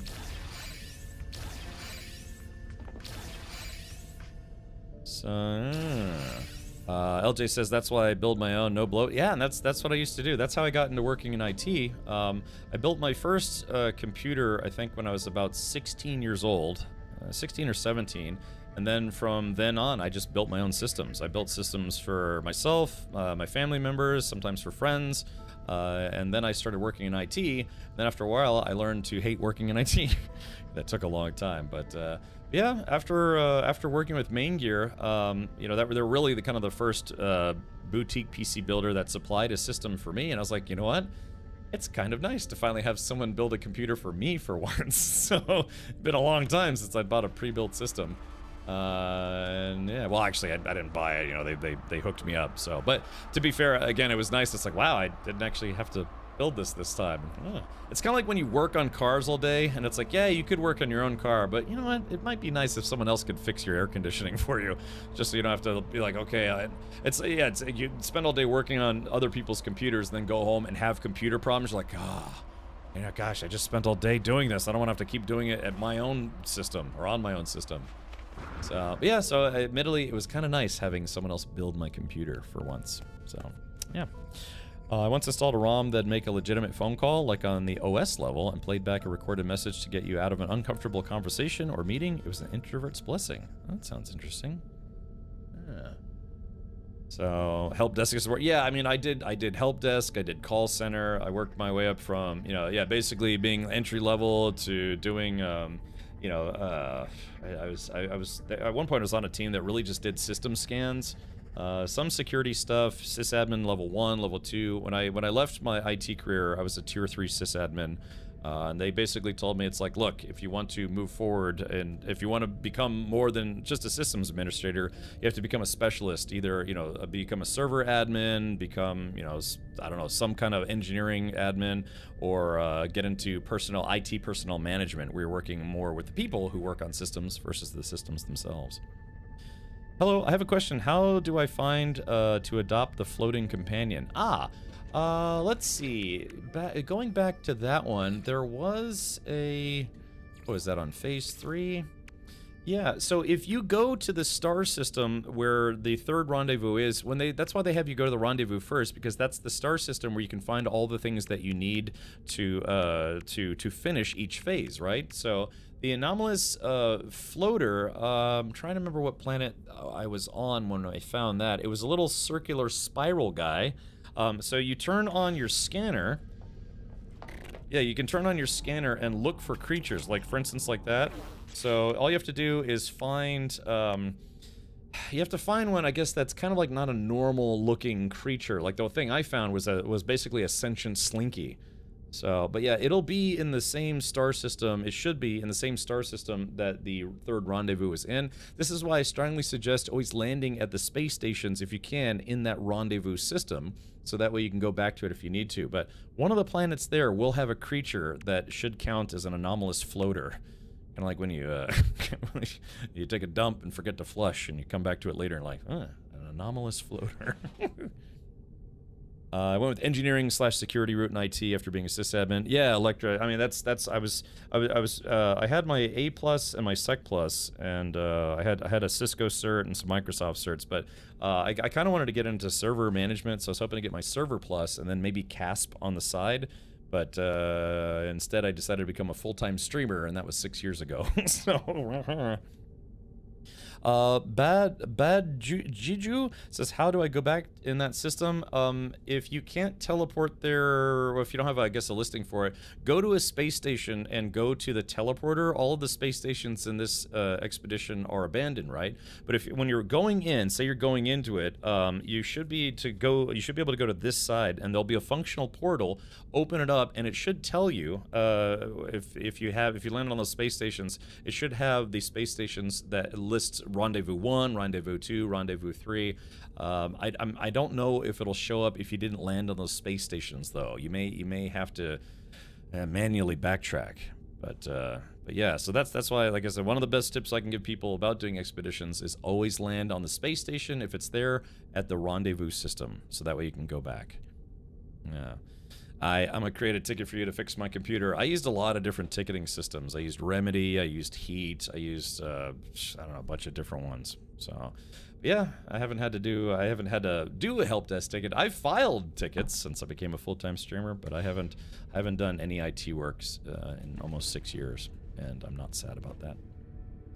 I used to be the whole department manager in quite a big IT company. One day I was so fed up with that whole toxic politics, so one day I didn't show up, quit, invested some time into flipping myself to a different industry. Now I do high voltage offshore jointing. Shocking. So must have been a shocking change for you. High voltage electrician. Well, stay safe, man. Because I can imagine all it takes is one screw up there, and next thing you know, they're serving you a Kentucky Fried Radek. So, oh yeah. You know, I know a guy whose name is Radek. He's from Poland. Are you Polish, perchance? Or maybe originally Polish? 'Cause yeah, I know a guy from Poland. His name is also Radek. Radex. Hey, Tarmon, welcome. All right, so yeah, my conundrum now is that I have to find skeleton parts.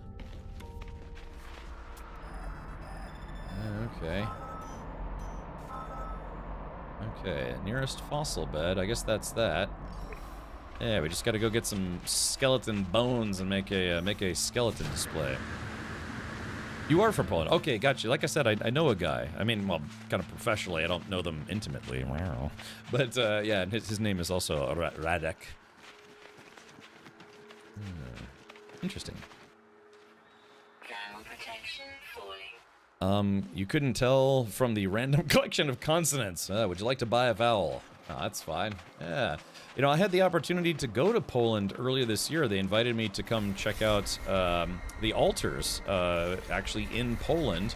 But I would have had to take a week off of streaming because Poland is like the complete opposite side of the planet for me. I mean, there's, you know, I can get to, you know, Central Europe, what have you, fairly easily. But yeah, I would have had to take like 3 or 4 flights to get to Poland. I think they were based in Warsaw, but yeah, I was very torn. I was like, yeah, I would miss a week of streams, but I get to visit Poland, and you know, it was you know, would have been all paid for by the publisher. But yeah, I kind of backed out because it's just been such a busy year as far as game releases are concerned. So someday I would actually like to visit Poland. Poland is a very large video game development hub, and yeah, it'd be kind of nice to check that out someday. So this is unfortunate because some of the fossils I'm going after are on a floating, they're like on a floating rock or something.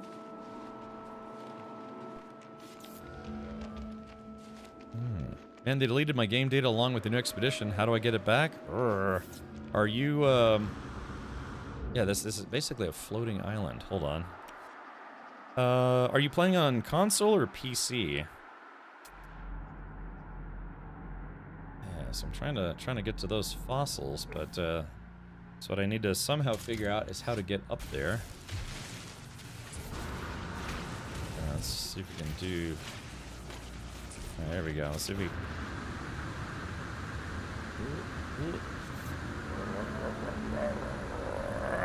Alright, now don't fall back out of that hole. Okay, there we go. Ah, see, chat? Where there's a will, there's a way. Where there's a Richard, there's usually screaming. So this is a floating rock that I'm drilling through. You're playing on PC? Try Red Knifer. Try going to your Hello Games save data folder. You might need to Google like data. Just type in No Man's Sky save data file location or save file location, and just check to see if you have any of your save files in that location, like it's where they're supposed to be.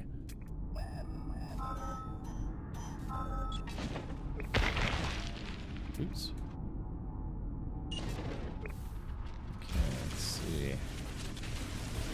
Man, it feels weird. I'm in a mountain that's technically floating. I got a floater. Dewey won't regret. I know. I believe me, Radek. I would love to. I would love to. But yeah, just like I said. I mean, it's one of those things too, because it's like, yeah, they were gonna pay for my flight, pay for my hotel, get to check out cool video games. But yeah, I don't know. I didn't want to take an entire week off of streaming. Because I can get to Germany in about a day. But yeah, for Poland, it was going to take like 2.5 days to get there and then 2.5 days back. And then I would have been there for, I think, 2 or 3 days. So yeah, it would have been, it basically would have taken me a week. I should have did it. I think even the mods told me, they're like, I should have just done it anyways. So I guess maybe someday in the future. If I ever, let's put it this way, I'm planning on doing a road trip in Germany next year to visit a bunch of car museums, the Nürburgring, Oktoberfest, and I lived in Germany for a while, so I've been to Oktoberfest before, but it's a bit out of the way to go to the Volkswagen headquarters, you know, in Wolfsburg. But if I did do that, then yeah, I would probably kind of try to, you know, go down a little bit and see if I could just jump over the border and visit Poland. My mother did that. She when we went there, she took a road trip to Poland to get Polish pottery. Polish pottery is can be very, very nice stuff. So there we go. There's the first chunk. All right, so I got some stubs. Let's make sure I have enough inventory space. Yeah, I got enough inventory space, I think. Ancient Blowns.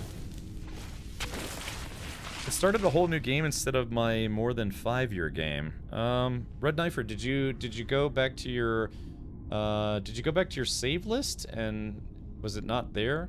Did you install the game on a different hard drive or SSD than where your save game was originally? Maybe, but I use NVIDIA Now server. So are you playing on like GeForce now? Because yeah, that whole setup's a little different. From Germany, it takes a 2-hour flight to Warsaw. Yeah, so like I said, if I was going to stay in Germany for a few months, that's my goal ultimately, is to spend part of the year in Germany. Maybe in the future. Then maybe do some racing on the Nürburgring. You gonna invade Poland? Yeah! Try some Polish goodies.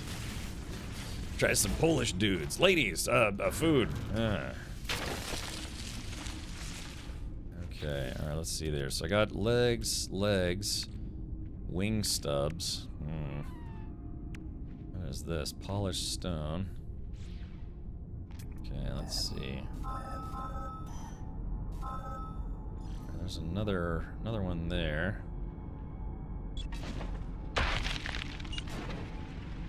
Okay.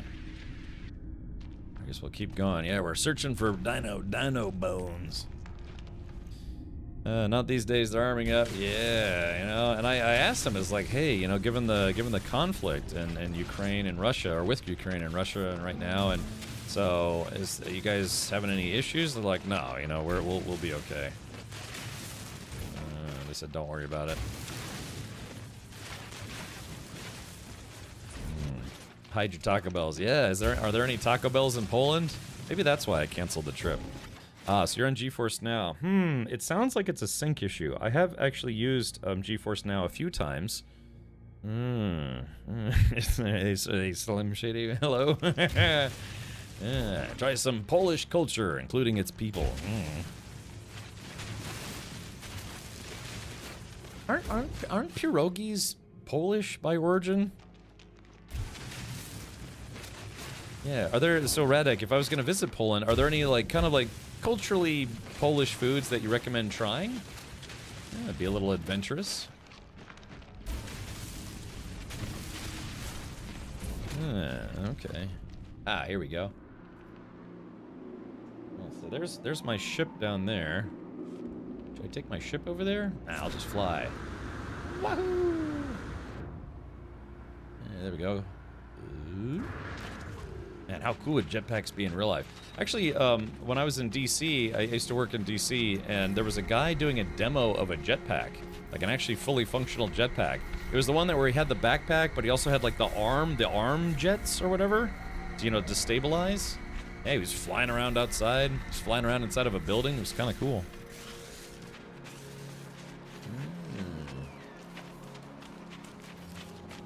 Are there any Polish beers that you would recommend?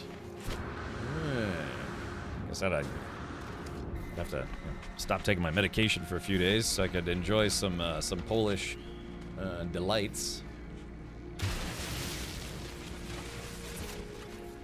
There we go. How much space do I have left on my inventory? Not a lot. I've got 2 spaces left. There are a lot of bones here.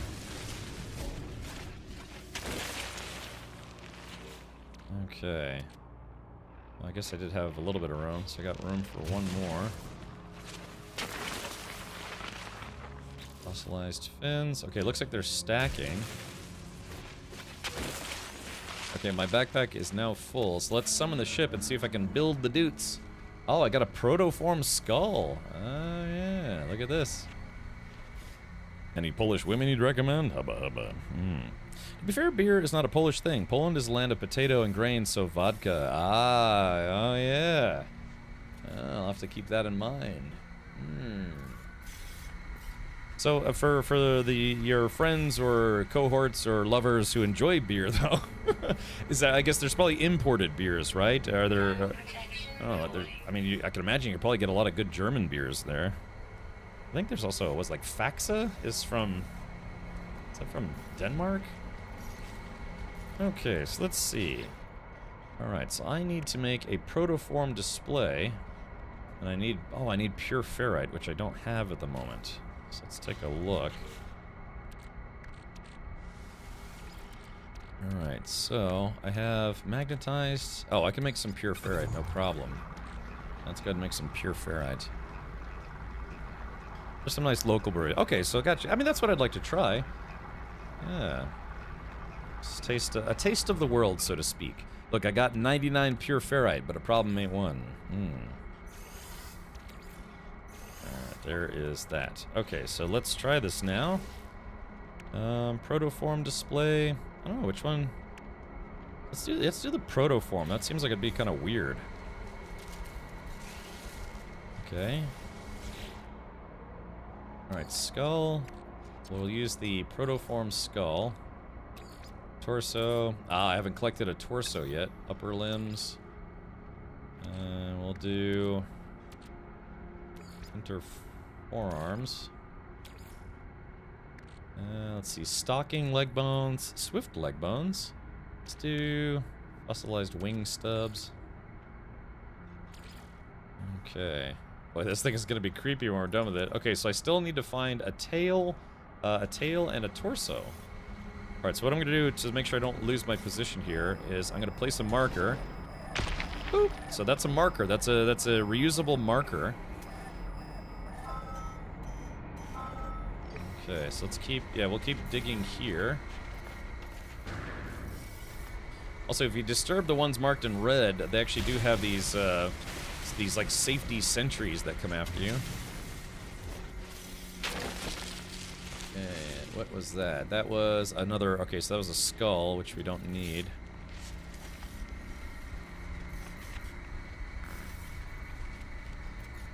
Okay, so let's see. Ah, here we go. Let's see, some pretty close by. If in Canada, it messes you up for cheap. Yeah, it's you get Faxa comes in like big cans. So if you just kind of want to forget about literally everything, there you go. Ah, crap. I have to make some more ion batteries here in a moment.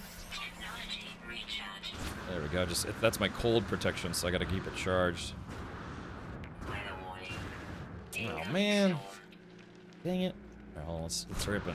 So we can get these bones before the storm comes in. This is so complicated for a new player. I see other player has a pet mark on that planet. I'm wasting so much time and I don't know what to look for to do this quest. So Bad Jiju, are you a new No Man's Sky player? So the expeditions can be new player friendly, but also it does help if you kind of play through the normal game at least a little bit, because the normal game actually will kind of give you more tutorials and kind of tell you a little more what to do. And how to do it, I guess you could say. Let's see. Damn, inventory full. Okay, so let's see. Let's get rid of this Mordite. Don't need my Mordite. Okay, hey, I got a rib cage. That should be enough to make a torso. Let's see. Okay, so those are two that I don't have already, so that's good, actually. Is there anything I can delete? Radiant shards. On my cache. Let's do this. Let's summon... We go outside in the storm, and we're going to summon the ship. Have it land right here. We'll put stuff on the ship. Feels like Hoth all of a sudden, right? Yeah, they don't expect you to live, they expect you to die. I gotcha. Yeah, there's actually a very local brewery, two of them actually. I have two breweries 5 minutes from my house, just very small breweries. One place is a brewery and a pizza place. I mean, it's not a bad business model. Yeah, you make pizza on one side, beer on the other, and they're like, well, there you go.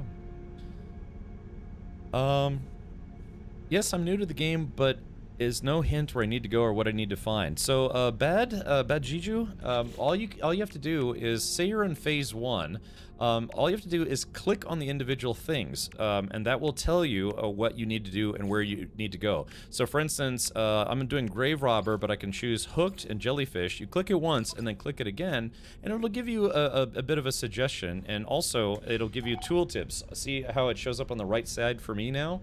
So if you're doing a specific part of the expedition, make sure you have it highlighted, and then the tooltips will give you more information. Yeah, win-win and stumble home. Unfortunately, I live in this big suburban sprawl neighborhood, so yeah, it's not really within walking distance. Yeah, you don't want to drive to go to a brewery and then drive home, so. Only better business is pizza and dispensary. Got munchies. Here where I live, there are a few dispensaries. I've never actually been in any of them, but yeah, they're all over the place here in Tampa. No drops this time around, just the Expedition Star Force. Typically they do drops around 3 times, maybe 4 times a year. Considering they just did them a month and a half ago, 2 months ago, it's a little too soon. So, yes, I know, but on the pet, where I need to go, I don't understand. Are Bimian on planet? As I was trying to mention to someone else, if anytime you have an expedition, you have the different phases, right? Typically, the first thing you have to do as part of that phase is reach the rendezvous, and the rendezvous will bring you to a new star system, right? And that's you find the rendezvous, you land on it, you get credit for it. And then usually everything that you need to do in that phase will be in that star system. So you might have to look around for a little bit. You know, they don't want to just like hand you everything on a silver platter. This is a game that does focus quite a bit on exploration, so you may have to look around a little bit. Try to find a weird floating creature and see if that counts as the anomalous floater. Now, an anomalous floater would likely be a very uncommon, I guess, creature. Something that, you know, doesn't look like a bird or maybe a pterodactyl. It'll look like a flying cube, or maybe like a flying, I don't know, like some sentient bubbles or something. Yeah, this one's a little tricky. This is the one I've got probably the most questions about. You just have to look around a little bit. And this is stupid. Go and find a pet in a game of billions on planets. Come on. Again, all you have to do is go to the 3rd star system. So, for instance, I'm in Phase 5. In Phase 5, Nasuda Waze, or Waze, this is the Rendezvous 5 system. Everything that I need to do to finish Phase 5 will be in this system. There are some exceptions sometimes, but usually that's how this works. You go from the Rendezvous 1 system to Rendezvous 2 system, what have you. And yeah, you know, the system may have 3, 4, 5, 6 planets. But yeah, you know, you just got to look around. Sometimes you can eliminate some of the possibilities. Like if it says dead planet or abandoned planet, you can click on it and see if it has any life forms. If it doesn't, if it says 0 for fauna, then you know you're not gonna find what you need there, right? So yeah, just got to do a little bit of sleuthing, a little bit of looking, and you'll find it eventually. It's just one of those things. You don't want to just treat this like, you know, start at point A, go to point B, go to point C, go to point D. It's like, okay, go collect, go collect, go collect. Well, that was fun. You know, that took 20 minutes. You know, no, this is meant to take you a little bit longer than just showing up and finding everything that you need instantly. So yeah, gotta put in a little of the legwork, so to speak. But hopefully those tips will help you find. I got lucky. I found one that was, I don't know, not too hard to find, I guess you could say. But yeah, so typically at No Man's Sky expeditions, when they send you to a rendezvous point, it'll be in a star system, and then you can usually find what you need to find for the expeditions in one of those planets. I mean, see how it says this was discovered 3 days ago by Hello Games? That means that Hello Games has preset this star system to be a part of the expedition and to give you what you need. So you just gotta look. You gotta, you know, put on your sleuthing hat. Think of I don't know, being like what was the alligator guy who died? Steve Irwin, you know, going out there looking for weird animals and playing with them. Yeah, the Rendezvous Redux, Richard, yes. Yes, I know I like the exploration, but it's sad where you don't know only 1% of this game for the first time. Yeah, it's gonna be tougher if it's your first time. I honestly recommend playing at least about 3 hours of a normal game before trying to do the expedition, because some expeditions are very new player friendly. This one might be a little trickier if you haven't played the main game before and maybe are not sure how they want you to look for things. But even I forget stuff. I mean, I've been playing this game for 9 years. I think as of today, I have 900 hours in the game. So, but yeah, the big thing is just when you go from Rendezvous 1 system to Rendezvous 2 system, just know that typically all the stuff that you have to do in those phases will be in that star system. And then you go to the next star system and the next star system and then do all your stuff. Sometimes you actually do have to leave the star system, like to find, say, like a Atlas, you know, obelisk or other things. But yeah, more often than not, everything you need to find in that phase will be in that star system. So, all right, well, there you go. Hopefully that works. Yep. All right, so let's do this. Oh yeah, don't forget, it's Diarrhea Awareness Week. So, okay, now, yeah, same thing for me. I gotta finish Phase 5, and I'm trying to reassemble a skeleton. Okay, let me put a few more things away because I'm running out of inventory space again. Bum, bum, bum, bum. Let's put some of this. There we go. Make a little bit more room for inventory space. And restore the inventory. Okay, there we go. All my dino bones are kind of hanging out here. So let's see if we can find the last two that we need. You know, ancient bones are worth quite a lot of money. They can be anyways. Let's see. So for instance, yeah, 72,000, 72,000. So if you can get a stack of these, you know, it's worth a bit of cash. So if you're just starting off and not playing the expedition, picking up ancient bones can be a good way to make some quick cash. There's a lot of ways to make a lot of money very quickly in this game. Sentient testicles. Being in Oregon in a town that has 27 dispensaries in a town of 30,000, one of them is a small mall that has pizza, Cinnabon dispensary, and a Mexican food place. I'll never forget the one and only time I've been to Seattle. There were always people congregating outside of 7-Eleven, outside of McDonald's, outside of Taco Bell. I mean, it would just be large groups of people, and like a lot of people were just, you know, it was legalized to smoke recreationally, just like you'd smoke cigarettes. And I remember asking somebody, I was like, hey man, what's up with the crowds of people in front of all the food places? He's like, oh yeah man, it's because weed's legal here. So you smoke weed, you get the munchies, you go inside and get food. I was like, and that becomes a thing where the large crowds of people, they're like, yeah man, because we all talk about weed and then go get food. What else do you want? You know? And I was like, well, you know, it makes sense because golly. Yeah, just I'll never forget that. Just people piling up in front of all the places, just smoking weed, then getting food.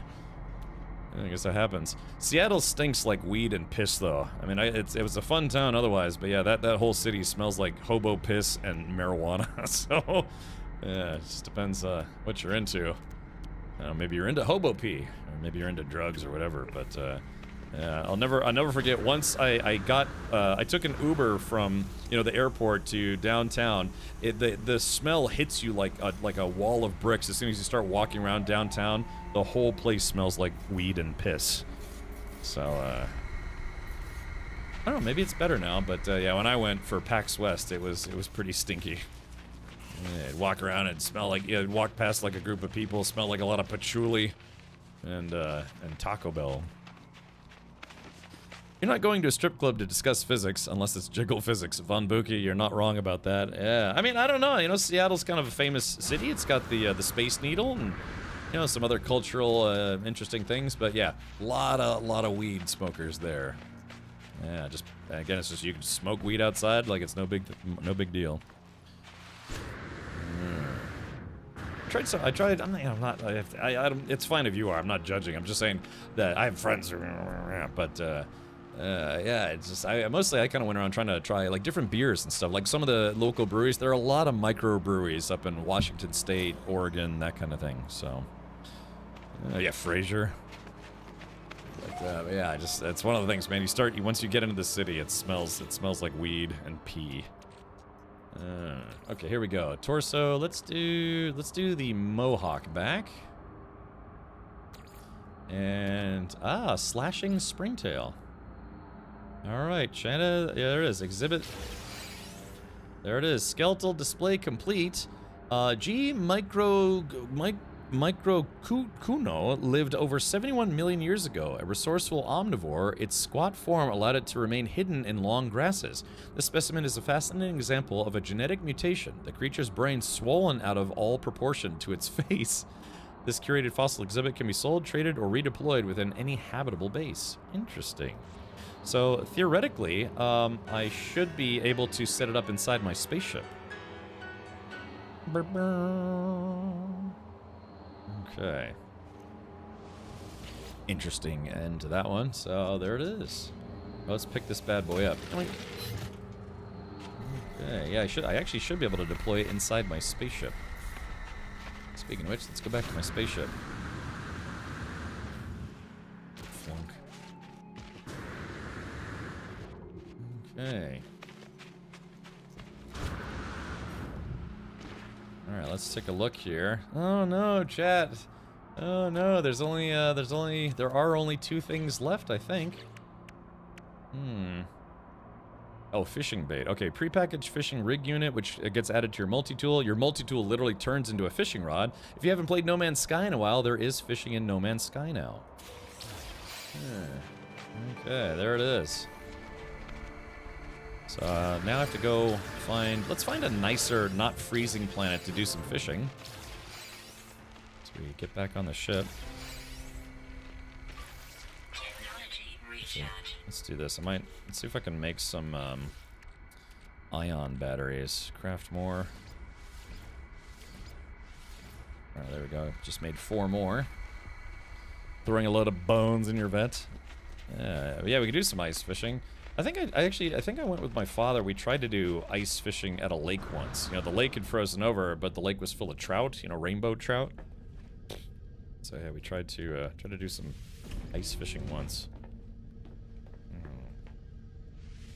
Florida, of course, is one of the most popular fishing destinations because you can do freshwater fishing here and a lot of saltwater fishing. There are a lot of saltwater charter fishing companies here. So if you want to go find, I don't know, big sea bass, tuna, like swordfish, mermaids, you know, whales, dolphins, you know, just yeah. Is fish slushy a recipe in this game? Probably. There are a lot of weird recipes in this game. Hold on, let's see. Oops, crap. Sorry, I guess, yeah, I was trying to retract my, my marker, my place marker.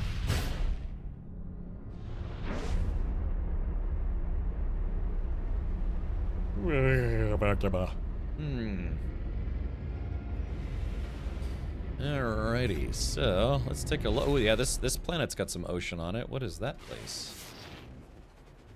I have to get a little closer to be able to see what it is. A grundlefish, yes. Ah, planetary anomaly. Okay, high sentinel activity. As long as they're not aggressive, I'll live. Okay, so we've got an expedition. Catch your first 5 fish. Okay, so pretty much anywhere that has water, you can do fishing. Part of Expedition 20, Phase 5. What are the, do we not have community? Yeah, do we not have a community goal for this expedition? I guess we don't this time around. Frame your save. Hey, Cheetah Gaming Girl. Hope you're doing well today, Friday, you know, hopefully you're gonna enjoy your Friday evening. Then your Saturday morning, Saturday midday, Saturday night, Sunday morning, Saturday midday, and then realize it's Sunday evening and be like, oh no, it's the end of the weekend. Biggs says, when I win the lottery, I want to buy a boat. I have my boater's license since high school, but have not used it. Biggs, if you win the lottery, would you like to become a sponsor of this channel? Or even my racing team? Yeah, we'll bring on Biggs racing sponsorship. We'll put a lot of, like, Twitter news about it. So... Just, yeah, if you win the lottery, don't forget your old pal Ricky Poo. Yeah, we could use a new sponsor. Absolutely, yes. Okay. All right. So what I'm gonna do is I'm gonna screen cap that. Screen cap, and there we go. It's now legally. You have to legally uphold that. Where are you based? I'm in the United States of America. For all its quirks and features. Let's go to maps. Alright, let's do this. Okay, hold on. Whoops. Let's see. Yeah, I'll show you where I live. Okay, hold on, give me a sec. Okay, so this is the United States of America. Love it or not, it's here to stay for at least a little while longer. So I live in America's penis. Yeah, this is this long oblong thing here. Let's go to terrain layers. Yeah, this is Florida. It kind of doots down towards some of the islands, you know, Cuba, all these places. So I live in Central Florida. So Orlando, you might know Orlando, possibly heard of it. That's where there's Disney World, Universal Studios, I don't know, Burger Town, something like that, the House of Mouse. I live in Tampa, so this is called Tampa Bay. It's one of the few areas that actually has a very, very large inlet of ocean water. And yeah, it's called Tampa Bay. So I live, so here's Tampa. I live kind of right on the outskirts of Tampa. But, you know, you zoom out, it's basically Tampa. If you know Henkin lives across the bay, yeah. So this is my neck of the woods. So it's stays pretty warm here throughout the year because you know you're getting closer to like tropical weather. So yeah, I've not won yet, but I've also only played once. I had a friend of mine that won 10 grand off a scratcher. He ended up using that to, I think, pay off his truck and like pay bills and stuff. So not bad, you know, 10 grand. But remember, you can't win if you don't play. But playing the lottery is basically like you know, a tax for people who are bad at math. So I've always considered that the big problem with the lottery is that people actually win the lottery. And the reason why I say that's a problem is because even though the odds of winning are astronomically awful, somehow people beat the odds and actually do win the lottery. So yeah, it's all a numbers game. I took statistics in school, and yeah, it's just, I mean, it's when you start having odds be like 1 in 188 million, but then you sell, you know, 100 million tickets, then it's statistically probable that someone will hit the number. But it's yeah, like I said, that's why you have maybe one, or sometimes in extreme cases, you'll have 2 or 3 people that all hit the same number, right? The winning lottery number, and then they have to split it. But again, the odds are just so impossibly bad, and yet, despite that, people still win the lottery. It's crazy. Florida is the Australia of the U.S. It is. That's exactly right. Okay, but anyway, so yeah, if you win the lottery, remember your old pal Ricky Poo. We could use a new sponsor here. I'm struggling to find an infested planet to fight the tendrils in the No Man's Sky Expedition. Anyone let me know where you guys found the infested planet, please? Yeah, I mean, if you're... Oops, oh, wrong one. If you're... it's like I was just saying to someone else, it should be in the star system. Let's see, where is it? Light speed, phase 3. Oh yeah, the eliminated 5 hungering tendrils. It should be in the star system that has, it'll say vile brood detected or something along those lines. If you find a planet that has a vile brood on it, it should have these tendrils there. Let's see. Genetonic says Rendezvous 3 planet has Titan layers. Yeah, so there you go. So you can always double check as well. Yeah, so where it says vile brood detected, you should be able to find tendrils and grubs there. So, yeah. Tendrils can be completed on timestamp 3 planet Gyumph 7 Kobaya Ogdo 14 system. Even though the mission tooltip says there's no infested planets in the system, look for Titan worm burrows, red icons on your compass/visor. Genetonic says it's not properly labeled. Maybe that's why it's confusing people.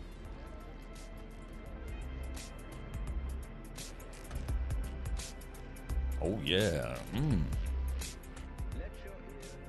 Okay, all right. So let's see. What am I doing? Chat, I've only have two things left. Okay, we just have to go to a nice planet that has water and do a little fishing. Icy Ruin, Hazy Planet, Azure Planet, Rainy Planet. Let's go to the Rainy Planet. The Rainy Planet should be nice. Starbulb. It's got torrential heat though. You see the moon floating around it? Did we land here already? All right, well, off we go. Yeah, just two things left. Yeah. Oh, it looks like Erdy. Actually, Erdy made a base on this planet. Cool. Thank you so much, Kevin Richard in chat. Was the only thing I needed to complete the expedition. Oh, really? Oh, okay. Oh, very good. Sehr gut. Oh, yeah, so again, I know, actually, hold on. Give me a sec, Chad. I'm gonna stand up, stretch my legs a little bit. Oh my goodness gracious. Yeah.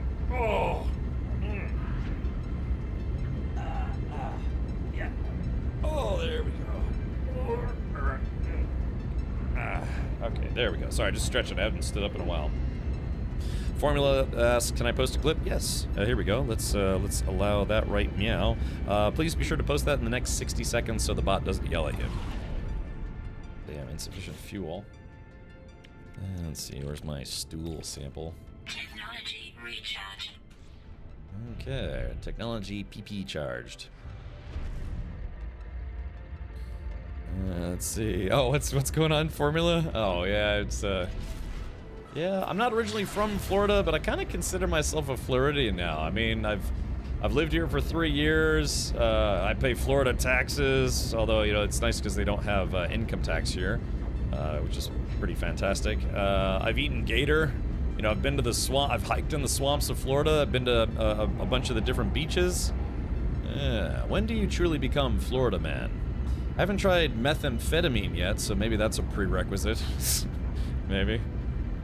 Yeah, they have a phrase here called flow grown, Florida grown, which is it means that you're from Florida. We have 20% income tax. Yeah. So here in the United States, we have states. You know, it's the United States of America.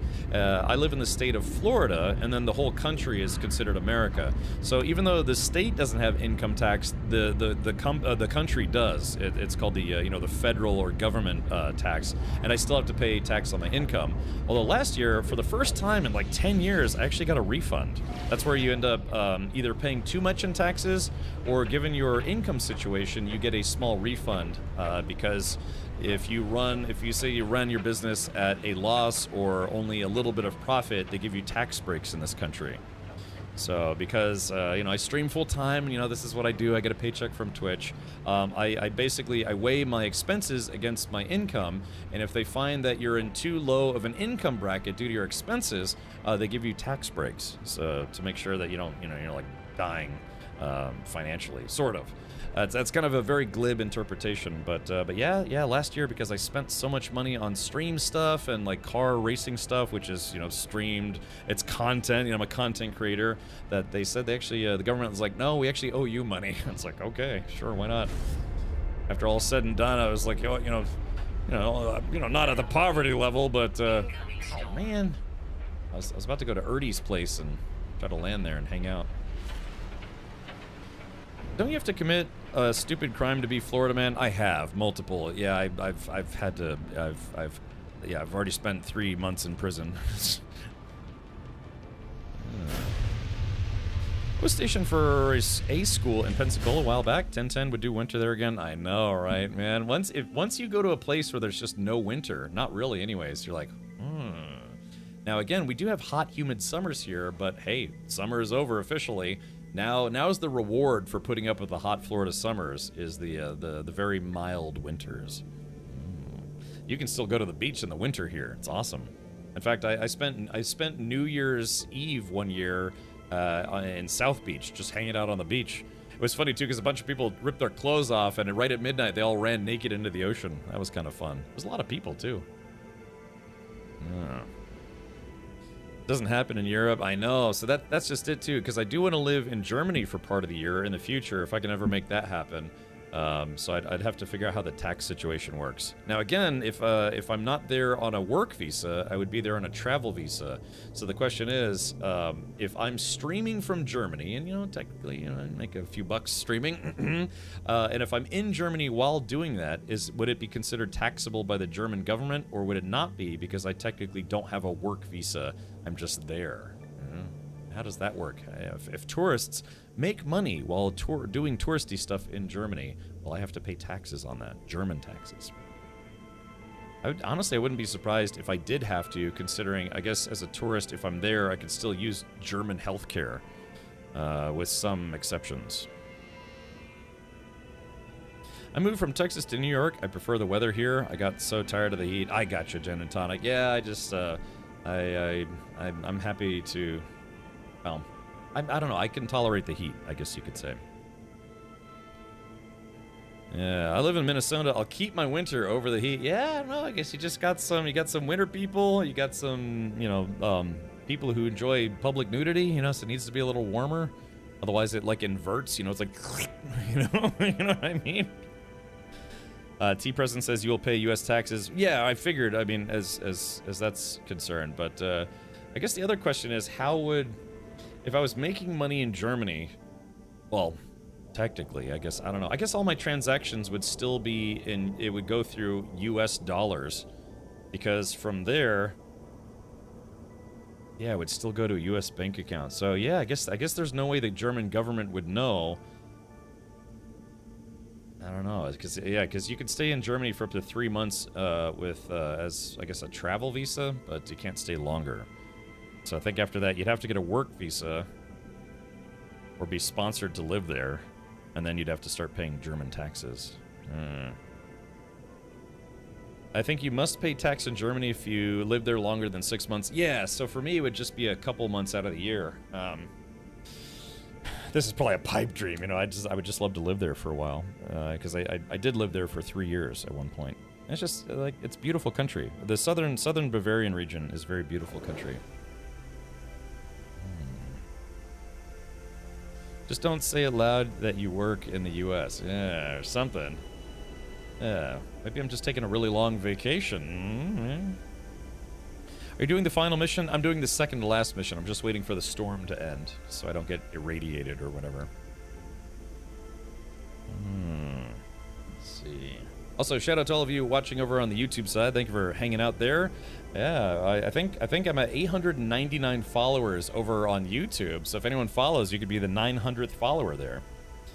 And then after that, it's the countdown to the 1,000 subscriber special, because once that hits, I will be able to apply for being a YouTube partner again. So I am. I'm just having trouble finding the last planet. I need to find to complete the final mission. It says it's in the system, but I'm not finding it, and it doesn't allow me to go out of the system. So let's take a look. Icy Ruin, Hazy Planet, Azure Planet, Sub-Zero Moon. I mean, if I had to guess, I'd say maybe it's Anma Omega. It looks like, yeah, defeat the Siren of the Deep, so you'd have to find a place that has deep enough oceans, I'm assuming. Maybe, maybe not, but, so yeah, you'd have to find something that's aquatic, right? So I would guess, my guess would be either the Azure Planet or Anma Omega. Oh, Jen and Tonic, yeah, confirms Anma Omega is the final planet. So yeah, that would be my guess. Yeah, thanks for sharing. I'm freezing to death. Okay, let's go ahead and head on out of here. Okay, all right, we just got to do a little fishing. Yeah, got to do a little cold water fishing. Nothing too crazy. All right. Okay, ugh, cold water. I've gone swimming in the ice canals of Germany before, and brr, that's cold. It's not exactly like Polar Bear Club cold, but yeah, they call it the ice canal for a reason. Thank you, Blazer. Thank you for that. Let's do this. Okay, very good. Oh yeah, the stream got 6 likes. Thank you for the likes. Yeah, likes help YouTube's algorithm say it's like, okay, this guy doesn't suck entirely, just a little bit. And yeah, one of my videos on my car's YouTube channel actually hit over 700 views in a few days. So yeah, I've been trying to become a YouTuber again. Yeah, so thank you, Blazer. All right, let's do this. It's always a work in progress, trying to do all the things. All right, clunk. Okay, so I think I should be able to do some fishing without bait. Oh, actually, hold on. My inventory is too full, so let's go drop off all these blowns. Yeah. Let's see, where's my ship? Yeah, I just gotta put these bones into storage here. Yoop. Alright, yep, there we go. Because might as well, you know, just sell them. It's free money. Each one is worth 72,000. Not that I really need money. I have over 1 billion credits on my main playthrough. But I'll never hit 4 billion with that kind of attitude. Yeah. Just like a billionaire. It's like, well, I only have 1 billion. I kind of want 2 billion, you know? Like, man, when you're a billionaire, I don't think a lot of people realize that when you're a billionaire, I mean, you're just on a different plane of financial existence. You know, just everything rudimentary no longer has meaning.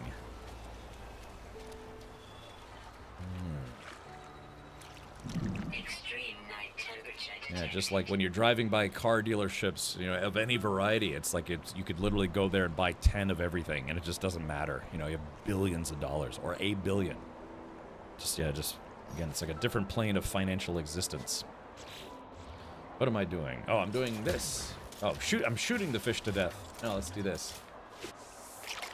I've got to meet some pretty rich people in my life, and yeah, you know, some are fairly humble about it, some are not so humble about it, but yeah, I've been in some, you know, mega mansions before. People had their own, you know, their own cooks on staff, people had their own personal assistant, their own personal chef. You know, just people who literally work full time just for you, just to clean your house, cook you food, where you're paying someone else's, you know, $50,000, $60,000 salary a year, and you're just paying that because, you know, you're just like, why not? I have $1 billion, or, you know, I went to one guy's house. He had I think his net worth was over 100 million. Got to visit his place. That was kind of cool. But yeah. It's gotta be interesting not having to really ever think about money anymore. At least in a personal sense. You know, for people who are billionaires, obviously they have money on their mind quite a lot because they're trying to make themselves and other corporations lots of money.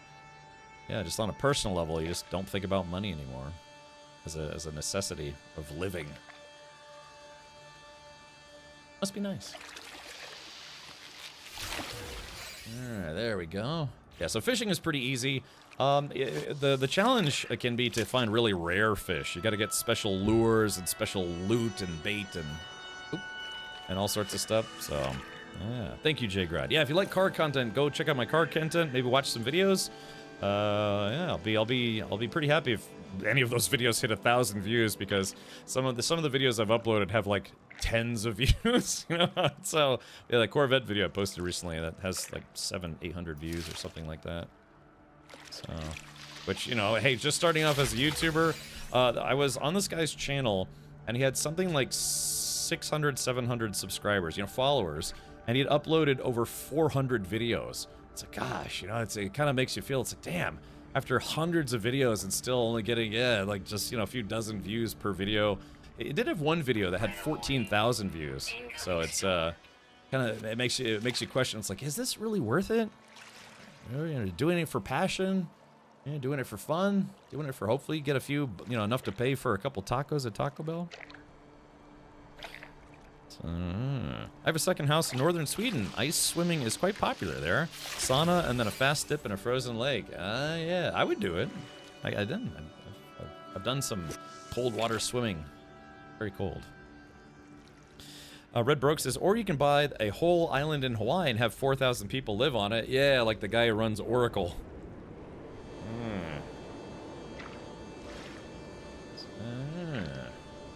I tell you what, man. You know, they call it the American dream. You know, just getting to do what you want with your life. You know, monetarily or otherwise. And you know, it really can make a big difference in your happiness. Even though I make a lot less, I'll be honest, I make a lot less than when I used to be an IT guy. I am infinitely happier. I really love getting to do this every day, getting to hang out with people, chat with people. You know, try to help people play No Man's Sky and other games and other goodies. Is that 5 fish? That was 5 fish. I'll tell you what. Ah, crap. Hold on, I gotta get back to the ship. I'm dying.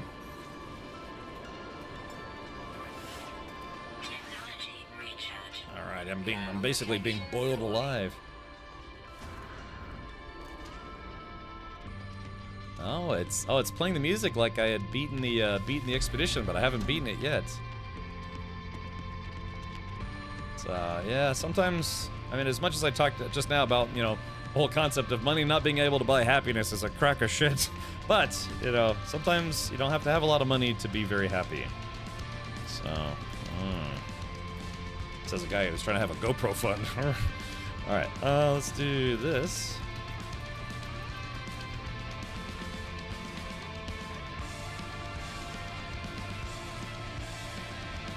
Doing the victory dance here. I remember some news article about this millionaire woman in California who lived in some massive house which had marble floors, which she changed to new marble every year.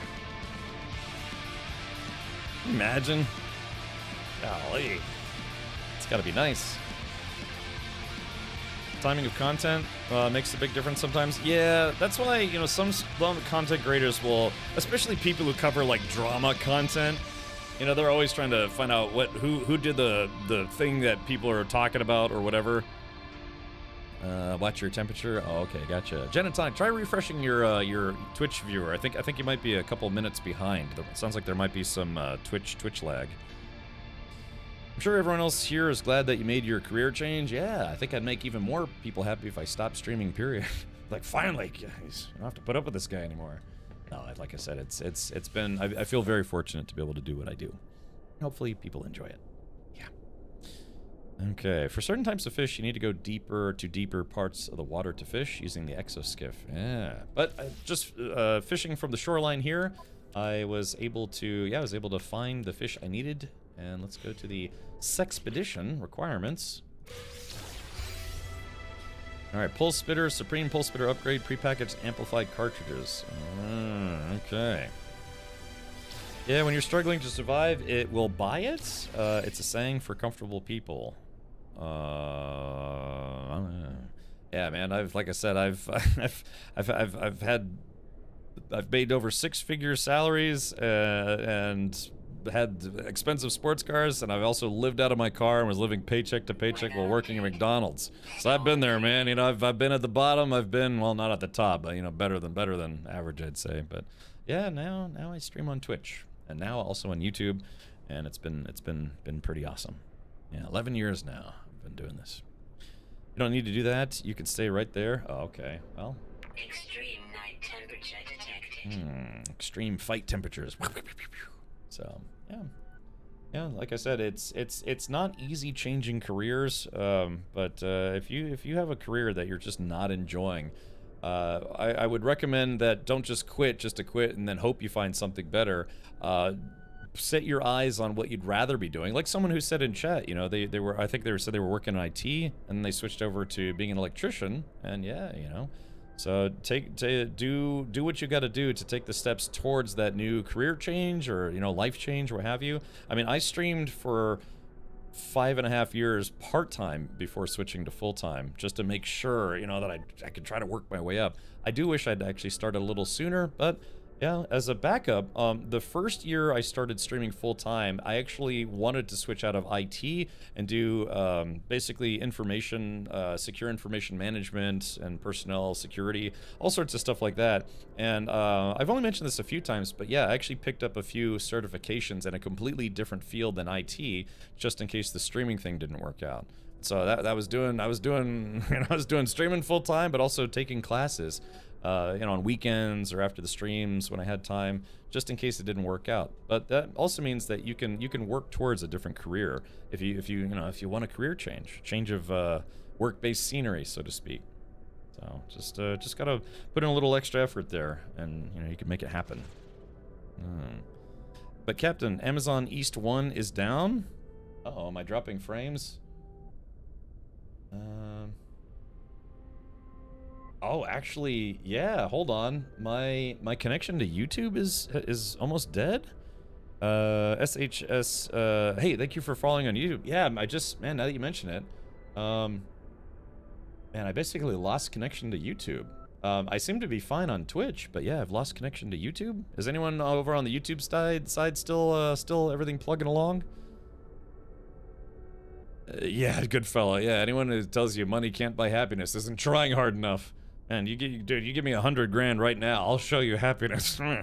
Shit, man, you give me, you know, a few extra $100 towards the GoPro fund, I'll show you happiness. Literally, because it's a camera, I'll literally be able to show you. Go figure. Sager Bomb says good to go. Ryan says I see you. Okay, yeah, I had no idea, but apparently I'd lost connection to YouTube for a hot minute. So, okay, good. All right, well, we have to find a big jello fish. Defeat the Siren of the Deep. Catch and release the spawn of Arcadia to summon the Siren of the Deep. When confronted by the Guardian, do not flinch, do not surrender, do not succumb. So the spawn of Arcadia. So I'm guessing I'll have to probably get some better bait. You're into baiting. Let's see. Mealworms. A piece of specialist bait designed to improve the size and rarity of your catch. Spicy chum. Bionic lure. Yeah, I don't have amino chambers or lubricant. That would be... Yeah, but it says, of particular interest to anglers seeking legendary fish. Diurnal fish, nocturnal fish. Damn. Mordite's not hard to get, but phosphorus might be a little harder to get. I could try just mealworms.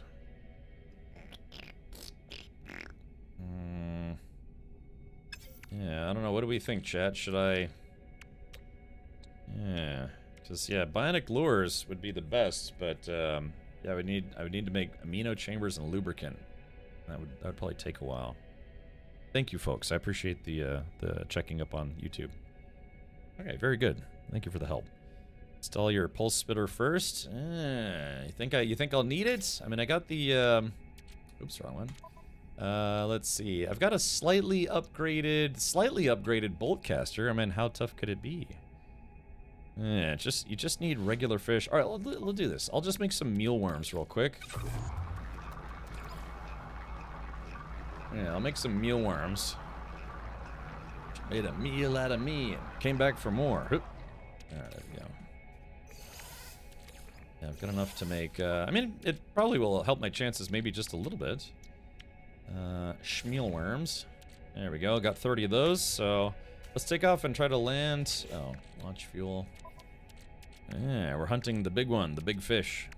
Real big fish. Technology recharge. Put the wrong fuel in. Technology recharge. Okay. GG LOL WTF says I did not need bait. Okay, well I don't mind using a little bit of mealworm bait. You know, I had pet lizards. I used to feed them mealworms. Okay, so the question is, do we need to go to deeper water for this gigantic jellyfish?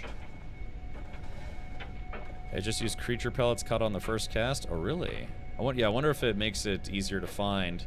I guess it'd probably be easier to fight if I could fight it from the shore. Oh, it's super easy? Okay. Yeah, you're right. Maybe I'm overthinking this a little bit. Incoming storm. And this place is really prone to storms. My goodness. There we go. Remember what I told you at the beginning of the stream? That you love redheads? Same as me? Or did I just imagine that? So... Alright, well now I gotta wait for the storm. Let me, since I gotta wait for the storm to be over, let me see what the weekend weather is going to be like. The weekend forecast. Okay. Thanks. Okay, very good. Let's see. What is the weather going to be like in Florida? What's tomorrow? The 25th. Has a high of 85 Fahrenheit, which is like 20-something Celsius. Low of 70 degrees, very comfortable. Partly cloudy, no rain expected. Should be sunrise about 7:30 a.m. Slight winds. It's going to be a very comfortable day. Like I said, that's the reward for putting up with the hot, humid summers in Florida. You have a really, really nice spring and fall, and then winter. It's a little cooler. I mean, I still wear shorts in the winter here. I might throw on a hoodie or something, but it's like, well, yeah, but you want to do this from the shore. Yeah, exactly. Yeah, damn redheads. I had one red girlfriend, still cannot heal. I know, man. I had, when I was 18, I was dating a girl that was a year older than me, and that was the first time I ever dated a redhead. And yeah. And then my last lady pal was also a redhead. She's very nice. So, still messing with my... I know, yeah. 500% humidity, constant rotten vegetation, fish smell. What, New Jersey or? Oh, 31C. Okay, gotcha. All right, still got the heat wave. Reminds me of that scene in one of those, Chronicles of Riddick movies or whatever it was, where the guy, he walked out of the cave while there was like the solar flare going by. He walked out and he basically just like cooked himself to death. It's 40F and raining for me right now. Ah, Raki, the joys of living in Northern Europe. Hope the kitty cat comes back. I'd like to have a pet cat, like outdoor cat.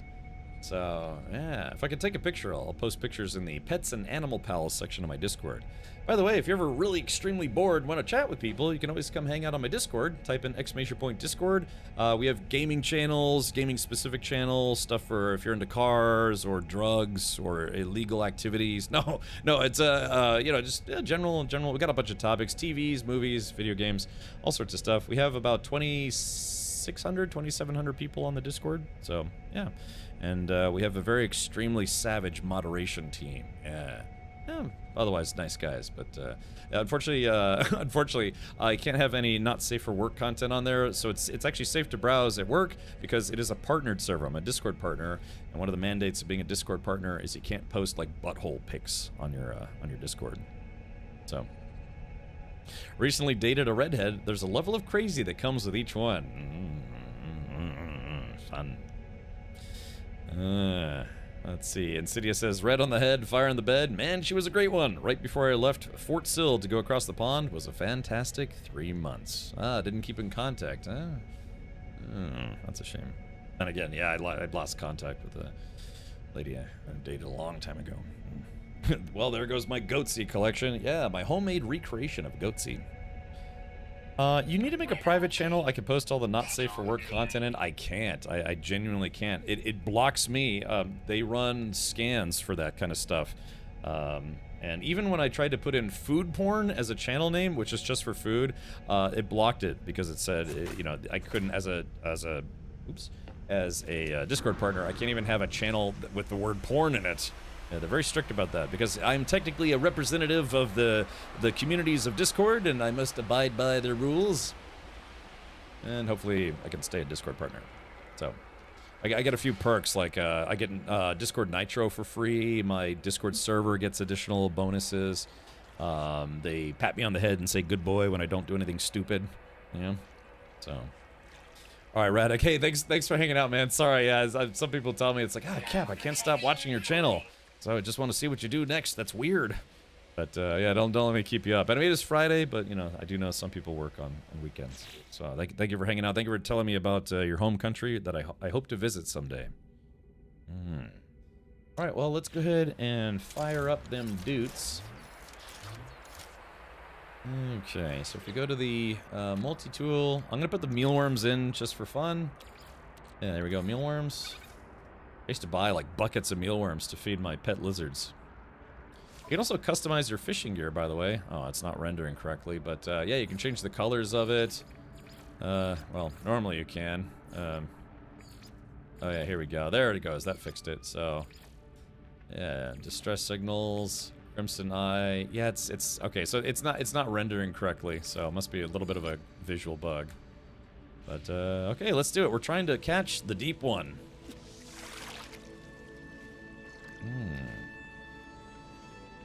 So you've never been patted on the head? Patted on the butt cheeks.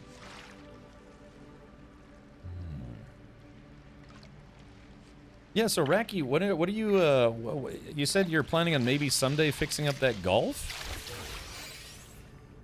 A warty frogfish. Delicious. Oh, Dusty, I'm sorry. Yeah, the last time I did a game with drops, it was for a game called Rogue Point. They are not doing Twitch drops for No Man's Sky for the Expedition. Because they only do them about 2 to 3 times a year, and they just did them a couple months ago, or a month and a half ago, something like that. Or 2 months ago. So yeah, it's a bit too soon, but yeah. I mean, don't get me wrong, I love it when they do drops, because you know, we have a lot of people that come hang out. But yeah, maybe next time. Uh-oh. Ah, there it is, the spawn of Arcadia, a glassy jellyfish, lights pulsing beneath its skin. Its thin tentacles pluck at the air, their vibrations manipulating the space around its body. As it writhes, a faint music drifts from its tendrils, worming its way into your ears. The melody seems to never end, worming its way into your ears, never ending, worming its way into your ears, never ending, never. Ah, okay. So what do I do with this guy?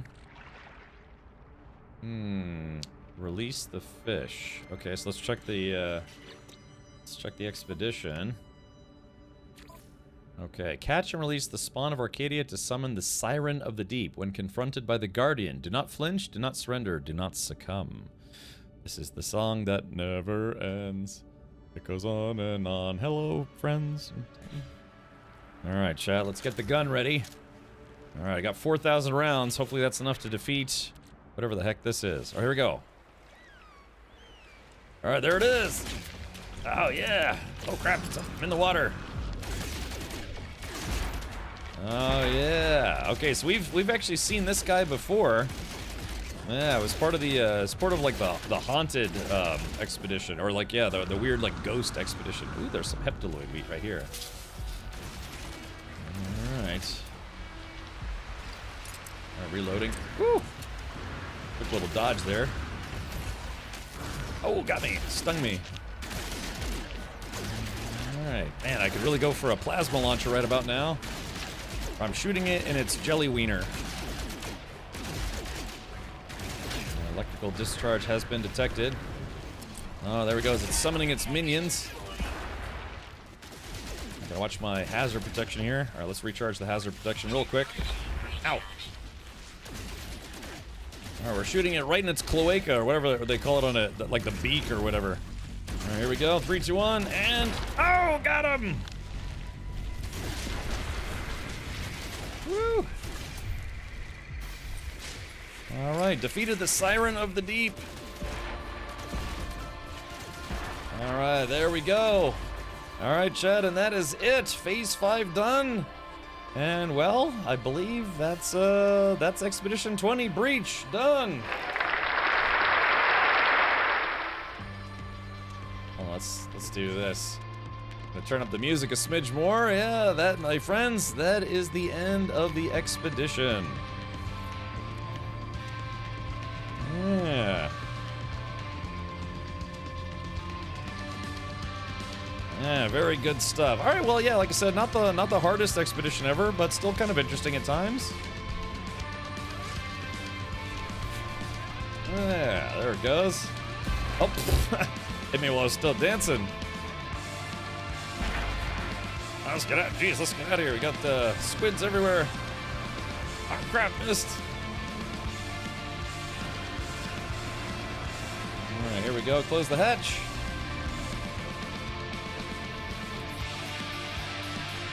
All right, there we go. Leaving this planet behind for good.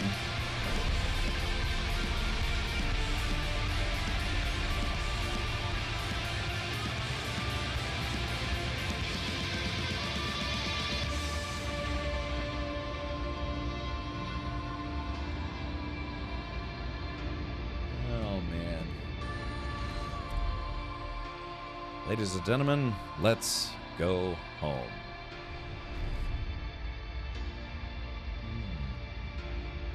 Fun stuff. Yeah, it's always a bit bittersweet when you finish an expedition, because it's like, man, it was kind of fun, you know, hanging out, going on some adventures and the like. But yeah, just like all good things, it must come to an end. Behold, the anomaly. Gadunk.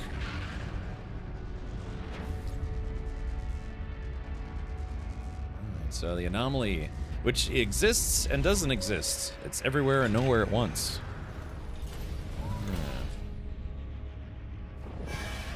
Alright, so I didn't build much of a ship this time around, but that's okay. Yeah, it's a little guy. I could bring the pieces over. Maybe I could jump over to my main save. We could take a look. See what they got. Yeah, looks like something else than a beak, though. This means that you can. This means you can start driving around the Pacific then. Oh. The anomaly is entering the anomaly. Correct. All right. So yeah, my backpack is very full. Okay. So yeah, let's take a look. Discoveries. Actually, let's go back inside the ship. It says my backpack is completely full. Oh, I guess it's not completely full. So, yeah, you can release fish for nanites. And I think if you don't release them before the expedition ends, you get the units instead of the nanites. But if you release a fish, you actually get nanites. So, yeah, I guess I have to figure out what I'm going to keep and what I'm going to leave behind. So we're gonna do some swapping. Actually, you know what I probably should have done. Well, I guess all this stuff is going to get turned into credits or nanites anyway. So, yeah, let me do a little inventory sorting here, because I don't think when you exit the expedition and ask you what stuff you want to bring back with you, I don't think you can. This is music we're listening to. I don't think it can check ship storages or cargo containers, but it can check the general storage and your backpack storage. So yeah, so I guess we don't need to really worry about these anymore. Alright, so let's see. Okay, yeah, these can stay in the ship. We're gonna take the S-tier modules with us. We're gonna, yeah, pretty much gonna take the S-tier modules and the ship components. What else can we leave behind? Don't need the ammo. Well, I won't take the ion batteries with me. Yeah, taking ship components though, those are gonna come with me. Let's see.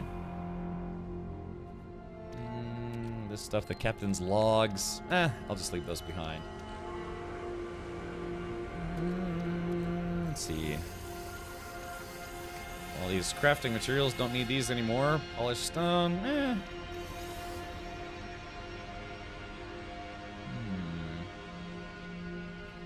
I think, yeah, the music got very intense all of a sudden. What is this? Rocket boots, don't need those.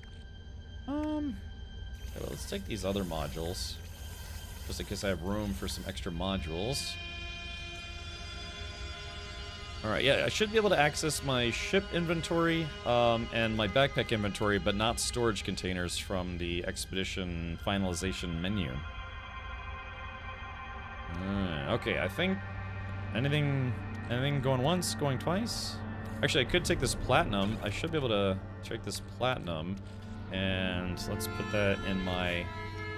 Why is this music so weird all of a sudden? There we go, and there we go, turn that into nanites. There we go, this can go in the exosuit. Okay, so, and this is everything. Yeah, it's a lot of ship components, upgrades, and some other things. I think I have more S-tier modules than I have room, so. Yeah, memory fragment, yeah, we'll definitely take that with us. Defense chit, maybe. I might take a chit. Alright, let's get out, yeah, let's get off this ship. Can't get off the ship? I don't know, yeah, I don't know why the music got so weird all of a sudden. I was so tempted to pick up the expansion last night and start again. Pick up the expansion? Oh, you mean, Pacific Drive. Oh, yeah, that expansion. Yeah, so I'm going to start that on Monday. Again, I'm going to be pretty busy tomorrow, so I won't be streaming tomorrow. And then I'll be streaming horror movies all day on Sunday. I'll try to finalize the movie list on tomorrow night. And then, yeah, all day Sunday we're going to be watching spooky movies on Discord, Discord Movie Night. Because, yeah, we were doing the Halloween 12-hour movie marathon because we hit our 2,800 sub goal during our subathon. So, oops, wrong button. Alright, let's get out of here, man. The music's being weird for some reason. Okay. Oh, actually. Let's turn the music down. I don't know why the music's being so weird all of a sudden. Alright, there we go. Apply. And, let's see. Just making sure I have my room in my inventory. Because we should be getting a few extra rewards here. I got 6 slots left.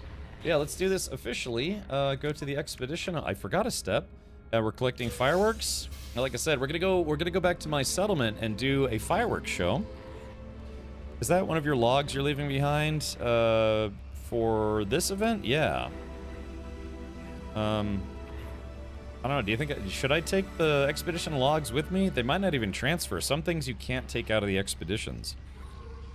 Should I take those logs with me? Is there any reason why I should?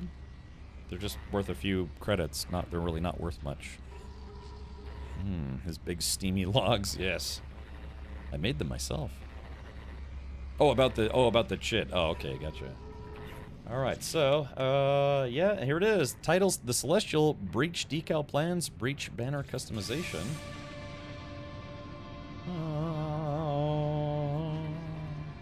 Good stuff. Yeah, you know, like I said, I kind of stretched this out over the last 3 streams, but it was good fun. It was good fun. Okay, so, alright, so all 5 phases are complete. Don't forget, you have to go to the final phase section and click on complete. So, collect reward, claim expedition reward. Congratulations, Traveler! Yay! The expedition is complete. Return to the space anomaly to view your rewards and achievements.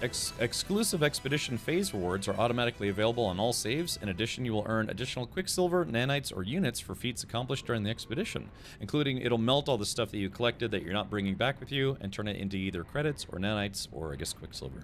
Before finishing the expedition, use the expedition terminus to send valuable items back to your primary save. Surplus items will be processed into units or nanites as appropriate. Okay, well, there it is. Ooh, right on time. Oh, gosh. Ugh. I have to sleep in tomorrow. Okay, so yeah, this is where we have to choose what we're going to bring with us. Obviously, for the technology tabs, we'll... let's see here. S-tier pulse spitter, S-tier scanner module, pulse engines, and movement modules, hyperdrive modules. Okay. And, ooh, we had just enough room. Chat, check that out. We had just enough room for all the S-tier modules that I had. And so, yeah, now we're going to, I think you get 30 spaces? What? How many spaces is that? 1, 2, 3, 1, 2, 3, 4, 5, 6, 7, 8. Oh, so it's actually only 24. I thought it was 30 for some reason. It's 24. So, yeah, all these custom Corvette parts. This, I can leave this behind. That'll just get turned into units. Same thing with the gold. Memory fragment can come with me. Yeah, let's see. Signal booster, we don't need that. Yeah, all these parts. Sorry, it's kind of a tedious process here, but that's okay. Yeah, I'll add these to the collection of Corvette parts that I already have. Plus, we'll get to pick up the new ones. Oh, joy. Alright, let's see. Okay, what else are we taking with us? Yeah, storage augmentations for starships, that's always a plus. Multi-tool expansions, also a plus. Repair kits can come in handy. Launch fuel, it's nice to have launch fuel. Let's see, Aeron Winglet coming home with me. Aeron Blade. Aeron Drive. Oh, that's the drive. Ah, okay, gotcha. Oh no, Chad. Uh-oh. Yeah, I thought it was 30 slots, but oh no. Uh-oh. Uh-oh. Let's see. Dang. Yeah, my navigation data. The Aeron power shield. Ah, crap. Yeah, I thought it was 30 slots, but I guess it's only 24. Oh no. Oh no. Crap, we ran out of room. Okay, I guess I'll leave the exosuits behind. What do we have left? The fireworks. I've got plenty of fireworks. Relay joints. Argonaut hydraulics. Longshore thruster. Wiring looms. Heptaloid wheat. Yeah, I can leave all this stuff behind. Okay, so Chad, if we're gonna bring all the ship components, we're gonna have to make some sacrifices. Okay, so let's bring the thruster. Damn. I guess the repair kits, we'll have to forego the repair kits. Let's see, Argonaut hydraulics. Dang. Oh man. Inventory expansion aid you on your travels. Yeah, this is the shattered remnants of an expired traveler. It whispers an unknowable name deep within its fibers. The memory will manifest as an inventory expansion to aid you on your travels. I guess I kind of don't really need this either, because, I mean, memory fragments are kind of rare. There's even a memory fragment that you can get that automatically upgrades the class of a ship or a multi-tool. So no nanites, no 50,000 nanites. I mean, just one of these can save you 10, 25, 50,000 nanites. Logs might be sold for that scrap dealer. Yeah, the logs that I'm having to leave behind, they're worth tainted metal. Barely enough to watch extended editions of Lord of the Rings. We've done that before. We actually watched all 3 extended editions of the Hobbit movies one weekend. And another weekend we watched over 12 hours of Lord of the Rings extended editions. That was fun. I definitely had a few drinks that day though. But we watched the whole damn thing all back to back. That was a long one, man. That was, I think, 12, maybe almost 13 hours. Can you take a multi-tool with you? You can, yeah. So if you have a multi-tool that you like, or if you like the Corvette build, I think you should be able to rebuild it. I wouldn't take the repair or nav. Yeah, so memory fragment. Yeah, I mean, this whole expedition was primarily to get you some shipbuilding components. So, yeah, relay joints. Actually, let's take a look. What else do we have? Yeah, salvage data. I mean, these logs of the fire ship Arcadia. I mean, I don't see why I would need those. Antimatter, Atlantidium. Yeah, cobalt, chromatic metal. Nope. Okay, Chad, that's it. This guy will get turned into credits anyways. So relay joints. All right, well there it is. Except for getting some new multi-tool expansion slots and storage augmentations, those are absolutely worth taking home. Yeah, looks like I just got a whole bunch of new pieces and some new S tier modules. So, all right, well I guess that's that. We are going to end the expedition in 3, 2, 1.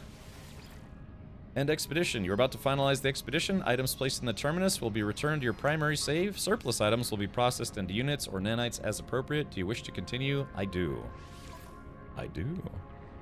Okay, so there we go. Yeah, I swam. I traveled on foot. Visited 17 systems.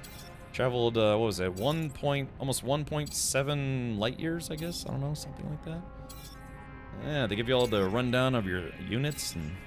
Yeah, so far I've got made over 3,000 nanites. You should put all those parts in your ship, then replicate the ship with nanites in the main save. Maybe next time. If we weren't full on tech, I would say pull the starboard runner out and grab the photonic core. Yeah. I mean, I could always sacrifice a. I could sacrifice a. What is the photonic core? Because I was gonna say, yeah, I mean, I could sacrifice. I've got lots of S tier upgrades. Yeah, so there it is, overall reward. But so I'm ending up with almost 18.6 million credits and 7,000 nanites. That'll be nice to have the extra nanites. Yeah, I forget. What is the photonic core? What does that do? Because I could go grab an expedition ship right now and pull parts out of it. I mean, it's kind of it's kind of a little roundabout way to go about that, you know. I think I'll be okay. All right, let's do it. Finish the expedition in 3, 2... I don't know, Goodfellow. I'll wait till Goodfellow responds, because I'm curious as to... I don't remember what the photonic core does. Sounds like it might be kind of cool. Photonic core was a special day 1 pulse engine, but I don't have that. Okay. But the Starborn Runner has one. It's a pulse engine module that is unique, so it doesn't count against the limit. Oh. That would be kind of nice. Yeah. It's always nice, yeah, when you get modules that don't count against the module limit. That's how you can end up getting like 6 or 7 modules, or 5 or 6, something like that. Yeah. I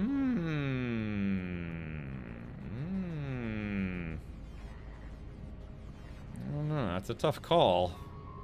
Maybe it could be something I stick in my X-Wing. I don't know, chat. What do you think? You think we should, can I... Oh, I think it's too late. I think, oh, yeah, I can't back out of the screen. Oh, no. Yeah, all right. Well, I think the game made the decision for me. I don't know. I'll have to find one or something. But, all right. Yeah, it looks like I have no choice. I can't back out of this. I could probably Alt F4 the game, but it's fine. We did it. All right, let's do it. Finish the expedition. I'll remember that for next time. I don't know. I have the Starborn Runner and the Starborn Phoenix. Maybe I could yank both of those. Okay, so we're back. We're back in reality. Oh yeah. So Jet, here we go. Here is I've made 2 Corvettes so far. One of them is just, it's kind of like a flying box like everybody makes on their first one, more or less. But then I have this guy. Yeah, I've got my X-Wing, which is pretty cool. It kind of looks like an X-Wing, right? Yeah, I'll move my stupid face here. So yeah, there it is. Yeah, I got my it's got all the lasers on the wingtips and everything. The engines, kind of look correct. I put a little R2D2, I don't know, kind of like an R2D2, well, reactor up there. But yeah, I've seen some other X-Wing builds that also look pretty good. But I think this one doesn't look half bad. It's like a clunky version of one, I guess you could say. So yeah, that's my current Corvette. I haven't decorated the interior at all, but yeah, it's been kind of nice. Okay, yeah, it's a little hard to get in and out of, but that's okay. I've actually done the, you know, some of the dreadnought battles in that thing, and it's super fun, man. It really makes you feel like you're, you know, just out there and blasting. Yeah, it's like an 8-bit X-wing with a 2-bit streamer. All right, let's see. How much room do I have in my inventory? I don't have a lot of room in my current inventory. So what I might be able to do is my freighter here. My freighter is here. So right now, yeah, I've got a lot of unused modules. I'm basically, it's like Spatula City, but it's spaceship mods. So yeah, I've got a bunch of new modules. I have used A and S tier modules. I got a rack of used X, questionable, unrated. Yeah, a whole bunch of modules, and yeah, I got some metallic hatching units. I got too much stuff. Someday I'm gonna delete everything. I'll delete it all, I'll start all over again, and then cry when I needed something specific. I feel like Corvettes make another starship not worth it anymore. Well, I mean, let's put it this way. I still like the agility of a good upgraded fighter. Because, you know, you can dogfight in Corvettes, and you can make them not bad, but there's nothing like a really fully kitted out fighter to just kick butt in space. So yeah, I mean, if I had to choose a solar sail ship, or a shuttle, or a Corvette, I would choose a Corvette. But yeah, or an Explorer, I'd rather have a Corvette, but if it was like, hey, to do this dogfight or do this battle against the pirate dreadnought, do you want your Corvette or do you want one of your better fighters? I'd probably choose a fighter. Cause yeah, they're a lot more agile, and I've got one of my fighters does over 60,000 DPS. And Insidious says I also really like my Star Fox solar ship. I gotcha. If you have pictures of it, you can post it in my Discord in the No Man's Sky channel. All right, here we go. So let's go ahead and. Yeah, here we go. Let me get all my modules out of here. Alright, so all those modules can go shmya. I wish there was like a transfer all. Yeah, create a multi-tool, copy Doctor Who, or create Starship, copy of the Nurple of Slippage. Yes. But yeah, we're not gonna do that right now. So all I'm gonna do is I'm gonna take all these Starship parts, put them on my current Starship, which is my Corvette, and then we'll fly to a space station and drop them off in the, basically in the Starship parts bin, so it's not taking up a whole bunch of room. Yeah. And then, like I said, we'll do that. Then we'll go to my settlement and have a nice little fireworks show. And then I'll hire some Gek strippers to help us celebrate. That should be amusing. You know, they emit pheromones to make you hornier, so you tip better. I'm glad I'm not on screen right now while I say all that stuff. Hi, that was someone else. That was not me who said all that stuff just then. It was some other. It was AI. Yeah, it was definitely an AI voice. Alrighty, yeah, I got lots of goodies. Too many goodies. I think the coolest part that I like is the Aeron power shield, where it looks like a little mini Atlas. You can put that on your ship. All right, there it is. So that's it. Officially got all the loot, finished the expedition. So thank you Hello Games for that. That was incredibly fun. And now the wait begins for the next one. So, yeah. Yeah, Sentinel interceptors also make good fighters. You know, I mean, to be fair, they are more agile than a Corvette. I mean, don't get me wrong. I've done dogfighting in my Corvette, but I have fighters that are better for fighting. Ermagerd, flirty blur. Boop.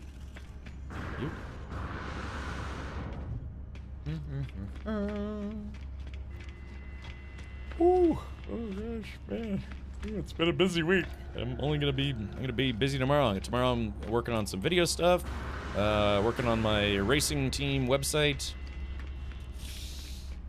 Gotta get all the footage from TwitchCon over to my editor. I was supposed to do that sometime this week, but I just couldn't make time for it. So hopefully I'll have that done by the end of next week.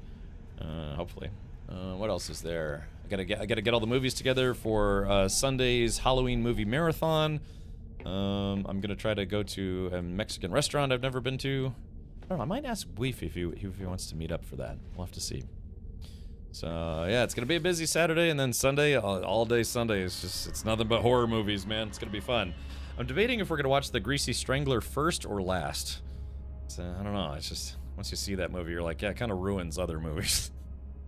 right, let's go, man. Let's go. Let's see. What star system am I in? Okay, I'm in the community planet. Yeah, we've got Space Hawaii. Space Hawaii is one of the nicest possible planets you could ever find in this video game, and it was found by PKA, who is a channel VIP. They said they had to visit over 200 different star systems to find this planet, where it's a well, you'll see it. We'll go to it eventually, but it's extremely nice. It's a great place to build a base. No sentinels, no bad weather. It looks like Earth, to be honest. They're like, well, Cap, I want to build a base on an alien world. Well, there's still, like, I don't know, weird little Care Bear looking dudes. Alright, so check this out. Yeah, so this is my X-Wing fighter. They fixed the guns, too, so the guns animate correctly now. Yeah. Isn't that cool? Dude, I love this. I've got my own X-Wing. I wish there was, if there was a mod that could make the guns sound more like the guns on an X-Wing, I think that could be very popular. All right, let's get in here. I want to go fight a pirate dreadnought, but that would probably take a while to find one. We could give it a shot. Yeah. This is probably the best thing I've ever made in this game for sure. That's not even that impressive, but for me, you know, I don't really build a lot in this game, but yeah, this took me about an hour, or yeah, it took an hour with chat's help to build it. Took a lot of suggestions from chat. Okay. Yeah, it's even got like the Millennium Falcon little hangout spot. I can't believe he's gone.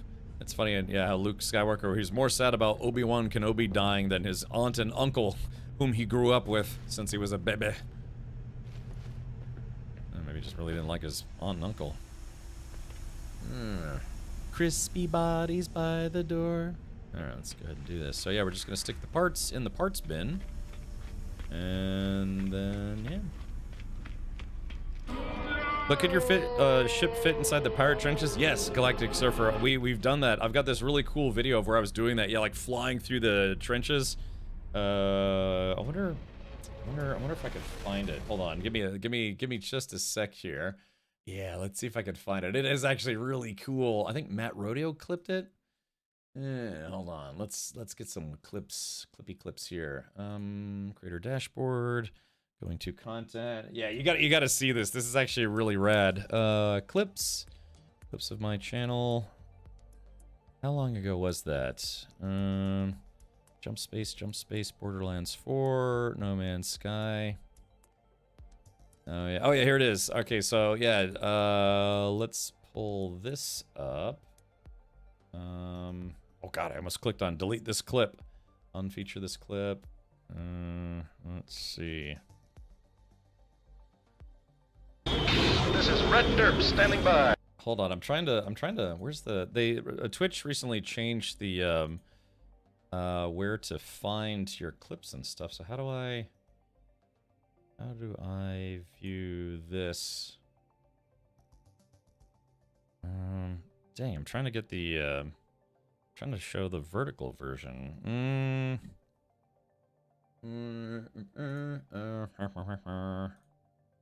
That took too long. Okay.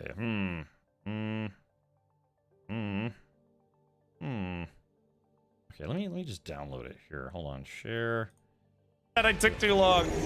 Damn it. Sorry. Yeah, Twitch changed their layout recently. For some reason, I'm having trouble figuring out how to get this to work properly. Let's see. I just want to view it. Share portrait clip. Okay, all right, I'm just gonna straight up download it. That's probably the easiest way to go about this. Okay, here, check this out, man. This is This is Red Derp. Oh, hold on. Yeah, dude, just check this out, man. This is super rad. This game lets you live out your I guess you could say your Star Wars fantasy in No Man's Sky. All right, here we go. So here we go. Check this out. Oh, please. This is Red Derp standing by. Alright, hold on, let's do this. Alright, chat, hold on. Alright, I'm starting my attack run.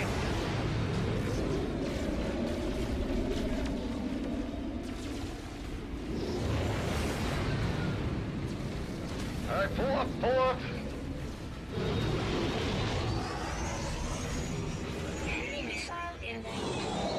Dude, this is so awesome. Yeah, so I added all the X-Wing sounds. I didn't do that after the fact. That was literally live. I went to YouTube and there was like a compilation of X-Wing sounds. So, you know, just flying around. Yeah, just flying around in there with the X-Wing sounds with the ship. It was just awesome. Just simply awesome. Yeah, you know, there's like Red 2, Red 5. I was Red Derp. So, yeah, hold on, let me play it one more time for you. Let me turn it up just a little bit more here. But yeah, it's the Star Wars fantasy come to life. This is Red Derp standing by. Alright, hold on, let's do this. Alright, chat, hold on. Alright, I'm starting my attack run.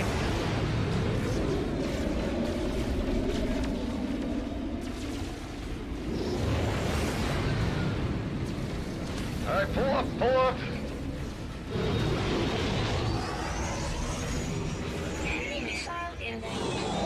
Dude, this is so awesome.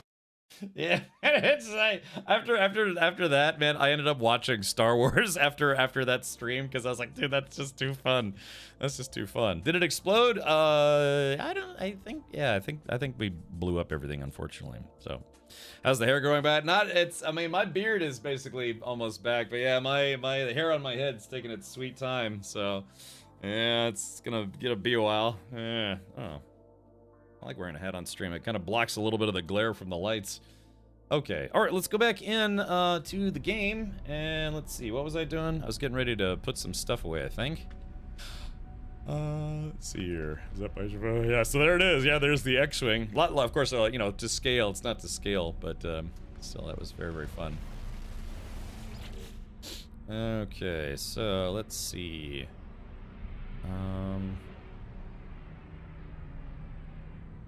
Oh, does it have to be? I guess it has to be in my immediate inventory. Oh, that's a bit unfortunate. Is there any way to pull? I guess they don't have it where you can pull from your ship's inventory yet. It's coming in, grows faster than mine. Get some of those chia pet seeds for your head. Yeah, wouldn't that be nice? Okay, the Deadeye cannon can go in there. All right, I'm sorry, chat. Yeah, give me a hot second here. I'm gonna have to put all my modules away. Okay, so this will just take me, what is it, 5? Yeah, 5. Exosuit. I wish there was a way to put directly, you know, into specific containers, but there isn't. The isn't straight. Okay, let's see here. All right, freighter, number 5. Yeah, looks like I've got a lot of S tier modules now, my goodness. Life support. Actually, man, I might be running out of room. Got some new types of... oh no, yeah, I'm running out of room. Crap, hold on. Guess yeah, a lot of these will stack, but looks like I got some newer types that I didn't have previously. There we go, that one's gonna stack. It's like, how many different S types can you get? Probably quite a lot. Okay, I don't know, hopefully this stacks. Yeah, there we go. Alright, I have just enough, I had just enough room. Okay. Okay, there we go. Yeah, so, yeah, look at this. Hey, chat, does anybody need some modules? I may have some extras. So, sell the A's, keep the S's. Yeah, I mean, what I should do is, yeah, I should take all these and just give them away at the anomaly. I just like being able to show off this container. Yeah, I've got a bunch of A's, S's, X's, and then I've got a bunch of used ones as well. So let's get rid of these used ones. It should be 6. Yeah, so there we go. I've collected a lot of stuff over the years. When you do a lot of expeditions, a lot of expansions, you just kind of collect stuff. One of these days, I'm just gonna delete everything and start over, and then cry when I need something specific. And it's like, well, I had it, but then I gave it away. Teleport receiver, yeah. So that's a teleport receiver package. Those are always useful. So it would be tough to throw that away, because yeah, they're just always useful. Let's sort. There we go. Okay. S tier. Sorry. I'll do some inventory maintenance a little bit later. Okay, so now... yeah,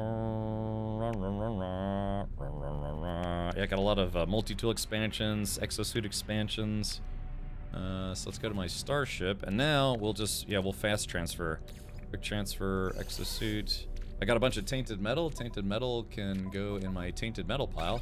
So chat, right now I've got 10,000, I'm sorry, not 10,000, 14,248 tainted metal, and each tainted metal turns into 2 nanites. So, you know, do the math. Yeah, I could have almost, what, 28,000 nanites at the drop of a hat?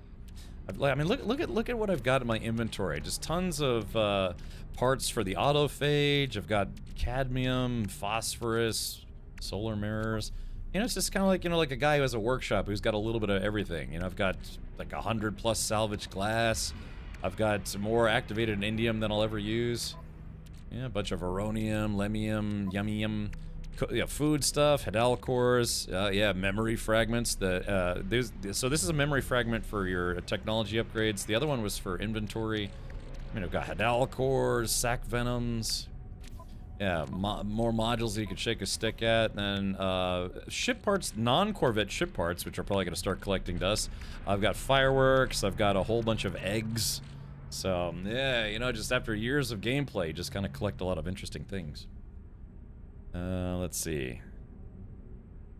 Oh, okay, I got your Billy M. I don't know, it seems to be a bit inconsistent, but, just wrapped up the expedition. I got started late. I just wrapped it up because I've been, I don't know, I took too long. I was the first adopter of this game back in 2013. I've been here from the beginning, and I'll be here until I die.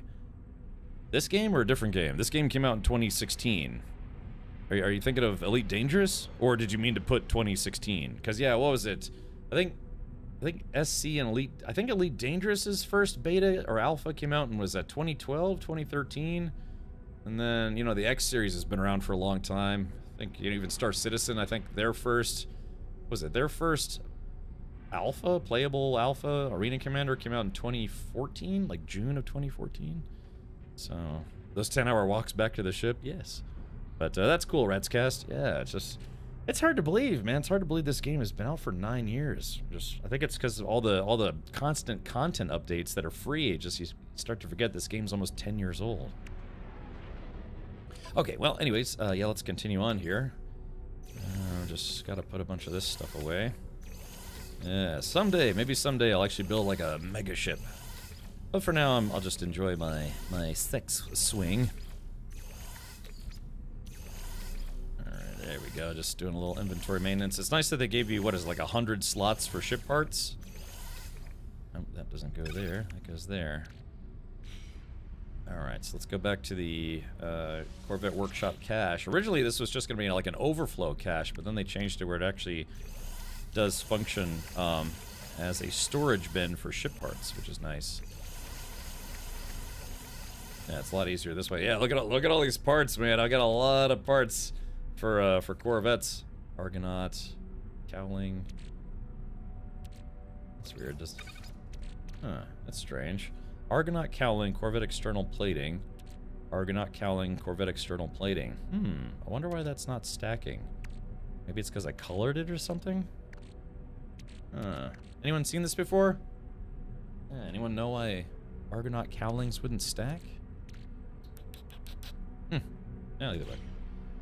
Okay. Yeah, one of these days, I'm just gonna delete everything. I'll delete everything. Okay, Starship, let's see, that could go exosuit, fluty doobs. I'll treat it like an expedition. I'll just start from scratch. Let's see, these can go in exosuit as well, because I already have a stack of those. Man, I've got, God, I don't know, 30 ships now, something like that. I gotta go through all the inventories on those ships. Well, actually, no, the ones in cold storage wouldn't have any inventory anyways, so. Do it! Just do it! Gorilla Biscuit says, I think it was Alpha 2013 for Elite Dangerous. Yeah, because I didn't play in Alpha, but I do have the beta package. I got the one where it's like you get free expansions for life, but after Odyssey, didn't really do that well. We'll have to see if they actually come out with any other expansions.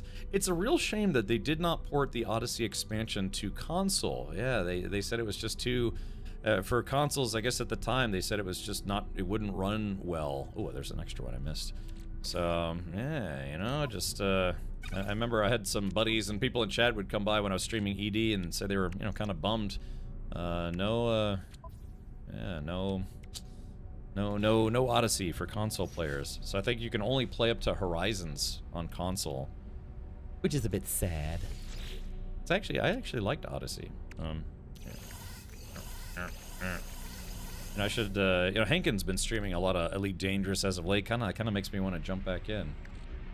Okay, well, I think we're good. So yeah, so this is currently my Corvette ship parts collection. I have nowhere close to all of the pieces, but you know, I've got this is more than enough to make at least a couple Corvettes, or at least one really good one. Morpheus says, hey, Cap, I just heard from another streamer, Kong Fan, that there was some unhappy people at TwitchCon. Did you see that? And if so, what's your opinion on it? If you don't want to comment, I get it as well. So what it was is that there was a very popular streamer named Emaru, I think her name is.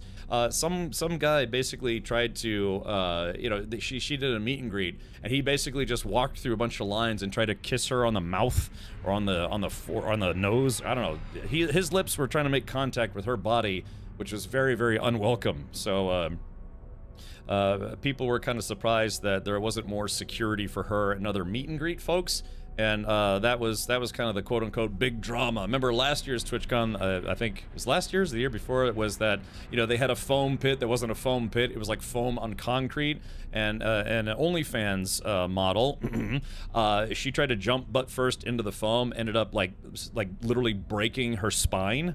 And so yeah, there's always some kind of big hullabaloo drama. For TwitchCon Las Vegas, a lot of people complained that the convention center, although Vegas is a fun town, it was you know, the convention center is just, it's an inconvenient location. It's not really close to the strip, and you have to use a train to get around, and there's a lot of traffic because F1 was going to be there in a couple weeks after that. But yeah, I had fun at this TwitchCon. For me, I didn't have any drama, but yeah, it's just some people lamented the concept that there should have been better security. Sandaro says, so nothing of value was lost. Yeah, I mean, they didn't, that guy didn't get arrested. It wasn't even, the Twitch security didn't even throw him out. It was one of her like personal like bodyguards or something like that. And so some people felt that, yeah, there could have been, I guess, tighter security. Twitch staff was there in mass to answer questions. I actually got to have a couple meetings with Twitch staff, which was fun.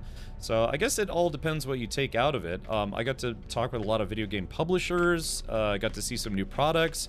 I talked to a sim rig racing company that wants to send me a sim rig. I went to the NCSoft party and they gave me a goodie bag. I got to play some games. They gave me a free gaming monitor, a 27-inch monitor.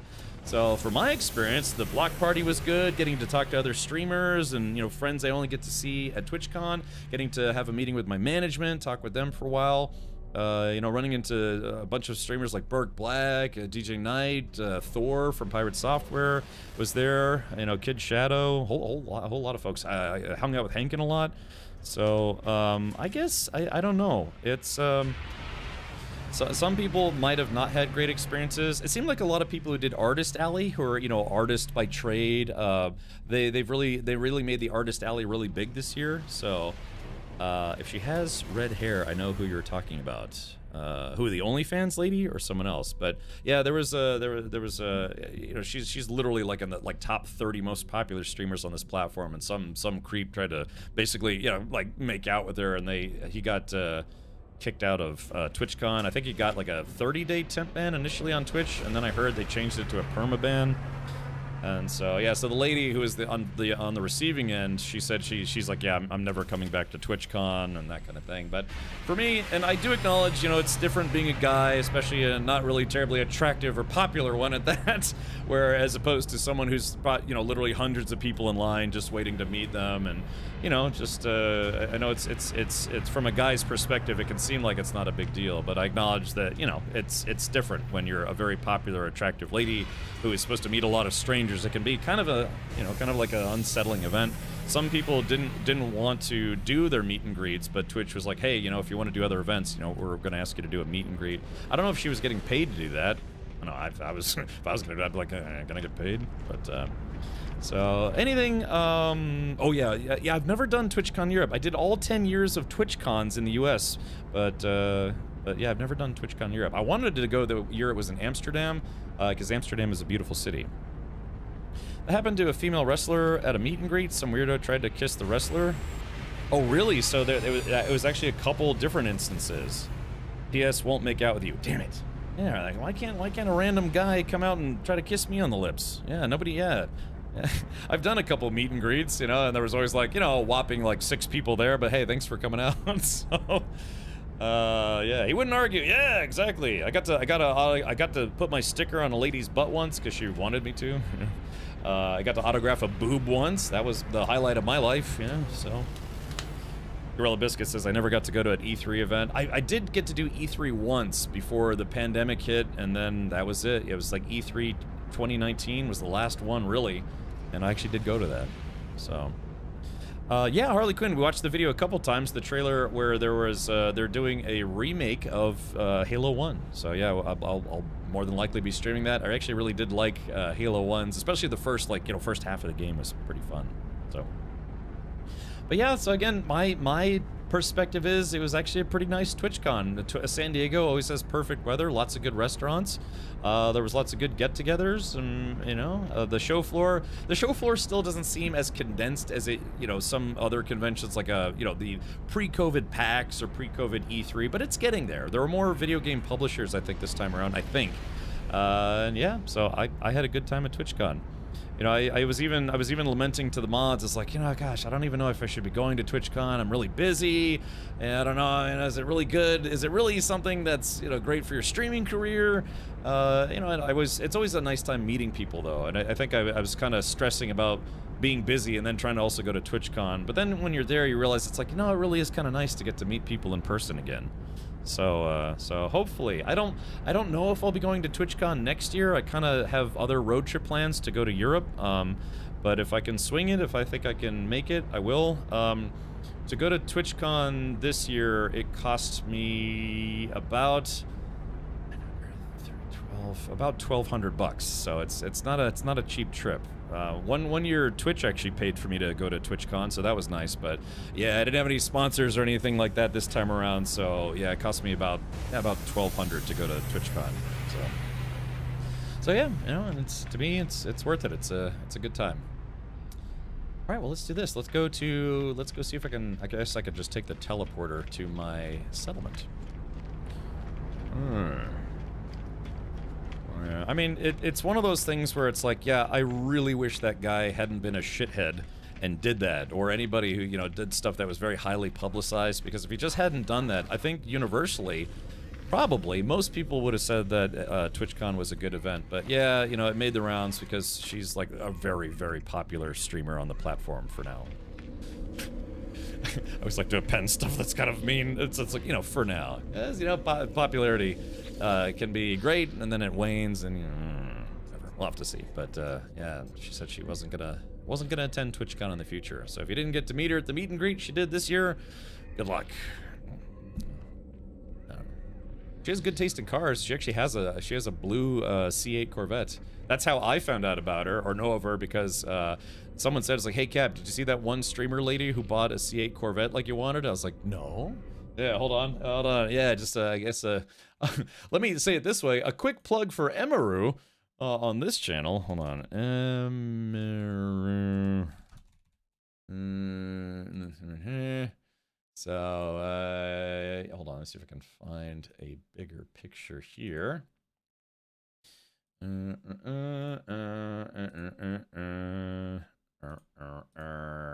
Okay, so yeah, so like I said, hey, I won't blame her for having good taste in cars, but yeah, she did what's it, Hatsune Miku cosplay. She does a lot of, I think, like anime themed cosplays and stuff, and but yeah, she actually owns a C8 Corvette. I've owned a C6 Corvette, a C7 Corvette, and now I'm trying to save up for a C8 Corvette. So yeah, can't blame her for having good taste in cars. Yeah. Heard Twitch's CEO responded to the incident by saying streamers need to control their fans. I don't know, man. You know, it's funny. I ran into Dan Clancy last year, but I just missed him this time around. Apparently, yeah, he was talking to people. I got to talk to Twitch staff, including some stuff. I'm hoping, and I had a little issue on the back end with some stuff, so one of the members of Twitch staff said they were going to help me out. But yeah, so, well, hopefully things will be better in the future. I would say, though, that, yeah, Twitch probably, for meet and greets, especially for some of the really popular folks, they should probably plan on having more security. So, have they fixed the refueling issue with those yet? Corvettes or something in the game? Ew, an anime girl. Dan put out a tweet today saying they're going to reevaluate their security for next year and promises to do better. Well, good. I mean, it sucks to have to do that, but sometimes you just have to do that, right? You have to acknowledge that there was security was probably a little more lax than it should have been, especially for the meet and greet areas. Like when the Dream Minecraft group, I don't know, it's like a really popular Minecrafting group. They gave them their own like room, just for doing meet and greets as opposed to like just open floor. So yeah, maybe for, like I said, for certain people, and just, hey, it is what it is. It's like if I did a meet and greet, I'd be lucky if they let me do a meet and greet in the janitor's closet, let alone, out in the big area. But, for really popular people, that's just a fact of life, You have to keep extra eyes on them because, well, then stuff like what happened at TwitchCon happens if you don't. So, Twitch doesn't play the streamers. Doesn't pay the streamers. I can tell you from experience they do. Yeah, thank you, Twitch. Yeah, it just depends. But yeah. Corvettes, they're catching fire? Really? I haven't heard anything about that. For anyone that wants to see it, the dude kissing thing or Corvettes catching on fire? Haven't heard anything about Corvettes catching on fire as of recent. Let's see. Let's go to my settlement. Space Jerk Central. Yeah. I mean, the C7 Z06s, when they first came out, they had overheating issues, but then they rectified that by putting a bigger cooler on the supercharger. Oh, it's the Z06 and ZR1 models. Huh. I don't know. Do you have a? I mean, I don't want to say citation needed, like to be a jerk. I'm more like, do you have like links or anything? Because I hadn't heard about. I mean, granted, I don't think. Like I said, I'm trying to get a C8 eventually, but I don't think I'll be able to get a Z06. Definitely not a ZR1. But I had a C7 Z06, but I bought one that was about 3 years old, and those were a lot cheaper than the current C8 Z06s. Yeah, the C7 Z06 is what I had, so, but yeah, it's just those higher-end C8 Corvettes are really expensive, like, brutally expensive. I think the current Z06 starts at 110 now. Yeah, America's sports car, my ass. You just gotta keep those things affordable. Even the base model Corvette, when they first came out, they were only 60K, which everyone marveled at. Now they're 70K, or just about 70K, so in the last, 5 years, they've gone up 10K as a base price. There were 23,000 vets recalled. Really? Oh, let's hold on. Let's take a quick look here. I did say we were gonna do a fireworks show, so maybe hold on. Let's do. Well, yeah. Let's end on a high note here, but let's take a look at this. I hadn't heard about this. To be fair, I've been kind of looking more at like just racing stuff because I'm doing some racing things. Let's see. Okay, let's bring this up. Corvette supercars are... This just in. Corvette supercars are being recalled for a bizarre hidden flaw. Higher specification Corvettes with cooling fans near the a little bit of a typo there. Could potentially blow spilled fuel onto the hot engine. That would be bad. Oh. Cooling fans near the... I'm assuming near the... spilled fuel, and I guess what, near the gas cap? Oh yeah, so yeah, right, because the Z06 and the Z06 and the ZR1, they have additional cooling intakes on the side. Oh yeah, so if you're fueling and some of that gets sucked into the engine and it blows it onto the engine bay, yeah. I wonder how they're gonna remedy that. Chevrolet Corvette ZR1 and Z06 models are being recalled due to a fire risk during refueling. Should fuel make it past the fuel filler neck, a cooling fan could potentially blow spilled fuel onto the hot engine, potentially causing a fire. Dealers will be able to install an insert or shield behind the fuel filler neck to prevent spilled gasoline from coming into contact with the engine. It's unclear when this fix will be available to customers. If you recently purchased an orange Z06 or ZR1, or really any color for that matter, there's a risk your car could potentially become more orange. That's a fun way to put that. Okay, yeah, actually, I hadn't heard about that. I'll keep that in mind when I'm planning on buying a C8 Z06 or a ZR1 in approximately 20 years. Yeah, it'd probably take me that long. Anyways, I think I did the math No, wait, I remember this. I think I did the math, and if I wanted to buy a ZR1 with what I can save on a streamer's salary, it would take me 14 years to save up for one. So, yeah. So, is this that American exceptionalism I keep hearing about? That's correct. Yeah, really, really awesome cars. Couple quirks here and there. So, yeah. Okay. Well, let's do this, chat. Let's do a fireworks show to celebrate the end of the expedition. Mostly because I got, I don't know, I got like extra fireworks. So we gotta do this while it's still nighttime too. All right, here we go. Now, chat, get your oohs and ahs ready because we are gonna do some fireworks. All right, let's do a couple blue ribbons. Alrighty, and some teal ribbons. Blue, let's see, blue atlas. All right, we'll do some red in there. And we'll do some flesh launchers, one of my favorite ones. Okay. All right, Chad. Remember, ooh, ah. Yeah. Hold on, let's get on top of a building, get a better view here. Yeah, there it is. All right, so yeah, that's officially it. That is the end of the expedition. We always celebrate the end of Twitch drops and expeditions with fireworks. Yeah, the flesh launcher fireworks are pretty gross looking, so yeah. Ooh, yeah, sure thing, wise guy. Let me get you set up here. Permits. All right, there you go, buddy. If you want to post a link. So yeah, hold on. Let's do a few more here. Let's do some golden titans. My eyes. All right, let's do some triple bursts. Yeah, get some fun stuff here. Some traditional green ones. Maybe let's do some. There we go. All right, back on the building we go. All right, remember, chat. Ooh, you can watch a third person. There we go. Yeah, watch the fireworks show. Ooh. All right, well.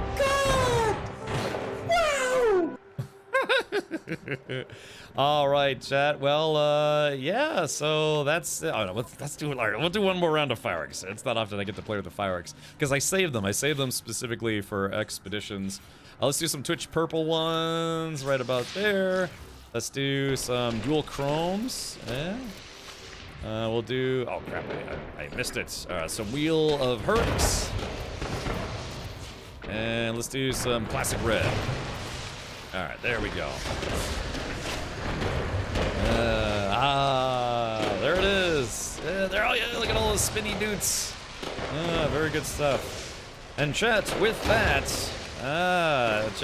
we'll end on a high note here. We do have to say goodbye. Yeah, because that is it for the stream as well. Yeah, we'll leave on a kind of an explosive fun note here. Yeah. Hold on, let's give a little.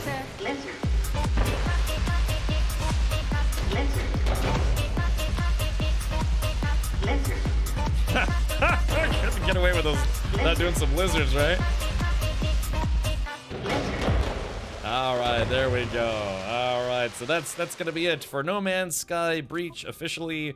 That's always it's just been a tradition for a very long time on this channel. Every time we finish a Twitch drops, every time we finish the expedition, we always do fireworks.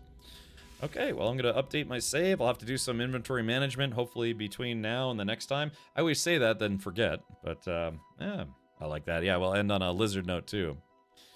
Only after making backups. That's right, I'll delete everything. So, that has been another adventure in No Man's Sky. Thank you to all of you who tuned in, everyone who followed or subscribed or resubscribed or unsubscribed. Then resubscribed, prime subbed, unsubbed, chub subbed, wub dubbed. Thank you for all the Tangy alerts. Thank you for all the many lizards today as well. So yeah, ooh, yeah. It's just something silly we like to do here. So yeah, don't forget tomorrow, no stream tomorrow because I'm going to be working on stuff. In November, we're probably going to do a couple Saturday streams. We're going to be doing a charity stream for Stack Up again for Veterans Day. I did apply to be on the front page of Twitch. I'm still waiting to hear back on that. They should be letting me know in about a week. And then, yeah, like I said, on Sunday starting at 12 p.m. U.S. Eastern noon, U.S. Eastern time, which is 4 p.m. Universal time, 6 p.m., I think, Germany, Central Europe time. We're going to be watching 12 hours of movies as part of the Halloween 12-hour movie marathon. We've done most of the things from the subathon sub-goals, but I still owe you a few things. I got to ask Captain Rachel to come back. Still got to do all the Temu stuff. Let's see. Yeah, I think we actually did get through most of it. Oh yeah, I got to do the Alien Xenomorph VTuber stream. We're gonna start up the AI video competition. It's just I was very busy with TwitchCon stuff, so we're playing catch up now. So yeah. Flat from YouTube said he's been asked to go, but they don't pay for the flight, the hotel, nothing but the ticket to the show. Ratscast, yeah. So it just depends on what you're doing there. So again, not this year or last year, but the year before, Twitch actually did pay for everything for some stuff I was doing for Twitch. They covered, yeah, they covered my flight, they covered my hotel, and I'll be honest, they paid me a pretty good amount to actually do some stuff for them. Typically, people who do, say, like the community meetups or the panels, like attendees, those folks will usually get free access to TwitchCon. But if you're doing more stuff, like you're emceeing, you're smacking a kitty paw around, if you do show hosting or emceeing or kind of like being part of the TwitchCon experience, yeah, you know, they will actually pay you. And so a couple years ago, they actually did pay for me to be there. They covered everything. So it just depends. It just depends. But yeah, I've done panels. I've been comped TwitchCon tickets like 3 or 4 times. But yeah, like I said, it depends on what you're doing, but they actually they'll hook you up. So, and it was very nice. Sadly, I reapplied to keep doing that thing for them, but they're like, oh, we're good for this year. So yeah, it was nice while it lasted. So with that, let's go ahead and plan on eating the leftovers in my fridge, which is what I'm going to do after the stream today. But now let's see who we can go raid for tonight. Who can we raid that we haven't raided in a while? We could go raid the DJ. If you guys are, maybe you want to take a break from watching gameplay or what have you, we could go raid the person who is the DJ who opened up TwitchCon. It's a lady named Jessu. And yeah, she's streaming. She's wearing some Expedition 33 cosplay right now. Oh, so I pressed the wrong button. Yeah, so yeah, so that's kind of fun. But yeah, why don't we go raid her? And it'll just she has a DJ set. She's only been live for an hour. Yeah, and she was actually part of the TwitchCon opening ceremony. So why don't we go raid her channel and say hello? No, Richard forever. Oh, okay, well, hopefully I'll see you on Sunday. If not, we'll be back on Monday to check out the Pacific Drive DLC. I'm very excited for that. All right, let's do this. Let's go ahead and bust out a raid. We'll raid Jessu, who is a Twitch partner. She'll provide some tunes for you to listen to. She mostly streams house. As you can see, she's got a pretty elaborate DJ setup as well. So yeah, maybe a Halloween themed DJ stream. So yeah. Oh, nice. We have over 200 people joining the raid. Yeah, if you're a subscriber here, go show her some love by copying and pasting our rad raids and rad hearts. Feel free to spam whatever you want. Of course, be respectful. We've never raided Jessu before, so hopefully she doesn't call the Twitch police on us because it's like, oh well, you know what, saw what Richard's chat did. Yeah, what the duck? Yeah, cool stuff. I like her outfit. But yeah, so that is going to do it for me for tonight. Yeah, go hang out with an actual talented streamer and listen to some tunes and kick off the Friday right. So my name is Kevin Richard. If you did enjoy the stream, consider following if you're lurking. And yeah, if you feel like subscribing later on, maybe enjoy the channel a lot, you can subscribe here on Twitch or on Patreon. Also, you can come hang out on Discord for free. I don't paywall Discord or any of that stuff. So. All right, see you next time, Cheetah, Zybok, Blazer, everyone. And yeah, please do have a good weekend. Again, I'll see you for Discord movie night. If not, then Monday for Pacific Drive. Take care and enjoy the weekend. Bye-bye.